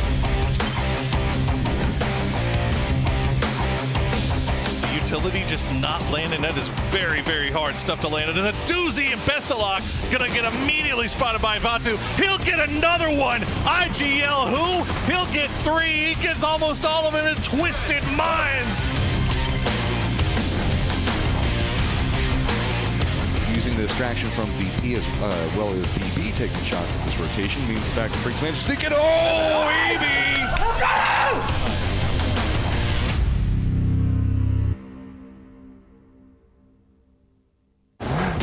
More steps toward unifying your Battlegrounds experience. Destructible terrain on Tago. And a new way to hide your vehicles. All this and more as we dive into the Update 35.2 patch report. First up, we're continuing to work toward unifying your Battlegrounds experience. This update adds vending machines, previously a Miramar exclusive, to Erangel and Tago. You can also keep an eye out for medical vending machines that distribute first aid kits, bandages, and med kits. All these machines still have their chance at a jackpot, so test your luck when you run into one. In addition to this, Erangel is also getting Tago's destructible pots. Breaking these has a chance to give boosts, healing items, throwables, and even secret room keys. So embrace your inner Link and smash away. And speaking of destroying stuff, destructible terrain and the red zone have made their way to Tago. As before, explosives and the Panzerfaust will alter the terrain they hit, adding a bit more realism to that big, cool explosion. We've also added the pickaxe to the map for those who'd rather dig their trench a little more discreetly. For now, destruction on Tago will only affect terrain, so don't worry about the building you're in caving down on top of it. And on the topic of discreetness, you can now find vehicle camo netting on Erangel and Miramar. Deploying the camo netting to your vehicle will help it to blend in with the terrain around it, making it harder for enemies to see while obscuring tire positions. We've also toned down C4 a little by making it a deployable weapon that requires 4 seconds to set. This adds a little more risk to the reward instead of it being used as a nuclear grenade. There's also a new Survivor Pass, enhancements made to the inflatable boat, some improvements to the flare gun's UX, and lots more info about everything else we talked about. So be sure to check out the patch notes for full details. Update 35.2 is here.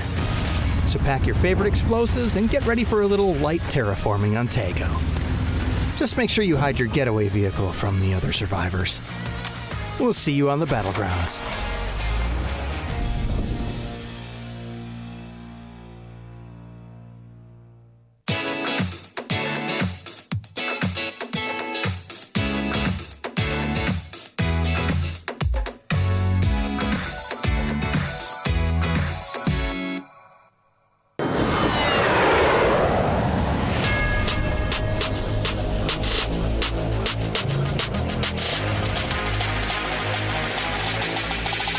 Ni hao, I'm Tiger and Lilik. No, Lilik.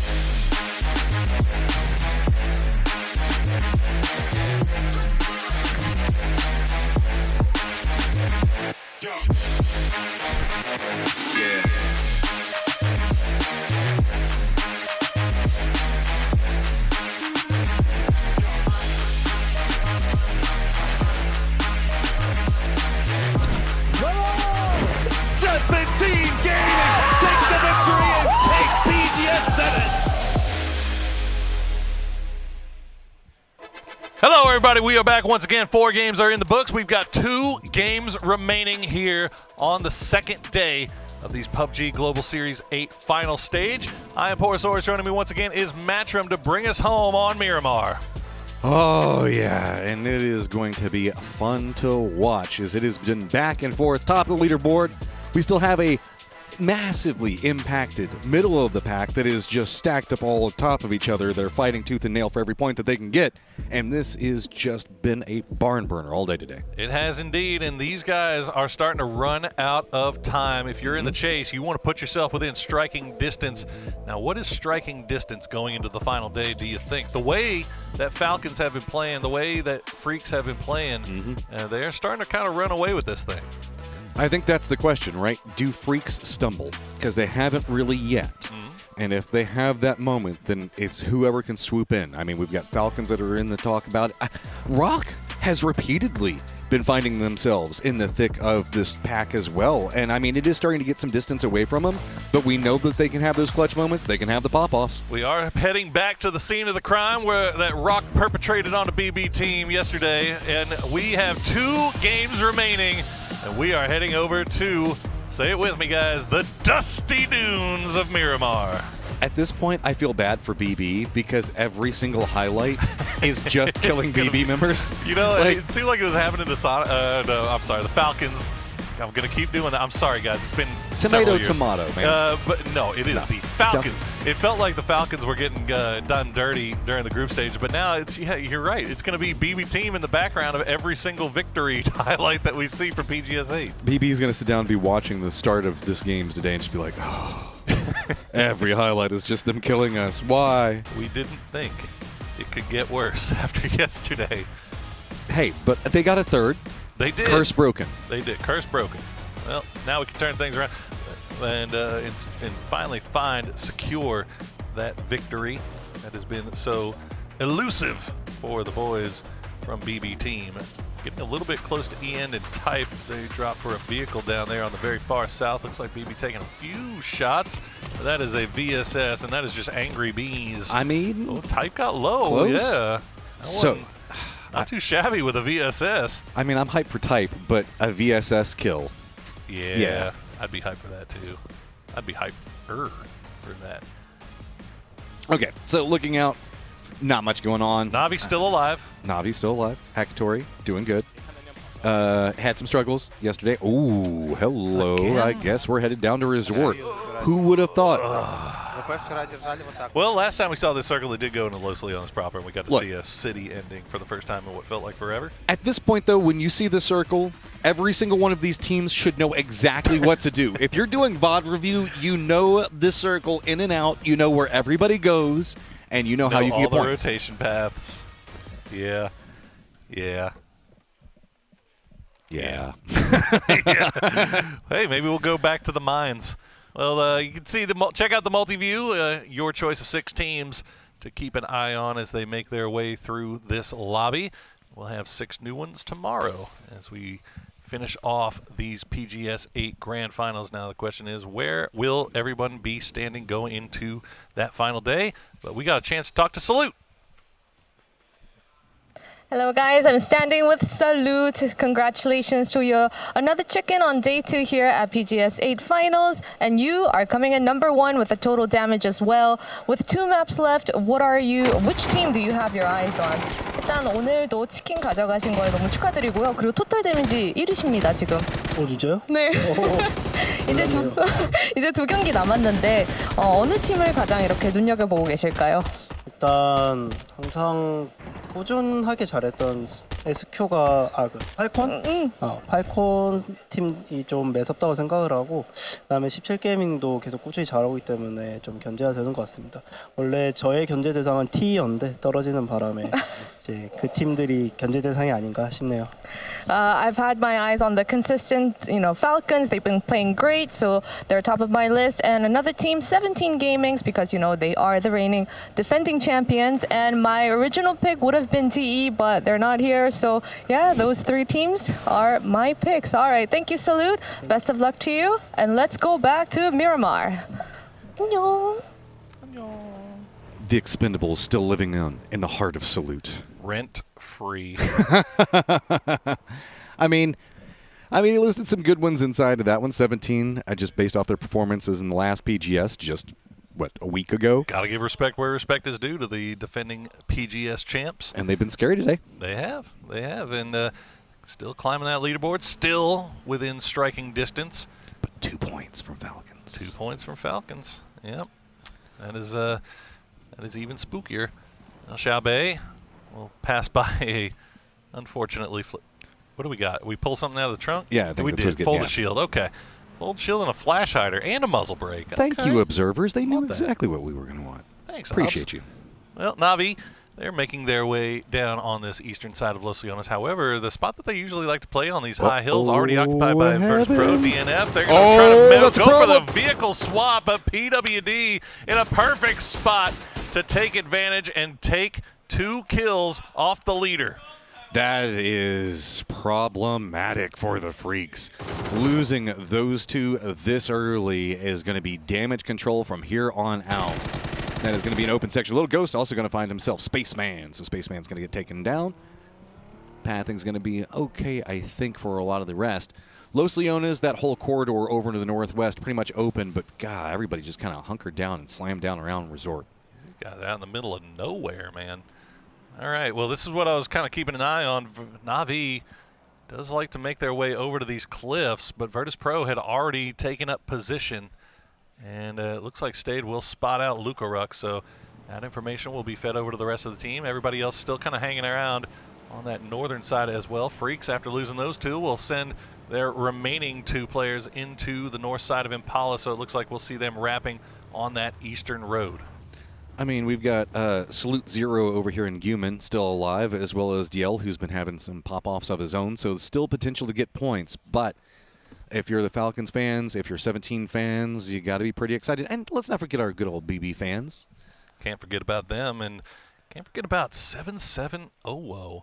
17, you know, we always talk about 17, how fantastic of a team they are. Lil Ghost, obviously been around a long time. Xiao Bei, Xiao Wu, also incredible fraggers. But we always, 7-7 never really has kind of put himself in that same conversation. Well, he has found himself in the kill lead right now, 3-way tie with Forrest and Shrimzy. So 7-7 showing up in a big way here in these finals. Got to give him his flowers.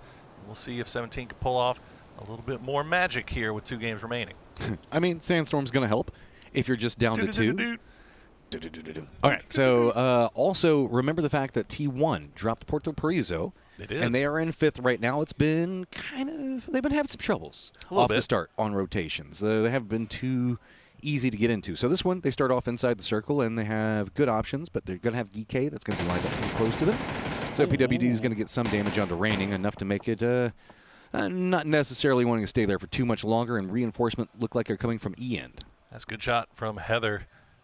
Make sure that Raining didn't, or PWD just didn't freely keep shooting over in his direction. Raining returns the fire, lets GK know that there's 2 over here, so maybe there might be more. Fluky, I'm not sure what happened here. Motorcycle. Ah, yes, there's the culprit. Miramar and motorcycles.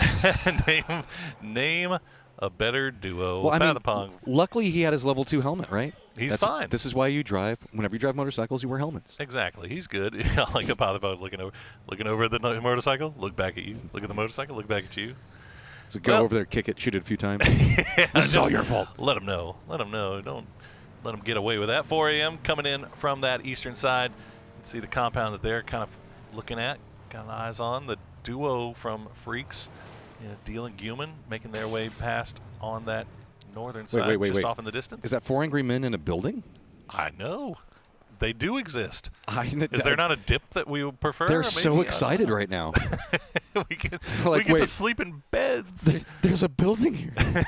It's been so long. I haven't seen a compound all day. Well, they've been having a little bit of success with it. I mean, not enough to climb, shoot up the leaderboard. But jokes aside, I mean, they're doing good on damage control. But I mean, if anything, they're getting the late game, if nothing else, and they got a win with 2 kills. Like, they're not killing anything, but they're surviving. Hey, right? with nades they are. With nades they are. Good nades. Check in on Falcons over at the Cantera Crater, just doing a little stop down scout ahead. Shouldn't be anything ahead of them all the way into North Los Leones. So pretty free and clear for the time being. Everybody slowly making their way in. Forest just driving through Partona, and it looks like Bagel Pa hopping in the E pickup. We'll see where they decide to go. Wild guess, probably Los Leones would be the safest drop, right? I mean no a lot vehicles. Those parts of Los Leones, those edges of Los Leones that we saw picked up pretty early, most of the time completely empty right now. Yeah. So only team that's actually in Los Leones proper is the lower half of a 2-2 split from Twisted Minds. I mean, the low warehouses in the west are very strong and pretty centered in the circle as well. There's a lot of rotation stuff. T1 had a very successful game over there during, I think, was it PGS 7 or was it the group stage? I can't remember, but where they were just kind of roaming around over there getting a lot. Forest also going to be rotating down to the south, and that's going to be pretty open for them. We're seeing the cluster around Resort, and then to the east kind of spreading along Puerto Paraiso, and to the outskirts in the hills where we see VP, Navi, the remnants of Freaks, 4 Angry Men, and T5 all kind of encroaching. All right, Forest playing that southern road, completely empty right now. All the way over to Resort. Looks like Baron might be starting to figure this out. Kiss riding with him just off to the south as Begapa. The E-pickup has arrived, and it looks like they'll go past Los Leones. We'll see where they decide to drop as the hard shift, or, well, not really a hard shift, but it will cut over to the west and keep that coast in. So we're looking like that northern resort circle once again. And the mines. Mines always still in play. Mines are still in play. Begapa, though, I think that you jumped a bit too late. Now you're in the midst of day trade. Lots of sprays, but not going to connect. So that is going to allow Begapa to get most of their members. Song Jones taking a lot of damage, but at this point he should be able to make landfall. It was just really scary. Anadol Almost had him dead to rights, and now Begopa, they've got a dip, and since they took the E pickup, they've got no mode of transportation. This is where they will be staying for the foreseeable future, unless they decide to smoke themselves out. Theraton 5, meanwhile, traveling north of Los Leones. Falcons needing a little bit of blue. Don't do it again, Fluky. There's No, we're on the that is replay on it. Oh, is this the replay? Oh, okay. Yeah. Man, you got. Oh, it's the stupid cactus. cactus. Oh, the cactus did him dirty. That's not his fault. Cacti right there. Cacti. Oh, look, he doesn't even move. He just is like, why? Why? I mean, he even nailed the landing too. Like that had to feel so good. You were like catching the air. Jump. Yeah. That was a heck of a stunt, man. We take those. Stupid cactus. Well, 4 a.m. getting a little touchy-feely over on the hillside while getting shot at by E-End from the low ground. At least have found themselves a path to get in. HS a little bit low, and they'll stop down. Looks like they might be considering the mines. Oh, Godby. Raining actually hitting some big shots here as everything's hitting, but no knocks. Okay, so 4 Angry Men. I think that this is about as far as you really want to take it. It looks like T1 looks like they're going to reinforce. Up to the northeast, we still do have the duo for the Freaks that need to bypass. It's going to be Navi as well as potentially VP. Twisted still holding down Los Leones all on their own. T5 over into the west after their res. Falcon's going to be over there as well. So it's really just 4 Angry Men trying to find some type of home, and it looks like this little trailer might be about it. Well, they've got something to work around here. If they can, yeah, go ahead and dislodge that vehicle, get that out of the way, just in case. Well, kind of. Well, maybe. Can it get in? We can get that off, right? Yeah, I think it should be okay. Looks like the duo for T1 is going to separate out, so new 2-2 split set up for them. 4 Angry Men just trying to shoo them away. Outside that, there is a 2-1-1 from Na'Vi that is pretty widespread over into the east, and that is going to be what the Freaks have to deal with. Human being the point man on approach, getting pretty close to Fairest. Wouldn't be surprised if we can probably hear Fairest taking those shots. Yeah, a little worried for Fairest here. He's kind of leading. He's the far away man, kind of letting Hackatory instead know where the VP guys are as they're slowly pushing into them. But he has no idea that he has got company behind him. Guman slowly making his way through. Hasn't got line of sight just yet, but Fairest is all on his own over here. This is just Hunting creeping in after him. He knows exactly where he's at. Hunting Wabbits. I mean, Fairest, you have to assume that you've been over here for so long. You're at the edge of the zone. Are you going to spin back around? I mean, it looks like he's very caught up in trying. I think he's spotting Twisted making their rotations, and that's what's eating up most of his attention. New circle has popped. It goes away from this point. Fairest, are you going to make the jump down? And is it going to be spotted by Guman? Oh, he's running into the trap. Guman can hear the footsteps. Easy pickup. Yeah, I mean, that's just not looking behind you. You know, if you're playing the edge, you got to make sure you're keeping eyes on the blue every now and then. But I don't think he turned around once to look behind him. Not that he would have spotted them anyway, but now Navi have to make their way in with 3. They'll cut down to the south. Virtus Pro, meanwhile, after escaping the push from Navi, they're going to run right through the gauntlet of TKL Begopa Day Trade. They make it through, but now they're going to pull in right onto Forest and BB Team. Will they survive? Where are you going? You're going into the warehouse. That's already occupied. As Kiss will be there. He finds 1, he finds 2. No, Scappy will help him out with the second one, and now all of a sudden VP down to just Beamy. That was just a brutal crossfire to drive into, so that's spell your doom. I mean, the way that Forest was set up, it was a great 2-2. The northern section was already trying to get themselves into a point where they can get vision, and it was just driving into the exact wrong spot. Sometimes it do be like that. Yeah. BB is going to be pretty close. To the north, though, we do have T5 that's going to be coming in on emergency pickup. We also still have Rockets on the outside.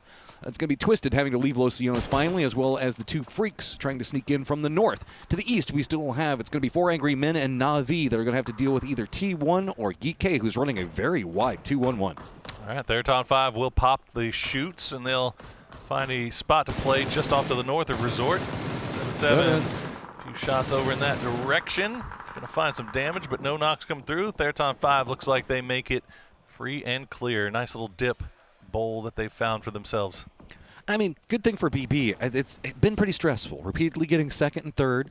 Luckily, they can kick back for a second and enjoy some time in the resort. Centered up, you know, get your nails done, get the spa stuff. I know, man. I tell you right now, if you asked anybody in this lobby, with the exception of maybe Freaks and Falcons, if they would take getting 4 second places, they would all say, you know what, absolutely. Absolutely. Now, we'll see if they can.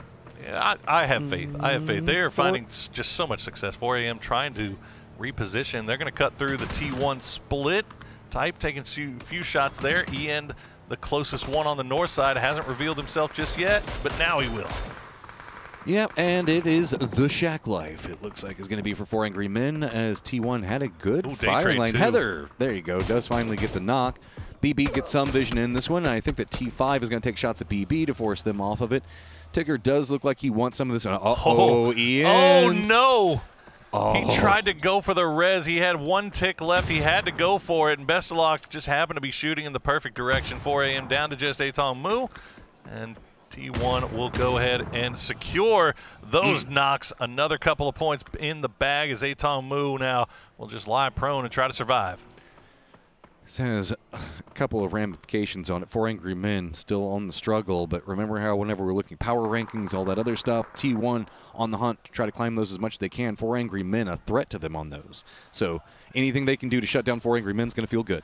Well, T1's got to figure out something to do here. They got to get themselves back together because there are a lot of teams off to the north that have to find their way down in. And Beamy will try to defend himself while he's all by himself. The best place to do that is going to be inside one of the longhouses. Forest, though, 4 deep. They're going to try to send it in. A few grenades to soften things up, but they're just not finding the mark. And now Bestalok has an angle on the backside. Beamy does the 360 as he will escape. Gets the dance off, does manage to sneak away, found himself a crate to hide in. Beamy wishing the fact that the blue zone was on him right now to give him some more space, but he has dodged out the blue zone back behind him. Blue zone nade's going to finally start to break down. It's going to be Forrest still on the hunt for more, but not going to find him. He's already long gone. They gave him the slip on Twisted Minds. Remember, they're trying to come down from Los Leones. They lose. I think they lost 1. Yeah, I think they lost, not sure who. Okay, they lost Lou as they were making their way out, but fighting slowly but surely. TKL, though, they know exactly where they are, and they are running over in this direction, trying to see if they can find them at a disadvantaged position. Example will go down. The flush going to come through. TKL just pushing on foot. This is the death funnel. We've got Day Trade that's gatekeeping out as Twisted as well as Taikula. Begapaw's also over here. Rock's going to use the opportunity to sneak in from the west. You can see him on the mini-map down there. So really high ground advantage and control of the zone is all going to be on a Day Trade. So Taikula really having to just see if they want to go after the Remnants and Batulans. Begapaw's also going to hop in a vehicle, very quickly run around. Falcons found themselves a dip and just sneaked this one right in front of 17. Not sure how Falcons gets away with that and keeps all 4 alive. I think it was only 17 really that had angles on them, but they managed to make their way to the bowl, get healed up. 17 still fighting their way out of the fields just to the northwest of the resort, but still teams off to the north have to find their way inside. Begapaw being one of those doing the gatekeeping, but T1 in a wide split position has angles. Freaks still need to find a way in, but it's going to be 17 and Rock both gatekeeping them, and I don't know. This is going to be really hard pressed. Taikula does go down. That makes it a bit easier. Shrimsy being caught up with 17, also going to provide some type of pathing. Raid. Whoa, that was just everything exploding over there in the north. Tigger with the big grenades, and T1. The kill feed just lighting up right now. Deal will go down. Guman is the last player left alive. He's eating a bunch of blue damage. He'll at least secure a couple more points for the Freaks before they go out with 88 points. Can he get this heal off in time? He can indeed. But you can see, I mean, they're just Rock. They've got him dead to rights here, don't they? Sentastico will be the one that does the honors.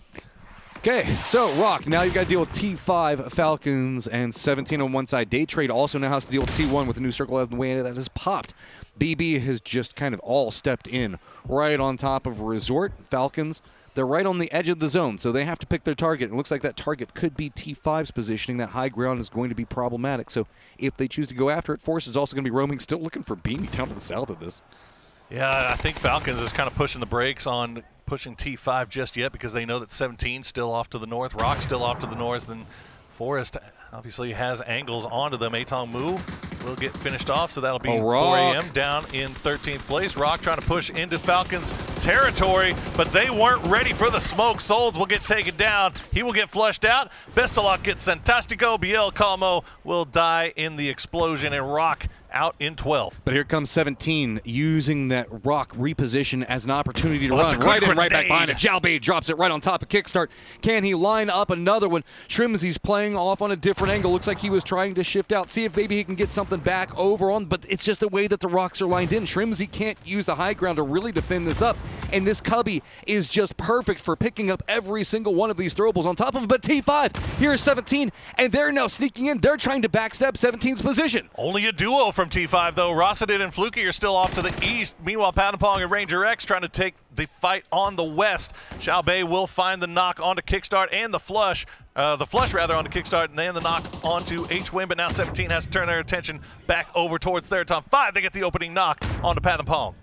Theraton 5 has to be very careful. It's so hard to push down, but both teams in the Falcons and T5 want to take down 17, but 17's steamroll is just too strong right now. They're doing a great job of just juking through everything.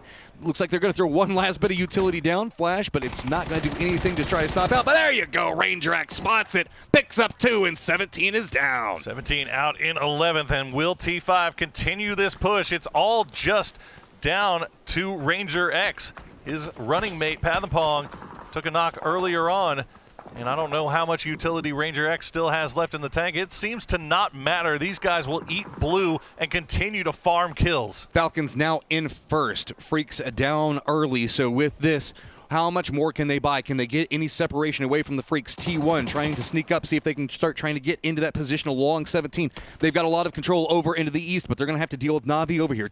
Ranger X, thorn in the side of Falcons, waiting to be sprung at any moment to see if he can find the perfect opportunity for his trap. BB team in a beautiful position once again in that resort location. T1, meanwhile, looking real nice on the eastern side, but they have to take care of Na'Vi. Ranger X does get spotted. He will go down. Falcons still 3 up, but they are in trouble. They've got to make their way somehow past BB teams looking, Forest is looking, and then you got Day Trade still on the north side. This is going to be pretty crazy over here as we've got Forest that is presently holding some of the attention for BB. Falcons kind of splitting that defense right now as it's going to be 2 different angles. Beamy's still alive right next to Forest as Falcons trying to juke their way through. They do have a car. Looks like they might be trying to see if they can leapfrog right into the circle, but they need to time this right. Whoop. This is going to be really, really hard as it is going to be multiple members of BB looking at this. And with this, with the amount of attention that Falcons are drawing from BB, it's starting to open up the east a bit more, and Day Trade is snuck into the circle.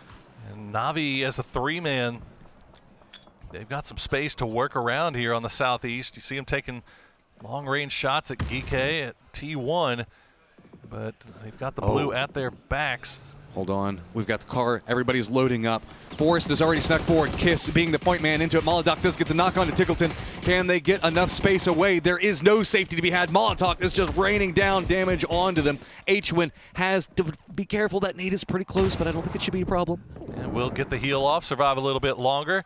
Tries to drop the smoke to slow things down just a little bit. Forrest still look over in this direction. BB team looking over in this direction. Molotov will be the one that gets him in the end. Forrest now, they'll turn their attention towards the main building. Here's the problem. Beamy is still back behind, and he's in the blue. He's powering up. Oh, no. Getting ready to sneak in and backstab Forrest. Kiss used the opportunity to see if they can manage to get a push in. And yes, multiple members now have managed to breach into Resort. They are on the stairwell, and you can see BB has had to make all of their focus over here. That's unlocked the south. Na'Vi is going to use that to try to creep in back behind Geekay. That's going to be how that lines in. So Best of Luck has too many threats in front of him, and Beamy uses it, and he's now sneaking in right behind Forrest. Baron trying to use that ridge protection. Beamy still on that south side, hasn't gotten involved just yet. Na'Vi, meanwhile, pushing into Geekay on the south side. Spiro, the last player left alive for them, as Doozy will spot out Kiss. That is one down. And Beamy will strike in the end. He'll spot out Olympus. So all of a sudden, it's just down to Baron and Scappy. Okay, they do have themselves kind of defended position for right now. Beamy actually he's so sneaky on these things, dude. He just manages to pull off some of the craziest plays for his squad and keep buying them points. This is the Geekay situation down in the south that we're talking about. While all of this is going on, T1 is pretty much all by themselves over in the east. They've got those low ground hills. They've got the road leading in. 4 members still up and a lot of space to play. And we're going to the resort again. Na'Vi, after clearing out, GK has the south side. T1 has used that opportunity, as you said, to stretch their wings, start making their way a little bit more towards the center. They did not forget about Thanadol, though. Type still looking off in the distance. Scappy and Baron just waiting for BB team to slip up, reveal themselves, as that's going to be the moment. Best of luck will go down. The Molotov from Scappy slows things down. He's going to go and make sure he secures this point for Forest. Just runs in, steals it, runs back out. Beamy has used this firefight to sneak pretty close to the center, and so that's going to give him a lot more space to play around. Na'Vi looks like they're starting to hear this firefight a bit more. Scappy has been spotted. Baron as well. Nice Good grenade. nade coming out from Phil first to get the knock. Now there is just 1 left up for Forest. Okay. BB team, 5 kills. They want to be very, very careful about how they push this. They think they have him pinned.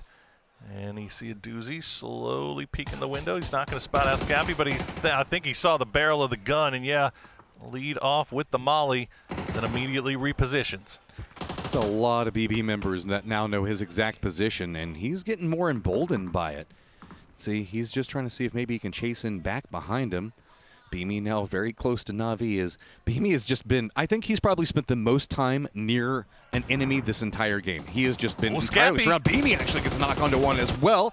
Going to pick up the flush. Gets the knock and the flush, and now all of a sudden Na'Vi down to 2, and Heather might be able to get the res onto E-end, so T1 can get back up to full strength. As Scappy, just a thorn in the side for everybody, as the solos are just dictating what's going on in this lobby. BB now down to just 2. Okay, they're going to hit the res. They'll get back to 3 strong. But, yeah, Beamy a pain, Scabby a pain. I love it. Scappy is not playing this as a solo. He's making sure that teams treat him as right a now. threat. That is finally going to be Beamy that gets spotted out. T1, again, the only team that's not really in Resort itself, has been just kind of dancing around the outside of this. Na'Vi still has Hakatori and So set up. And for BB, it's going to be a Molodoct, a Doozy, as well as Phil first. Scappy still the threat, continually harassing them, though. You don't see this terrain come into play in late game circles too often. There's so many different high spots, low spots, little cliffs, little nooks and crannies to hide behind. And now Hakatori going to go ahead and enter the lower part of Resort. Sosa going to spot out E-end. He's going to get that knock. Na'Vi has actually crept up and they've tied up and they've now surpassed Taikula. So this is a big game for Na'Vi, starting their own role. So up in the north, it's going to be tight for T1, getting some vision. Down to the south, Raining, already been spotted out. I believe that Sosa knows exactly where he is. With this, though, Scappy is going to be one of the few things that actually has to fight his way into Resort. Hakatori still has that arm as well, and that could come out at any moment. Sosa spots out Raining, gets him down to half HP before Raining retreats to that hard cover. BB, meanwhile, still just holding strong, waiting to see if Scappy will show himself. They're having to blow so many smokes and everything else like that just to deal with this dude. He's never surrender. Never give up. I hate using this word because Twitch chat uses this word entirely too much, but Scappy is just ratting so well right now. He refuses to die, and he is causing so many problems for BB team. I don't even know if you can call it a rat. That's not intimidating enough. He is just like a full-on, like... This, it's like a wolf. He's a badger. Yeah, Wolverine. He's just back here harassing, getting involved in fights, picking up kills. He's just being so annoying to everybody he encounters. There is no sneaking around for him. He's like, you know exactly where I am because I'm going to shoot every single person I see. And the second he takes a shot, he's on the move once again, so that you cannot pin this man down. He is having a heck of a time for himself, putting on a solo show. Well, BB still inside the compound proper. Hakatori still looking off into the distance as T1 has regrouped. They've gotten 3 down on that southern part of the road, and they have prio on the dot, I would think. I mean, notice that BB and T1 are presently tied. Good nade. It was just a bit too far. So it's 3rd and 4th vying it out right now, and so this is going to be pretty interesting. Yeah, I think that T1 has good positioning. BB has to leave Resort, but they also have to contend with Na'Vi as well as Scappy next to him, and we've been talking about it. Scappy is a threat. Hakatori also going to have vision on to kind of the approach for BB. So a lot of this is stacking up on just terrain and not moving into Resort being really beneficial for T1. All right, BB starting to put together the plan for how to escape the compound. Looks like Scappy has been spotted out by Hackatory. He managed to escape BB team, but he can't escape Navi. They'll pick up their 6th kill, now up to 40 points, as Hackatory makes his way to that low side ground. BB leaving the compound. They drop all the smokes to start things off. A Doozy has that Panzerfaust in hand to lead the charge. Navi playing along the rocks, and it's just right in between, using it for cover. They have to be careful. T1 also has shifted more down to the south. They're watching everything. Molotov lands right on top of Hackatory. Nade's going to follow it up. Raiding picks it up. So up on top, it's going to be a Doozy. He's got the Panzerfaust. Does he spot anybody from T1? It's a straight up 3v3. The smoke wall keeping BB in this for now and slowing things down just enough to where T1 can't get eyes. But now BB team again in a fight for first. Ooh. Can they pull it off here in the final match of the day? They've got Heather burning. Raining's going to burn as well. And BB team gets the win. It's finally happening. BB picked it up after finally getting the 3rd place. There, you could see the relief. It's done. It's over. It's like Frodo throwing the ring in. You're not wrong, though. Oh, my goodness. You knew it was only going to be a matter of time before BB team got it. And finally, here in the end, and what a game to get it into. They had to deal with the most preposterous solo player on Earth in the form of Scappy. And they had to take care of Navi as well. Had the high ground on T1, but what a fantastic Molotov to take out 2 to start things off. I thought that the terrain, the setup from T1 was great until that Molotov landed right in their faces and entirely switched the tempo of that game. Well, that is going to do it for that match here. And are we done for the day? We are not done for the day, boys. We got one more to go.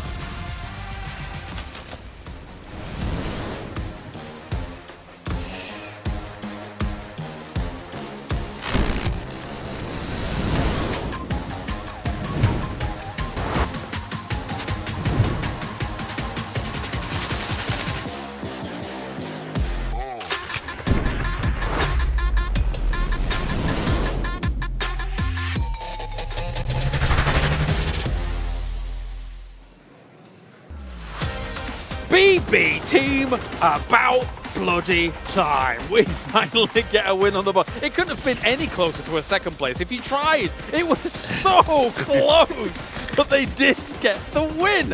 I barely even know what happened in those last seconds.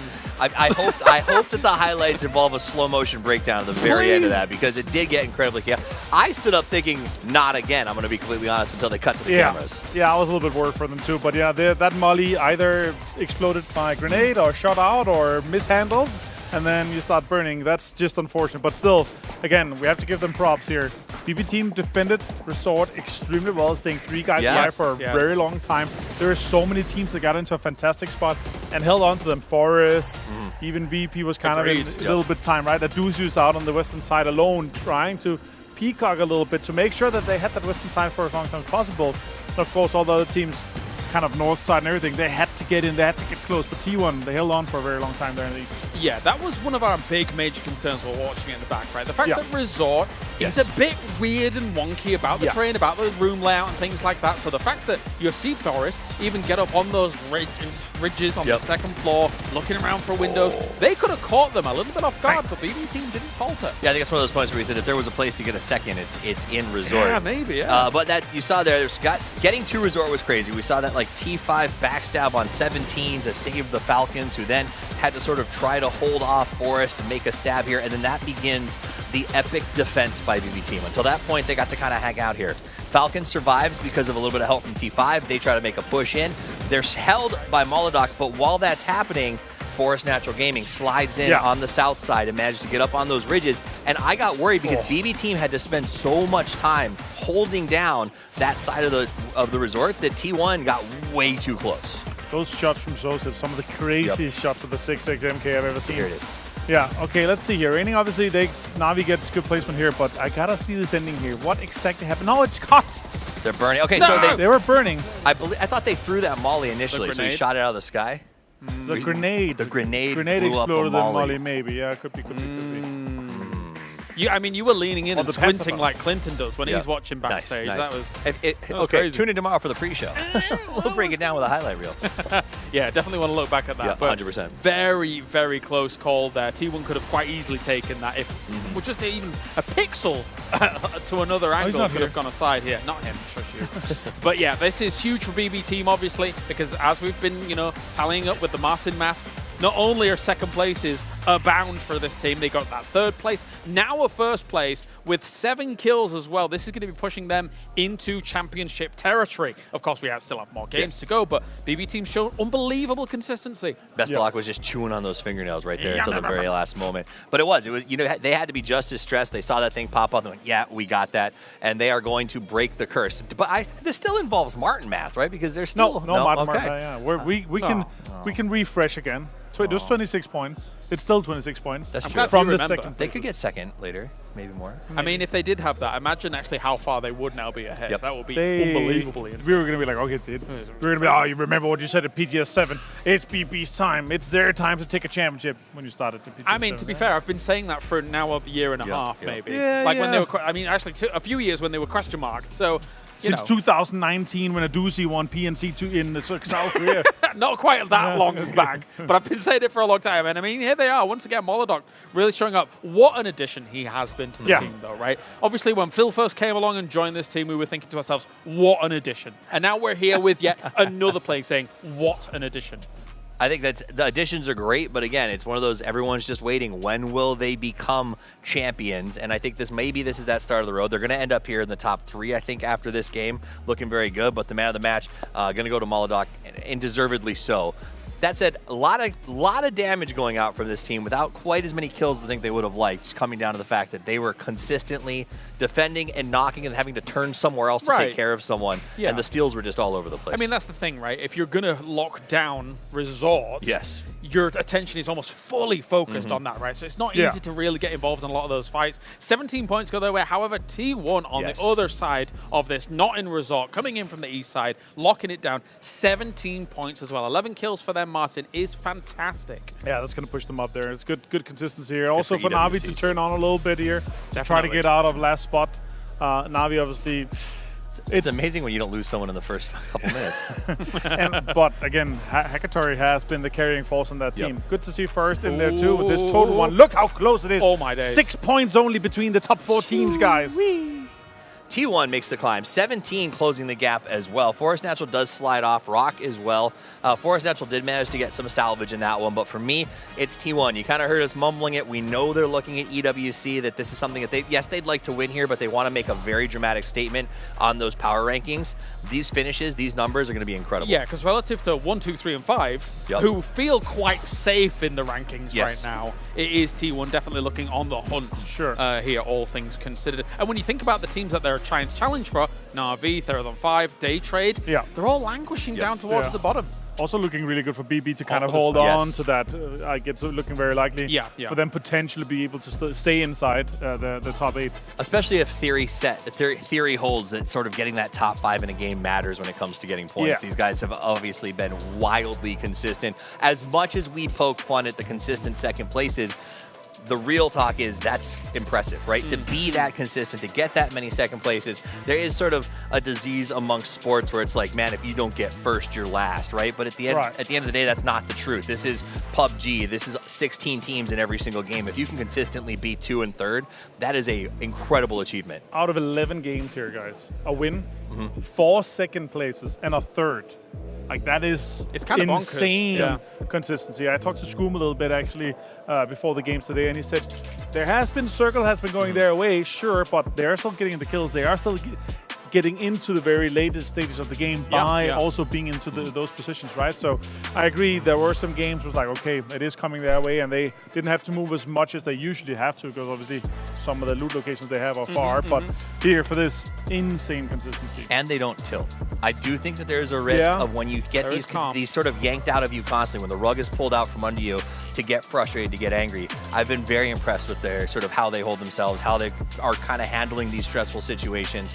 Pressure's a privilege. These guys are using it very well. They seem to handle the pressure every single time, and it's been fun to watch. Yeah, it's been very factual when we talk to best selection. Like, yeah, we could have won one game, and yeah, we should have done that. And that's just there's a realizing, okay, that's Yeah, fine. yeah. That's the way we should have been. We're going to be better. We're going to improve. Realists win championships, Exactly. 100%. Seems true, seems true. And now we have one more game here for today. Everyone's getting ready for our last Miramar to figure out how it's going to go. Super always delivers. We are getting close here at the end of day number 2 for yet another final for PGS. So without further ado, let's head over to the commentators, Matrim and Toro. One more round here on day number 2, and it is turned into a firefight for that top place position after BB Team finally shakes the monkey off its back, gets the win against, well, not a rat. It's not a rat. Scappy was not a rat. Okay, I take it all back, chat. Scappy, not a rat, but what is he? Okay, look, see, like a rat, they can be kind of sneaky. They can still go for some damage. But again, Scappy was just like holding a doorway, shooting at 2 different members of BB. Aggressive. Taking shot. I think it's more like an alligator. Like he was just coming up and like he would just grab your leg, rip it off, and then like go run back underneath the water and enjoy his meal. Like gators. Just sneaking up out of nowhere. I don't know. What would be the EU version of that? I don't know. What do you think? What do you think, chat? Let us know what you think Scappy was in the chat, as I'm sure nobody is going to say rat at this point. I mean, every player that's not on chat's favorite team is a rat, is what I've determined by watching You got to give for it to years him, and years now. He is scrappy in his firefights. Scrappy was very scrappy. I've been holding off on using the world's most obvious joke for like the longest. It's been 2 PGSs now, and still managed to get it in on my last game. You sucker, you. Oh, well, I stole it from you. T1. If it makes you feel any better, I always Okay. have the idea about Scappy Doo. Scrappy Doo? I don't know. Okay. But I mean, that's something. I'll give you that one back. I don't know what to do with it. Okay, so Fair enough. Plane Path is going to lead into a Hacienda Cinder. So 4 Angry Men, hello. Enjoy the circle.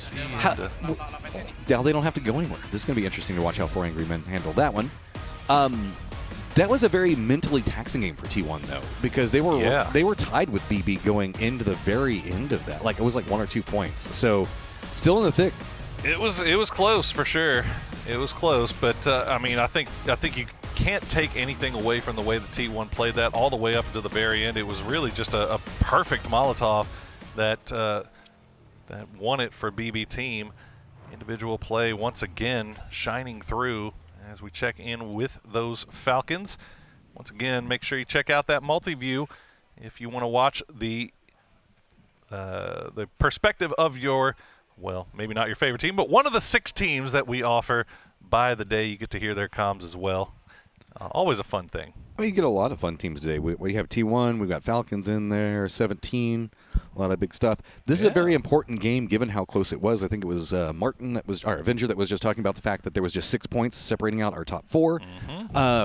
This is a pace-setting game because going into the last day, whoever's on first is going to be coming in with the momentum on it, and it being this close, getting any separation, getting that mental break so that way you don't have to necessarily just hunker down in game 1 and have some like fluidity in what you can do is going to be massive. So lots of pressure mounting on so many of our teams, is even whenever we're looking all the way down to Forest, with the way that they've been able to salvage points, like one big game can put them back in there provided everybody else on top dies early. Has happened on the last game of day 2 quite a bit. Yeah, I was just about to say, I think if you go into the final day less than 20 points away from the leader, I think you're feeling pretty good about things. Yeah. With 6 games to play on the final day, I think that's very doable, even if the team in the lead or the teams in the lead are finding a lot of success. And we don't have Twisted sitting there being like, 20 points, good luck on trying to catch into that. So it's Twisted. This is so universally close. I mean, even whenever you're just looking down the leaderboard, like it's still so neck and neck. Yeah, there's a couple of break points. As you can see, like the drop down from Rock into VP being 7 is about one of the most massive ones in it. And it still stays pretty contained after that. So it's not like anybody has the ability to give up at this point. Even not, like the bottom of the leaderboard is still hyper competitive up all the way up at like, what? It's just 22 points separating out 8th and 16th? Yeah. Yeah, I mean, it's, and when, we talk, Oh, Perfectix Spots out 7-7. We were singing his praises the last game as he has found a lot of success. And unfortunately, it looks like actually the rest of 17 are going to immediately run back over here and see if they can get him. Unfortunately for Perfectix, 7-7 does not drop in such a way that he can instantly flush him.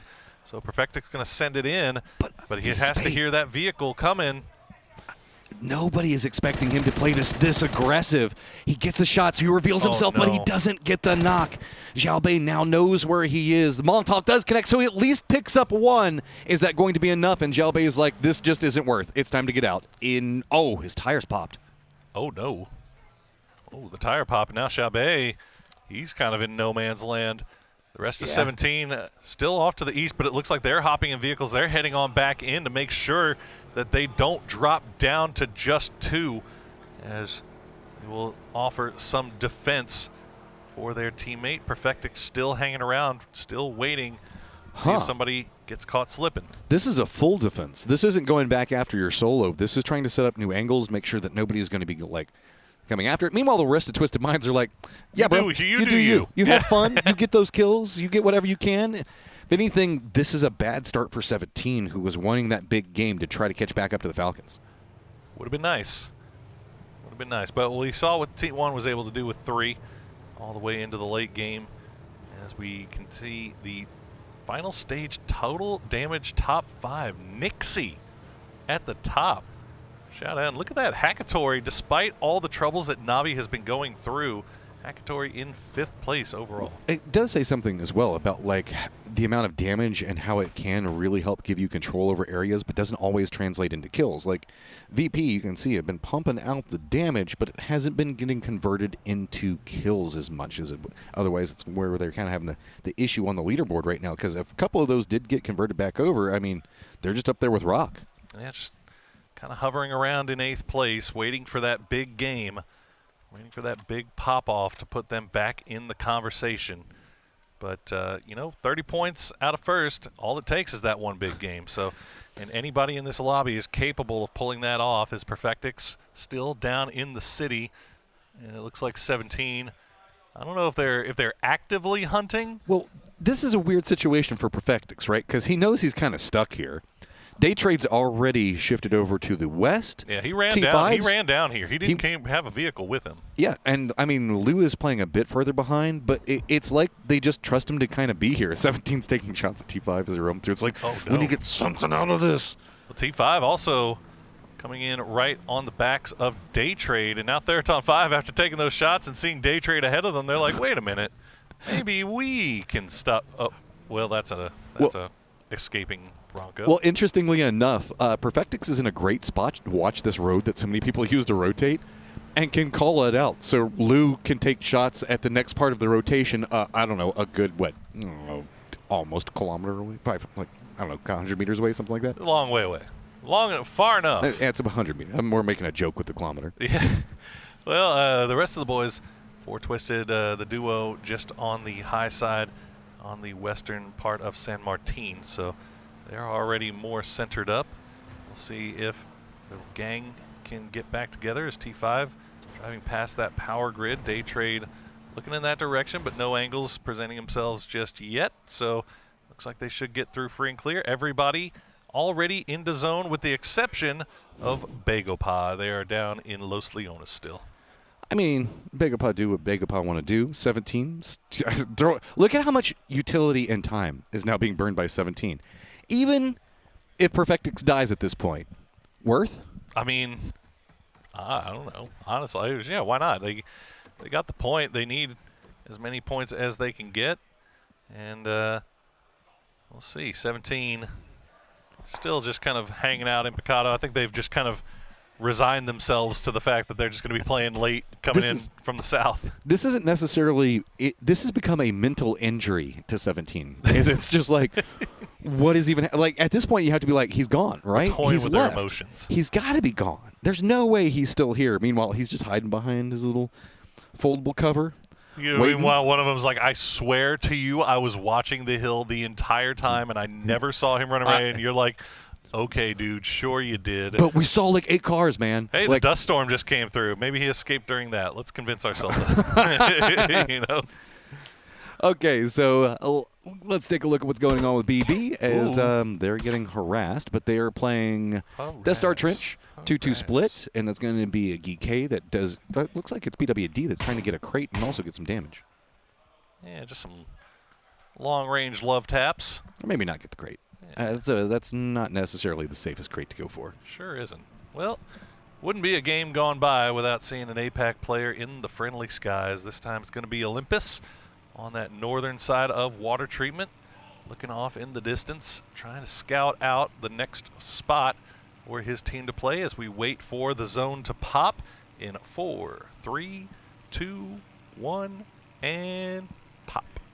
Oh. Hey. Okay, so this has still got a lot of Graveyard, Minas, Cantera. This is that hillside to the south, pretty big, but most notably, it's going to be the area, the steep decline that comes out of the area around Power Grid, that cliff facing between Lu and Sosed. Is this a bait E pickup? This is very interesting to see how it sets up. I don't know. Do they take it? I mean, why would you on this one, right?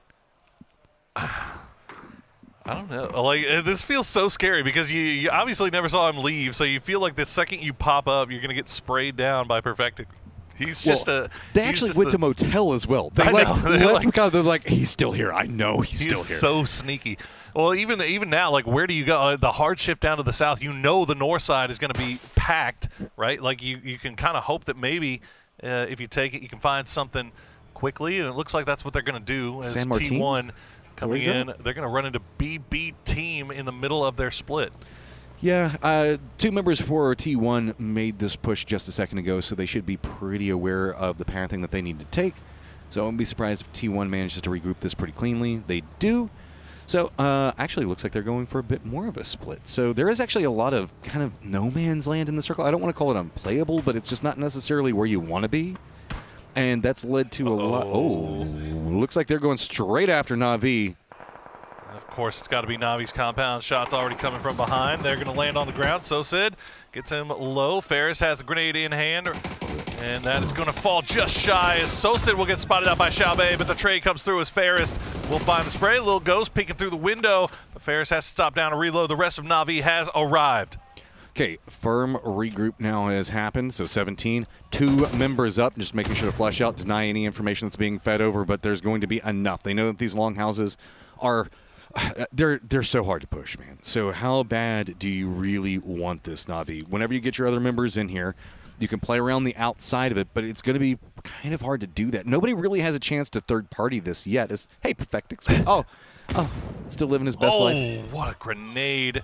Instead, just got there at the worst time. That is unfortunate, as he will most likely bleed out. Lil Ghost gets the credit for that one. Xiao Wu has to stop down, pull back, and Xiao Wu and Lil Ghost just holding down the longhouse, finishing off Stead, and now it's a 2v2 with third party from the Freaks off the north. Hey, well, for Angry Men, looks like you got some friends in the Falcons. Has a lot of utility being dropped onto Godv. They're going to get blinded. Should be able to crawl forward. Very defendable position, as it looks like they still have 2 members that are playing in the upper area, and it's going to be Hacienda itself. The southern building is going to be what Falcons managed to claim. Another E pickup gets popped by TKL on the very far northern side, as we see Longs taking a little bit of damage. The rest of the Falcons just looking for angles. 4 AM content to just hold angles, hold corners, sides of rocks, while Falcons continues to move around looking for any signs of life. Both teams right now, Na'Vi and 17, just trying to figure out what the other one's doing. Trying to figure out which one of them wants to make a more concerted effort, but I think that both of them deciding that discretion is better part of value are not going to do too much. So, Taikula, time to get yoinked, and where are you going to go? Because, man, this is just dips pretty much now. I mean, unless you want to kind of go for the graveyard itself, I don't know. Yeah, there's a lot of dips off to the north of Graveyard that you can play pretty easily. You can see VP already sending it for the bowl just off to the west of where Freaks have reconnoitered, brought everybody in. And now Falcons have decided that the time has come to go ahead and push into 4 AM. They'll find Godv right off the bat. Godv taken down with Panzerfaust. So HS, this is going to be a pretty interesting spot, and it could spell the doom of Falcons if they don't have an idea. But how they're maneuvering through it could be an issue. So Taikula do manage to steal a pretty sneaky spot right here into Graveyard, and this is kind of the way that the setup for Begapa that's why I was saying if you're going to drop anywhere, it feels like Graveyard, just because it's so hard to defend, and Begapa's defensive line wasn't really set to defend against it. Yeah, neither was Geeke, who had that high ground, but they just weren't looking over in this direction just yet. They are split all the way off in the east to Minas Generalis. Falcons, meanwhile, after picking off Godvi, will continue to start making their way off to the south. VP, they've sent Ibiza off to the north. You can see him just on your mini-map, but Falcons have some room to play around here. This HS positioning is feeding over so much information right now, and I don't think that they have any idea he's there. If he goes for a peek up those rocks, also he can just step up and actually look on the other side of that wall really easy whenever he wants to go with it. Yeah, see, he can just keep kind of peeking around, and nobody on the Falcons seems to be looking his direction, so he's feeding them every bit of movement on what the Falcons setup is, and 4 Angry Men just knows everything that's coming for him. Oh no, Perfectix.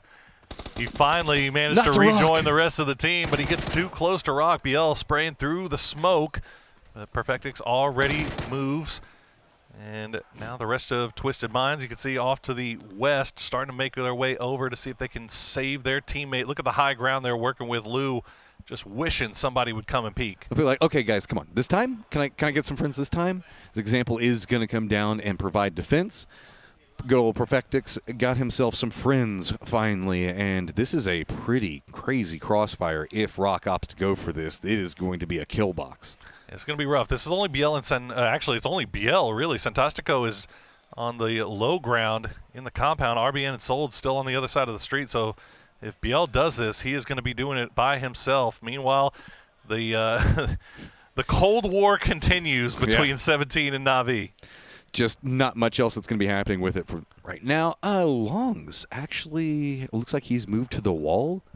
4 Angry Men surrendering Hacienda itself. It's right up against the zone wall, so that's no surprise. So it looks like both teams kind of jockeying against each other to see who's going to get the inside track on the new position inside the circle. Where is it going to go? And it's going to go down to Graveyard. Okay.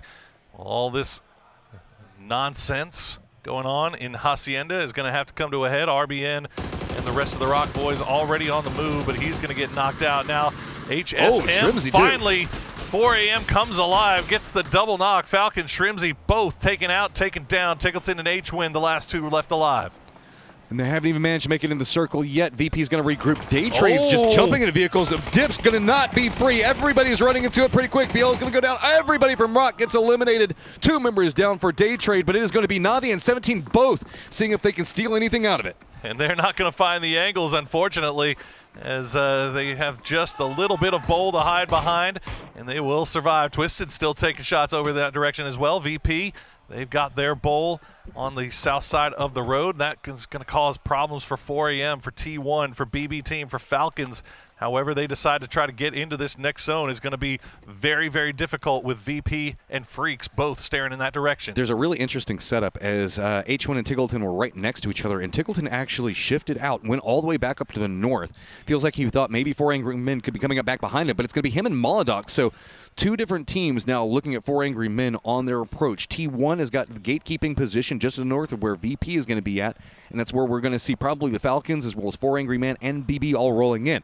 So at the top of our leaderboard, it should be noted as well as H1 does get the knock on Tongmu, it's going to be Freaks that have the warehouses across the road at a very strong position, and that looks like that could set them up for a really good late game. Oh, absolutely. Panzered once again as 4 Angry Men will go down to a combination of those Freaks and the Falcons. Tickleton and H-Win holding strong, but they still have to make their way into zone. But Bestalok and Molodok are coming down from Hacienda. And for BB Team, they find an angle to take the spray onto H-Win, but it's not going to be enough to get the knock. Eyes on first. That's what you got to do. Hunting down the Falcons. They know who's going to be playing in this compound. They just read the kill feed just a moment ago. Now then, can't you manage to pick them off? They are presently separated, so Tickleton all by his lonesome. This is going to be a difficult push, though, as that bounce is going to be good. Don't even worry about the push. Just a beautiful nade to set it off. Well done there from Besto, as now they will try to turn their attention over towards H-Win, but they got the blue at their backs, and they've got T1, Freaks, VP all looking over in this direction. 17, meanwhile, have decided that they are done with Navi. They want to take him out. They want to finish off Ferris, but Ferris going to find Lil Ghost. Ferris not going down easy. Can he get the spray? Oh, that was close. Big cost for 17. Falcons have also fallen. BB now has to make the run across, but it's going to be VP that spots him. Nowhere for them to really go. Besto all caught out in the blue. New Circle Pops goes all the way down to the south, so that means it is going to be the Freaks, VP, and T1 all having to move. Twisted comes down from the hillside, realizing where 17 is going to be at, and Zhao Wu looks like they're going to be chasing after him. 17 gets Xiao Wu gets the instant knock onto and knock and flush onto Tigger. Twisted Minds, as you said, arriving to that long building, and now Xiao Wu playing the role of Navi. You see he's switched over to the shotgun, the four-man squad of Twisted.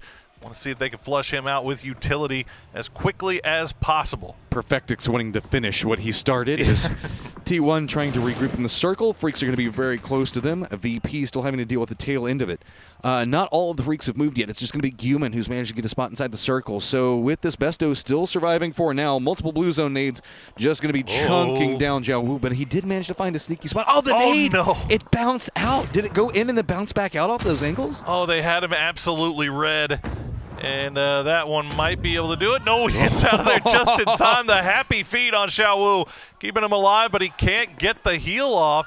Might try to stop things down long enough to get it off this time, but the blue zone grenade will come just a little bit too late as Xiao Wu, there's the grenade, and that will be it for 17. Twisted Minds using a lot of utility, and now they have to figure out how to get in the zone. I think they have a spot, though, just to the south of Day Trade that they can play on those hills. Okay, Freaks, 3 points, regrouping, pretty close to a good position. They've got themselves this high ground.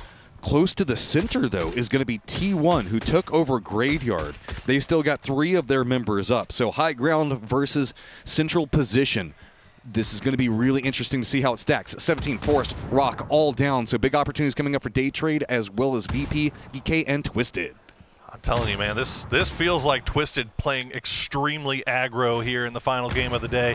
Not only just Perfectix going down to secure that kill on a 17, but they had a path to get in here and play it safe on that western side, but they decided to take the fight right to the face of Day Trade, the utility just not landing. And now Example looking off to the north, 4-man squad of Virtus Pro might be in his sights next. Time to set the pace. Example does spot out Luke Rux, does get the knock onto him. Twisted, they don't want positioning, they want kills. They are unhappy in this position on the leaderboard, and that's all they're focused on. They are starting to unleash all kinds of chaos on the circle. VP entirely stalled off of their rotate. Day Trade even having to start stepping away from their defended dip, and it's just roaming around. But oh, this is bad for the Freaks. 2 members down and Guman in heaven. Really nice work there for PWD and Squizzy as they leave their hardcover location. They've left Spyro in the compound to watch on the south side to make sure that they don't get wrapped. But 2 knocks coming through, but Day Trade doing the work. VP goes out in 10th place. Twisted still right on top of him, though. Thanadol Flash just bouncing. New Circle Pops. It's going to be T1 right in the middle of it. Taikula as well. Begapa going to be pretty close. Day Trade, Twisted, both needing to move. Geek over into the east as well as it's going to be T5, but Spyro's got a good vision on him. Flash knows exactly where Twisted is, but due to the casualties, Twisted has to slow down. Taikula's coming after him. Taikula with the P90. The big spray will find 1. Can he find 2? He has to duck back down. Runs out of ammo. There you go. Twisted Minds out in 8th place, as Taikula will turn their attention back over now towards Day Trade. They'll find Flash as well. Starting to stack the kills. There's a lot of opportunity. Deal as well as Salute realizing they need more points. They need to crest up. They're only 1 point back behind the Falcons right now, and potentially going after Day Trade can get it. Running down the hillside, they know exactly where Thanadol is. He's just got that tree for cover, and it feels like it's not going to be enough, but they don't want to overpush this. They don't know exactly where Taikula went to.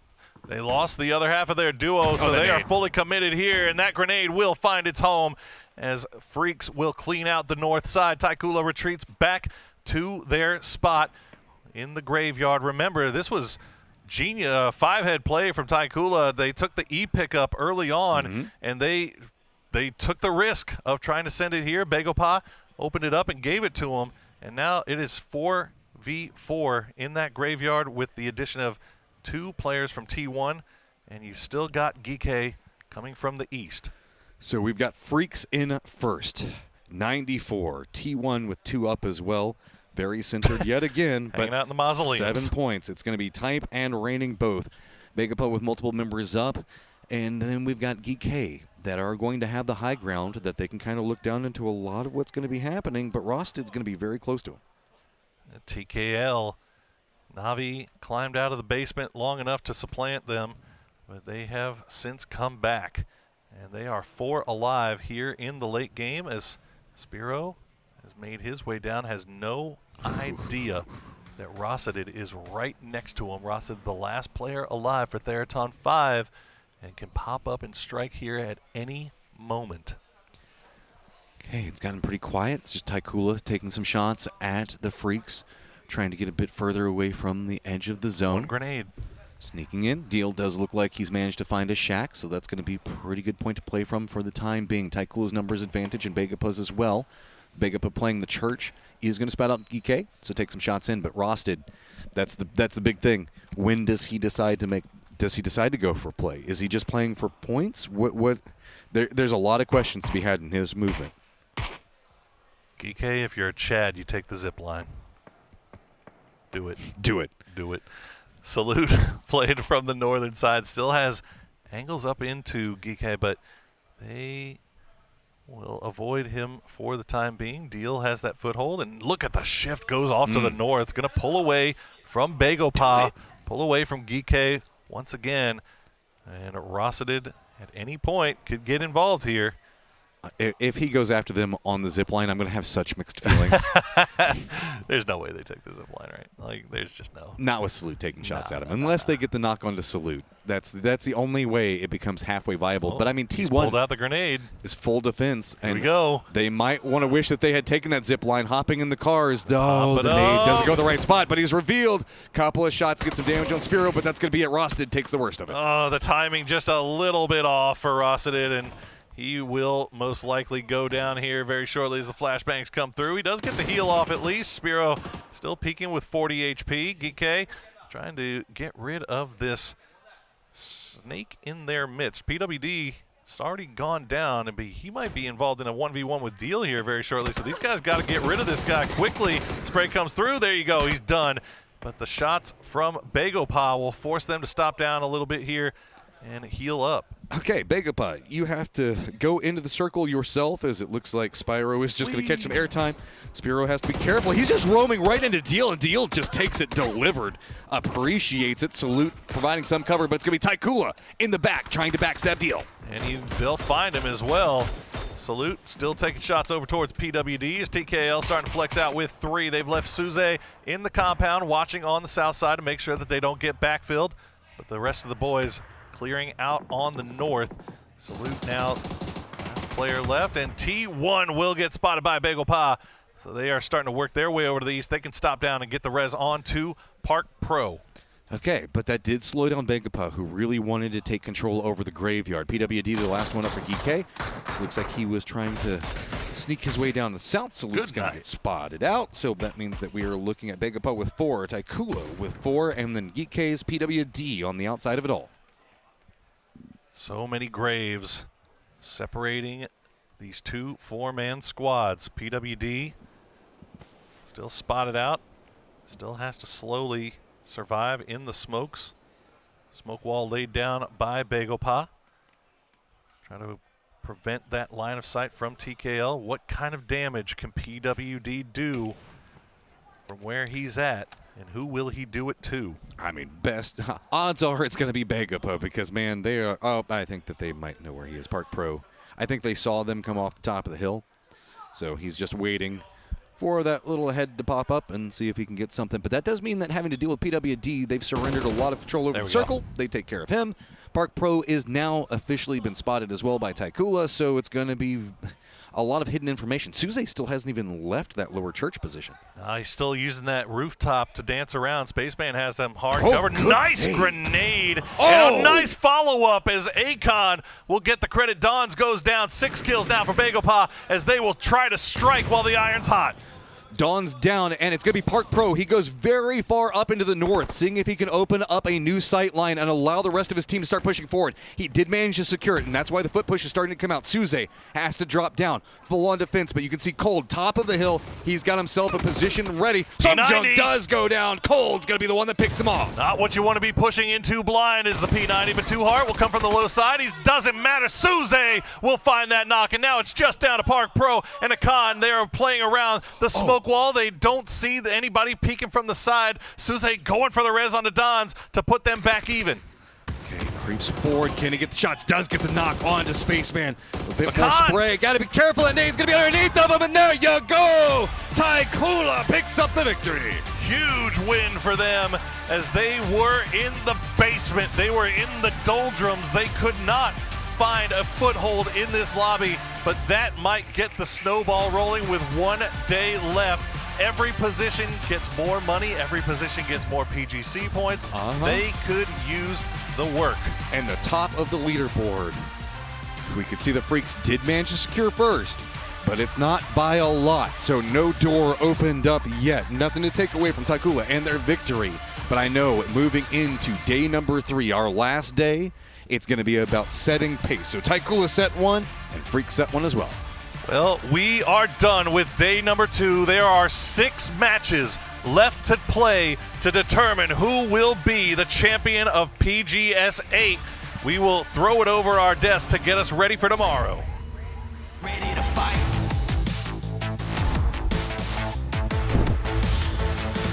Ready to fight.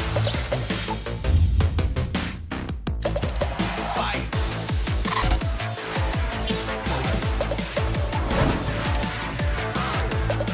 We ready. Ready to fight.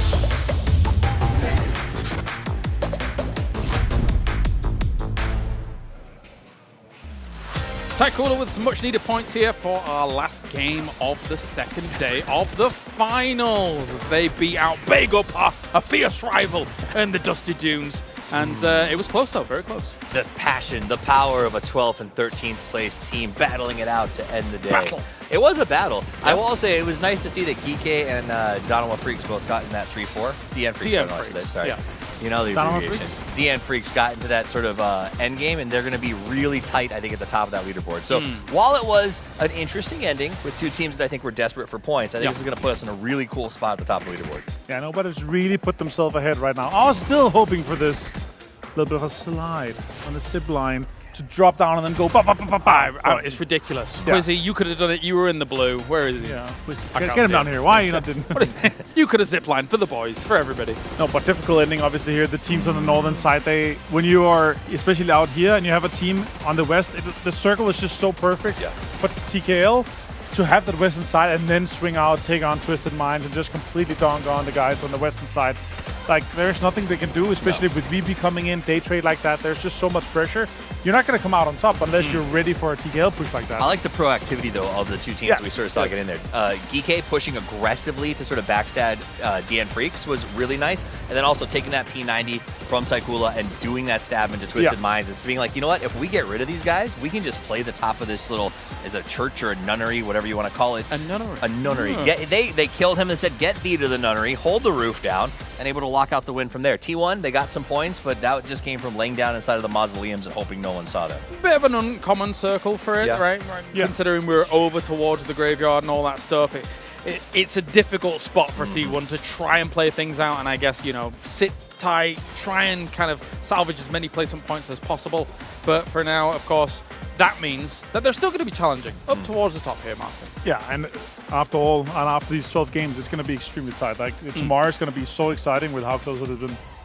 Yeah, definitely so. All right. Well, I'm getting word that we are, I guess, ready for our interviews in a moment's time. So we can now head on over there and see what is going on for our interviews for the day. Or not. We'll be ready. Great comms. Yeah, so beyond that, right, obviously you've got a situation now where our top is going to be very close. So that's great stuff. Yeah, honestly, like tomorrow, again, depending on the start, if Falcons can come in and come with a strong start or Freaks, it's going to be cool. But still, we're talking about potentially 3 or 4 teams that's coming in within a small separations of each other, Yeah. and anyone can still take it of those teams unless we see a crazy comeback of some other And teams. I'm hoping we hear from those teams in the interviews, like those teams that are really pushing for that big win at the end and can make some moves, because it is going to be very, very tight going to day 3, which is nice because that's what it was for PGS 7 as we went into that, right? PGS 7, it was a super tight 3-horse race kind of coming into it. I think because of what we saw with Freaks and Geeky, it might even be tighter than just 3 teams this time around. Yeah, that is fair. I'm seeing that it's a Tycoola member, so I guess they're not exactly at the top to be able to find out how things are going at the top. They did good, though, in that game. They did do good in that game. All right, I'm What a getting word that great we're win. ready to go, so let's head on over there now and see what's on.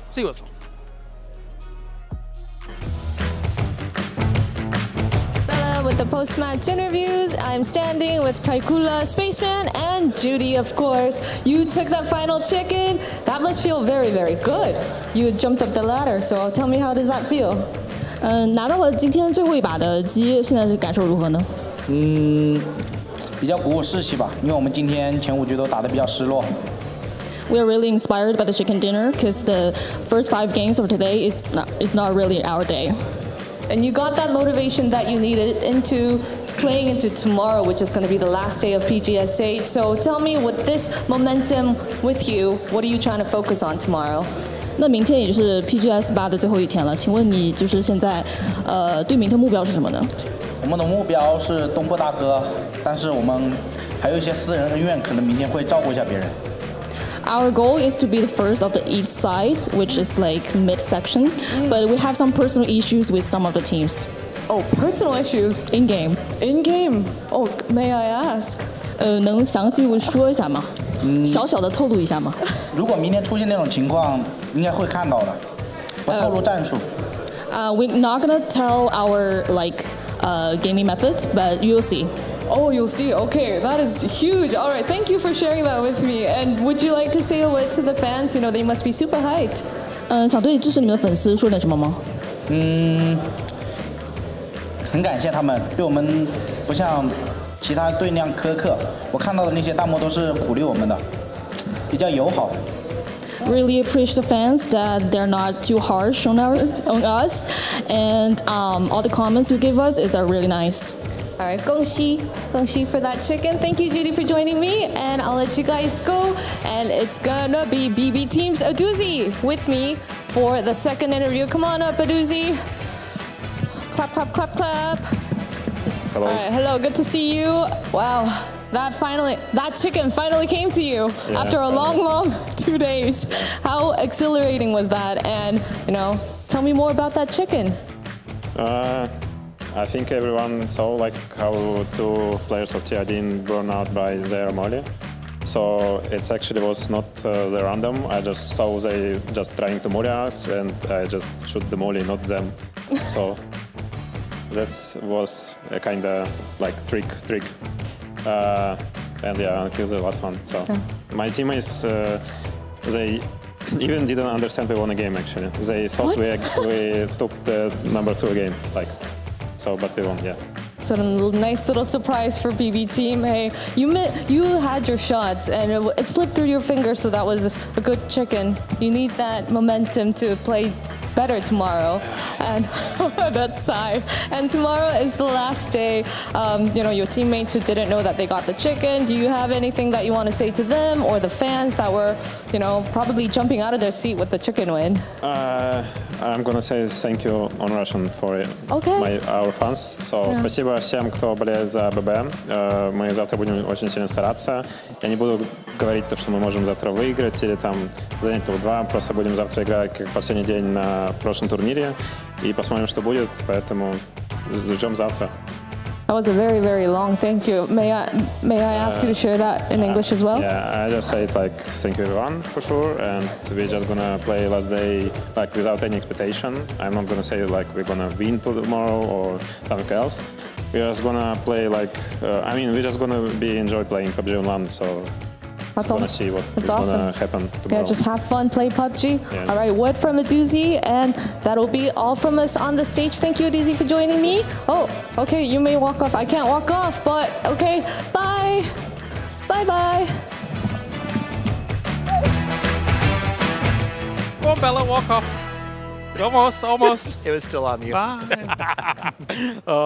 She's got some big heels on, and it's a grate, right? Okay, like I don't blame her. I had to help her practice stand on the grate before. It's understandable. Great to hear from a doozy though here. Yeah, They've got no expectations. They've got an opportunity still to win though, as everything gets very loud behind us. Everyone is going, but they've got a great opportunity. Okay, so a doozy, opportunity to win. They set up a great run here. They look good. EWC points, feeling great. I also am excited about this TKL comment where he said, we've got personal issues with other teams. Wait, we're going to integrate into our strategy tomorrow. You don't want to hear that from a team on the bottom if you're a team at the top who has personal issues with them. Wait. Well, let's wait. When we get to the leaderboard, we'll see how far. Okay, I mean, it's still that English? He's still got a good point. It's a decent point. It's a solid point. It's a great point. It's a great point. Okay. Stick to your maths, all right? I'll do maths. You'll talk. 9 kills for TKL. Taikula getting themselves a big victory for them, considering they're going up against Bagel towards the very end. Oh. Damn cold. Wow, that is cold. Putting up some big numbers here for the boys.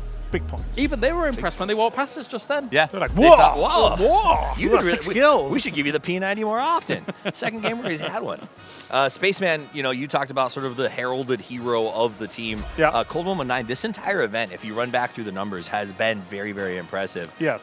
As he works with Spaceman. In the JDG announcement, he was front and center with doing a little hand sign, and now he's man of the match here. If people are unaware, obviously, this team has been picked up by another roster bit because they're fielding here as Taikula. Right. Obviously, they're playing things out as Taikula for now. But man of the match, Cold, congratulations to him. Good stuff. Yeah, it's going to be cool to see what they can bring further here. I mean, already them being here obviously puts them as one of the best teams out of China, so it's good to see. And I kind of want to see more of what we know that they're capable of, because in PGS7 and the group stage and what we saw from them there, like, okay, this is sick. These guys are actually coming here to play. And now, before this game here, they were 16th. Now with 19 points here again, it's going to put them quite far up the leaderboard. They're going to jump some places, but it's actually going to put them within some sort of striking distance to the top 7, top 8. We're talking like 10, money on the line. 10, that's true. 10, 15 points. So that's what I want to see from them. PGS points on the line. Yes, true. Yeah, there's PGS points on the line. There's a huge chunk of prize pools on the line when you're jumping up the leaderboard. Well, so far so good for DN Freaks. They blasted today. Yesterday a little bit underwhelming, but they've really been able to rock it up throughout the day. Yep, exactly. That's exact. He nailed it. Salute wasn't there yesterday. And both of us removed him from Fantasy. Yeah. I had him. I was like, okay, we should have learned. We're in the bin. It was the same. He took one day to warm up as well, so we should have learned from PGS7. Look at that, we have it. This is our standings. DM Freaks takes number 1 with 97 points. Falcons has been knocked off their perch with the 93, but BBT just 7 points behind. That's what I want to point out here. Taikula, right, jumps up from 16th to 11th. That's nice, but they're actually only 10 points from 7th place. Yes. That 10 points is not a lot. Like, you're able to jump in 7th. No, he's right. The math is right. From 16th to 7th, that's quite a big difference. Like, if you play your game instead of focusing on targeting other players. That's math. The point difference from 16 to 7 is a very different thing than over on the other side. Plus, they got Circle Love in that match and a P90. Sure. I hope he's right. I hope that they come in and they smash faces and we have the closest race for a final in history. That said, I don't know that I expect that fully. But I'm more worried about them really taking it to someone that they maybe do feel like we want to do something with this game. I'm worried and kind of excited what's going to happen with that. If we're going to see 4 out of 6 games hot drops, that would be crazy. But it would be a throw, and I don't want to see a throw. I see what you're saying. Yeah, not in the final. No throws in finals. No throws in finals. You want to play for PGS. The only thing you throw is a molly. Or shoot it. I've enjoyed this discussion. This has been fantastic. I think it was pretty decent. I feel like you're being sarcastic. I'm not being sarcastic. I can't see you from down there. Hey, all right, Tall. I'll bite your ankles. We have got 6 games tomorrow to round out our grand finals for PGS 8. Shut up, both of you. As Miramar into the wildcards into Erangel to finish things off. Stop it. All right. It has been a fun day. It's been a warm day here in the studio for sure. It's heating up. I think our minds are melting a little bit. That's definitely true. But again, we have it so close towards the top. I said before that game, Super doesn't disappoint. It's got some stuff.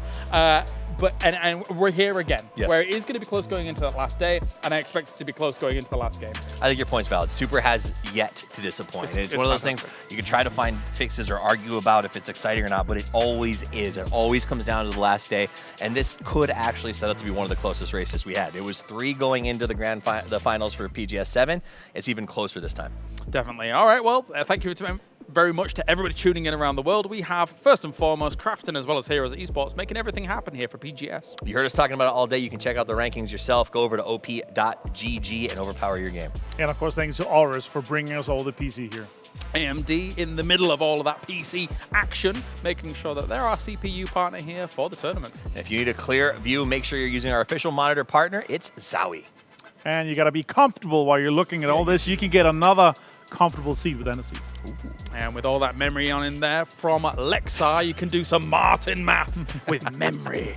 So that would be good to round things out as well. We also had the drops that you can't watch anymore for today, but that'll be back tomorrow because we've got one more day. Final thoughts, Martin, for day 2. Yeah, of course. We got the top 4 teams only separated by just 9 points. We're going to be going into tomorrow, and you're going to have a bang off a start. You're going to have to bring your confidence, and you're going to have to snowball from the very start.